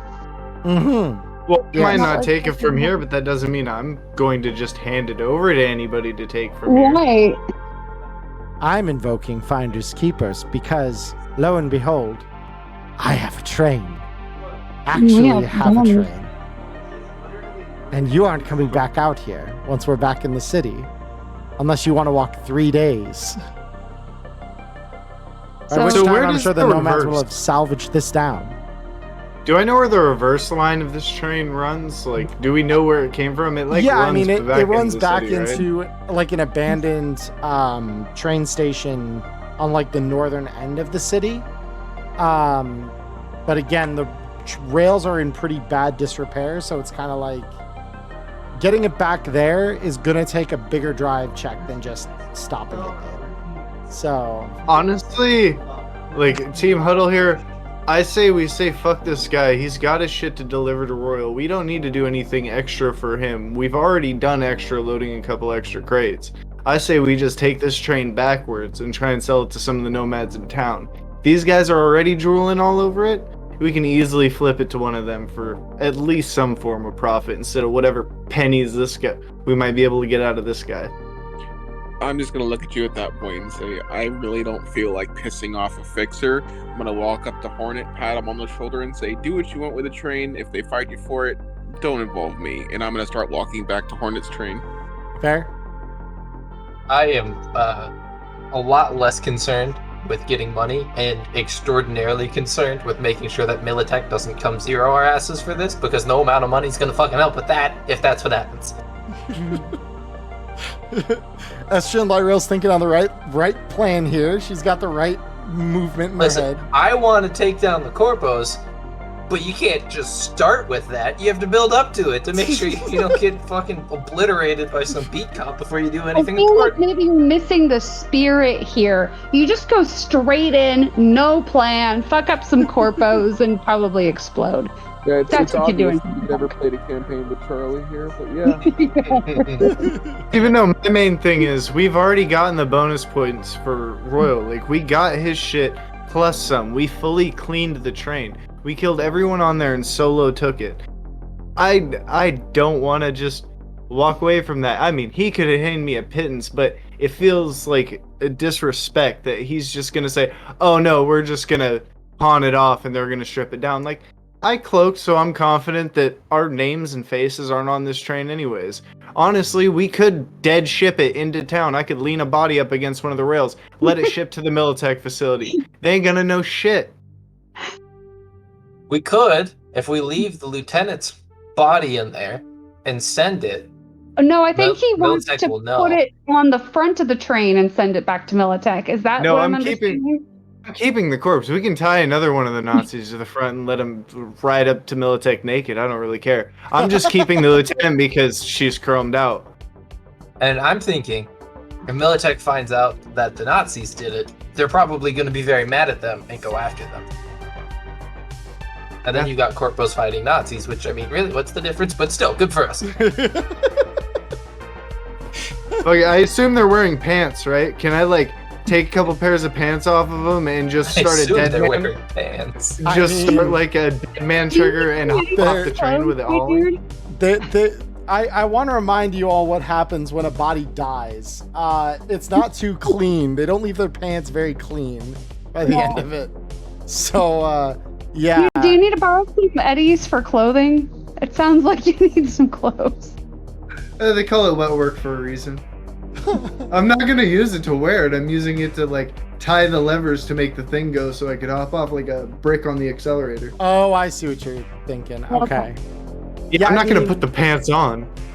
Adjust. This is what I'm gonna have you do. I'm gonna have you roll an education check for me, Ghost, to see if you know kind of the way to organize what you're describing to make that Rube Goldberg work.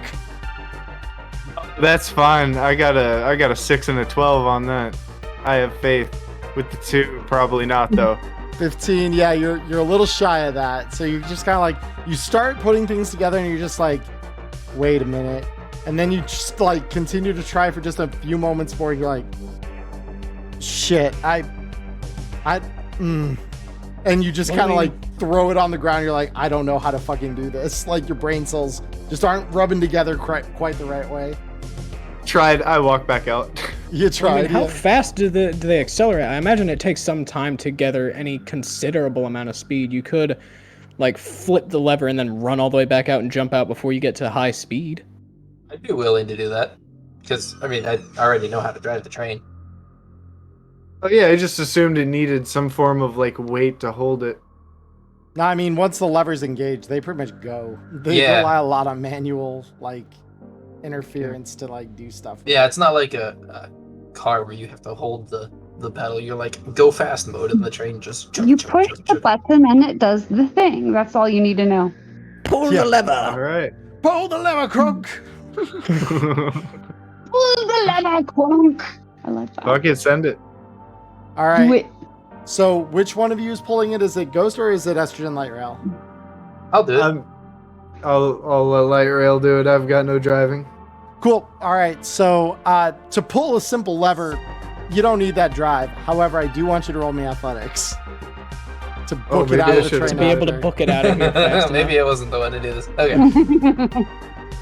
Just point made, I am well off this train by now and on Hornet's train ready to get All back right. to the house.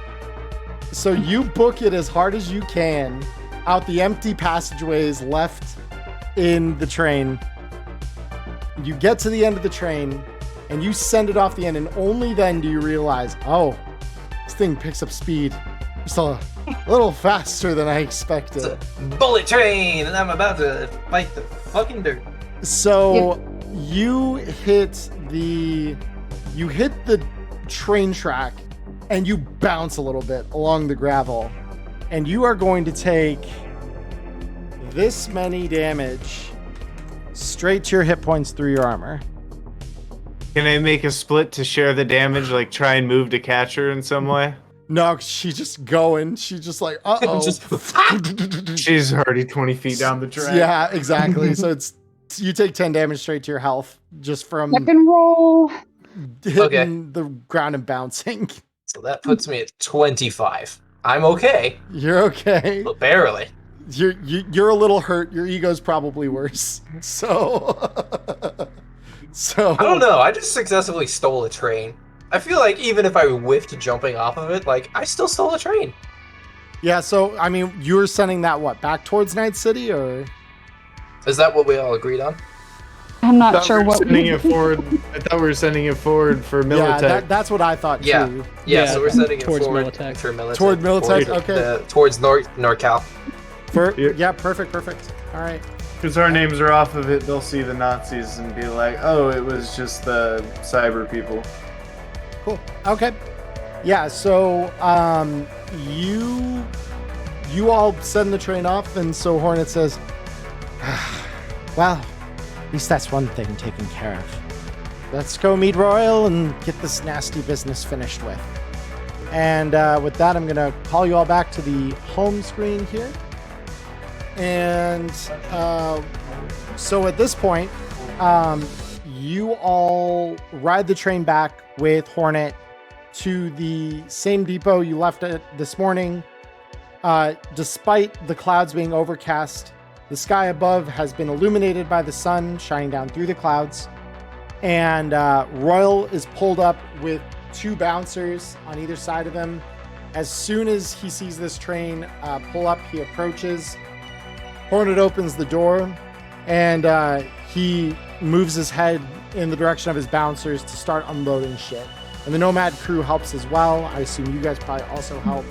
And as soon as he's brought a truck or 2 with him, just load all the shit, and he says, all right, very good. This is more than worth what I'm paying to get all this shit. It's good doing business, and I think this will be the start of a very fruitful and long-lasting business partnership. And he pulls out, just like the night before when he handed all of you your advance, he pulls another 1,000 Eddie stack out of his pocket for each of you, hands them out, And he says, and don't think I've forgotten about our arrangement. I will get you some of what's in here. But I need to go through it first. Take inventory and see exactly what I have to offer. We'll meet up very soon. And I might even have another job for you by then. Hell yeah. All right, and we got another 1,000 for the successful job. You do. Yes, you get another 1,000 to total 2,000 for the session. I'll give Royal a good old salute, and I'll shove the eddies in my pocket, and I'm going to be like, okay, so which one of you headed home with me? I'm gay. I mean, we're headed back to our housing, not to my house. Oh, Yeah. Yeah, right. it's too late for that. Pixel's already kind of cuddling up with you because she was like, that was very hot in the train. And so she's like, oh, your place, huh? That could be fun. I'll see you on the next job. And I just start walking to the nearest transport to Old Japantown. Just the nearest metro, yeah. So, Nearest port to Japantown so I can go see my local dock. yeah, no fair. So, Yeah, I need to go see my local worker doc too. yeah, well, I mean, No, I'm not seriously wounded. I could just recover. yeah, I mean, you probably want the doc to patch you up though, because he'd stabilize your wounds and stuff, look you over, because But it's that just, costs money. yeah, it's like 100 eddies, but it's 100 That's not eddies well terrible. spent. Yeah, 100 eddies well spent to make sure that you don't have some flesh-eating bacteria you got off of the railroad ties you just bounced over at, a good clip. True.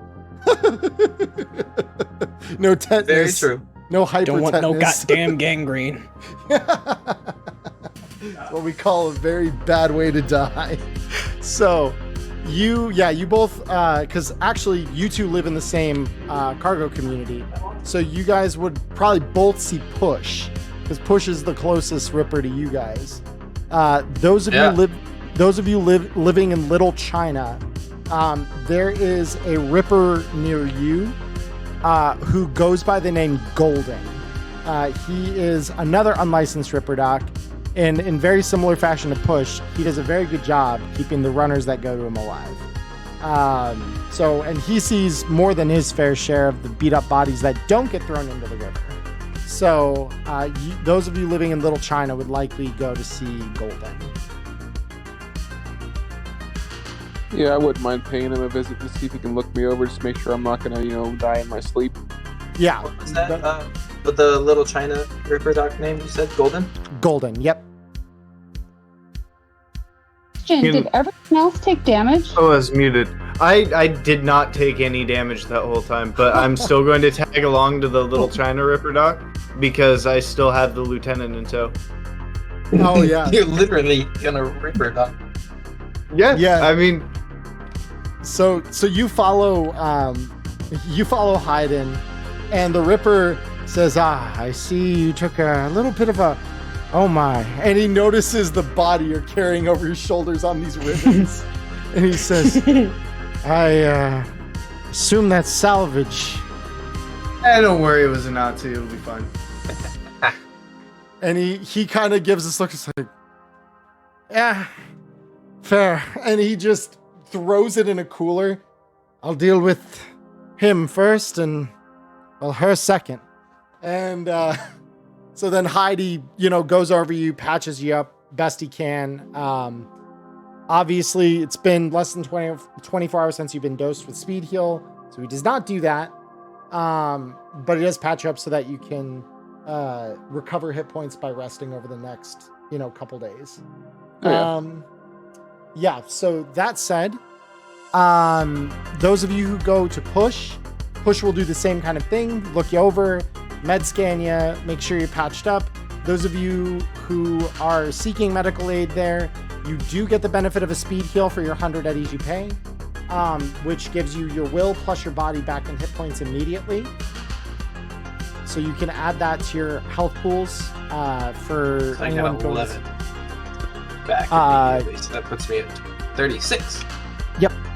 And I get, we get what back? Your will plus body back. So for you it would be 12. Body 12, Yeah, so you're almost back to max health off of that, I think. So that's pretty good.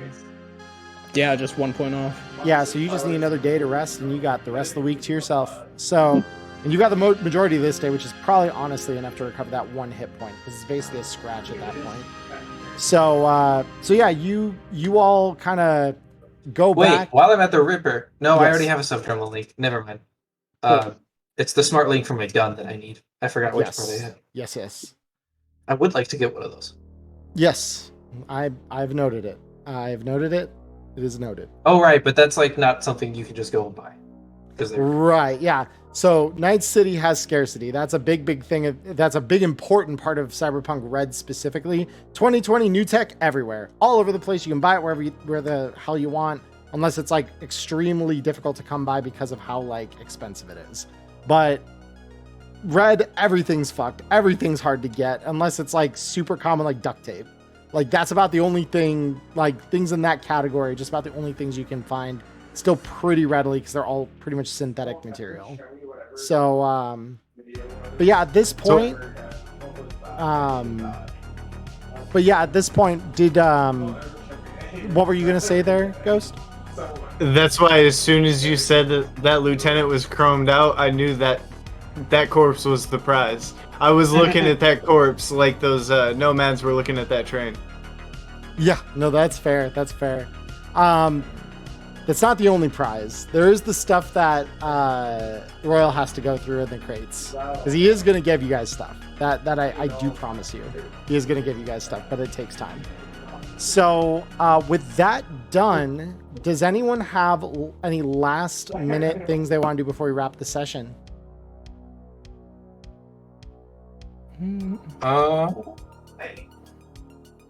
Would like to tell everybody here, congrats for not dying on the first session. Congrats, that is better I than took Cody 0 managed. damage. The squishiest one took 0 damage, and I got bum rushed by the lieutenant. I Yeah. straight took frontline for the lieutenant shot, and she missed both swipes, and then got zeroed. Yep. Yeah. And Welcome if there's to any way to Cyberpunk. either to like get some repairs done, anywhere I could repair my light armor jack. Sure. Because Royal- it did just ablate by 1 point, so it's not like heavy damage, but I'd prefer to have it repaired than ablated by any means. Sure. So let me just look up the rules on that real quick, because that's something that I don't do too often, but I believe the repair cost I've done before is like 100, or no, it's not 100 eddies. It'd be 50 eddies for every missing point of stopping power, essentially, is generally how wait, that doesn't even make economical. Well, no, it kind of does, because light armor jack isn't exactly easy to come by. So yeah, it's 50 eddies per missing point of stopping power, and Sparks, Royal's personal tech that works near Inferno, could patch it up for you. Right, yeah, because I'd definitely like to get the light armor jack repaired. Yeah, so you would take it to Sparks and because how many SP is it missing? 2? Just one. Just one. Okay, so yeah, you pay 50 eddies and need to recover that to full health. Who's Sparks, you said? Sparks is a tech that works for Royal, and similar to Push, he has a shop relatively close to Club Inferno. I'm not the note taker, you're the note taker. Yeah, no, I get it. I know. So I'm like, you said something. I'm writing that down. I have a unified NPC document. So yeah, I've got all these guys on there already, but I definitely appreciate the wiki keeping, because that'll be cool to see at the end of everything. So yeah, so any other last minute things before we kind of walk through what wrapping a session looks like? I've done everything I can think of. Yeah. Big chillin'. Okay. So we do 2 things. So the first thing that I want to award everyone, because I think this pretty much went about as flawlessly as it could have, especially because like several of you literally took no damage despite taking some big risks. Ghost, you in particular, I definitely congratulate. And you guys getting 2 separate triple 6s in the same fucking session. I think Same. that this merits for the whole party based on the way everyone played. Everyone gets 80 IP. That is the most I can award you for a single session. So I'm going to give you max IP for the session. So you can all note 80 IP on your sheets. Hyde, I'm going to note that on yours. Cool. How do we do that? So if you open your character sheet, just below your picture at the bottom there of it that, is. yep, improvement points, and then you click the little edit button and just add 80. Hell yeah. Yep. So that's the first thing. So we've got that done. In between sessions, so this is an addendum to that. You can pay to increase any number of skills and or a role or the role you've got. You can pay improvement points to level that up. You can only go up one level per skill at a time though. So if you want to raise something up 3 levels, you need to do it over the course of 3 separate sessions. That makes sense. Yeah. But the way leveling works, it's 20 IP per level in any non-X2 skill. It's double that per level in an X2 skill. And it's 60 per level you're trying to buy in a roll ability. So if you're buying a roll level, it's 60 times 5 at this point to level any of yours up to the next level, which would be 300. So when to hit level 5 of your roll, you need 300 IP.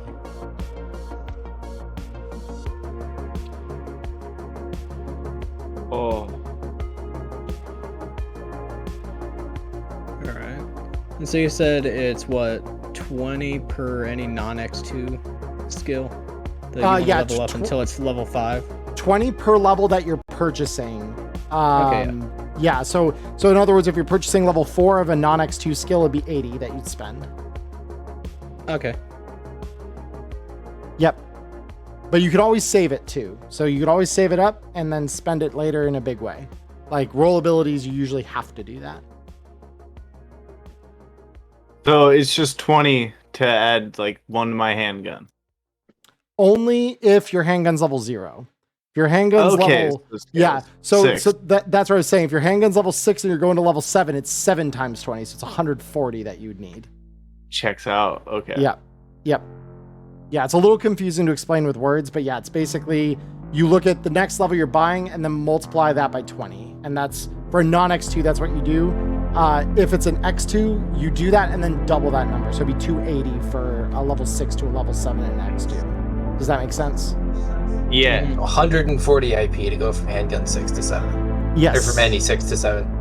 Right. Yep. Well, that was what I wanted to upgrade that, but maybe my IP would better be spent on other things. Well, and again, you don't need to spend it today. You can spend it at any I'm definitely point. going to think about it. Yeah, the 80 is huge to bank. Yeah, no, that is a big deal. You guys did great, though, especially those of you for who this is your first session. You did incredibly well. This was awesome to watch. So, with all that said, we close out the sessions the way we open them. So, as you all find your way back after the misadventures, through the heist between here and Club Inferno, and finally stumbling back to your cargo containers and cube hotels at the end of a long day of being edgerunners in Night City. Please, one by one, we're going to start with Red Eye. As you pulled the tarot, so I think it's only fair you go first on this one. As you drift off and prepare to rest at the end of this day, what are you thinking about? Where does your mind go as you drift off to sleep? Yeah, so just as I'm, first things first, I just lay down, when I lay down on my bed, I just... God, I hope we don't have to do another one of those. And just I lay down and just start thinking about how much more preparation I'll have to do for the next job that we'll have to do. I start thinking about ways to fight against black ice, or basically just start getting excited for the possibilities of the different nets that I could dive into. Fair. So your brain goes exactly where your brain goes, into the net. Yep. Yep. That is completely fair. Next up being the other, because the other 666 was Pixel, if I remember. Was that right? No, that was me. Oh, that was Astral Light Rail. I'm so sorry. So I remember you were both. Put some respect. I remembered Rocker Boy, and you were, to be fair, both stacked up on each other when that happened. So That was very true. my visual memory. So, I mean, yeah. Yeah, my visual memory of that is not as clear as it needed to be. But so, Estrian Light Rail, you will get the next one as you drift off to sleep in your cargo container at the end of the night. Where is your mind go, and what are you feeling, thinking? So before she fell asleep, she would have cleaned her gun. It's very important. Disassemble and clean it every time you use it. And then as she would be drifting off to sleep, she'd think about how glad she was that she got to kill Nazis. And then as she was falling asleep, she would probably think about like pretty women, like pretty redheads, and holding hands with them. Very gay things. It's good. We like that energy here. Yes. All right. Very cool. Next up, I think we'll give our first timer, Ghost here, the opportunity. So as Ghost drifts off to sleep and settles in for the night, what is he thinking about? He's just thinking about the next day, the next job. That it felt like it went too smooth. Something is going to go horribly, horribly wrong. He's thinking of the fact that I didn't stick around in the system and delete the copy of the manifest that was still on the system. So if it survives the crash when Militech stops it, they're going to know that there was supposed to be something on that train. It's no longer just that they might wonder where the cargo went. I left a lead, and that's what's on my mind. So your mind goes to a little bit of paranoia. Yeah, I hear it. Next up, let's go for the first of our longtime veterans here, Pixel. What are you thinking as you drift off to sleep? So she's getting ready for bed. She's thinking about her next song. She's got some inspiration. She's also giggling to herself because those neo-Nazis really weren't that scary or cool or anything, and whatever. Weren't even neon. Or even neon. Like, they are misnamed. It is a misnomer, and she's upset about it. But as she's drifting off, she is thinking about her next song, which is definitely not Lady Gaga's Edge of Glory. Definitely not. Absolutely not. Definitely not. Couldn't be the same song. Could not possibly be. No, absolutely not. But that's what she's thinking of as she falls asleep. And that song has been stuck in my head since someone earlier said, "Oh, the Edge, we're edge runners." I'm like, damn it. God. And then finally, You're welcome. Our resident bullet sponge Hyde. What are you thinking as you go to bed tonight? As usual, when I hop into the old cot, I usually throw one of my pillows or one of my blankets on the floor because for some reason I can never wake up in the thing I go to sleep in. But that's mostly just because of the nightmares. Sleep isn't something that I'm quite used to getting. And I do fall asleep as I get into my cot. Brain dead, fall asleep. Yeah. I wake up standing at the door of my cargo container, and I look at my agent, and it's 2 hours later, but I don't remember getting out of bed. Yeah. So I'll just hop back in bed and hope it just smooth night. Continue. Yep. All right. Well, everybody, that is going to do it for episode 1 of Neon Inferno. Thank you all again, the runners for running. Thank you all, audience, for hanging out. Those of you who are here with us, we will be posting this to YouTube later.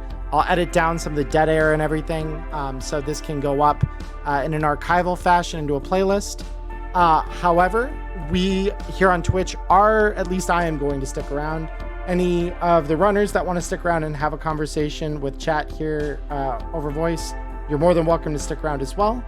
But for those of you on YouTube, this is where we end the session. I hope you all have a wonderful morning, afternoon, or evening, wherever you are. Stay healthy, stay safe, and until next week, we will see you then. And if you're watching on YouTube and the rest of this after show party is missed out, why are you not here watching? he makes True. a good point, actually. I didn't hit Solid end points. record at a perfect time there. Yeah.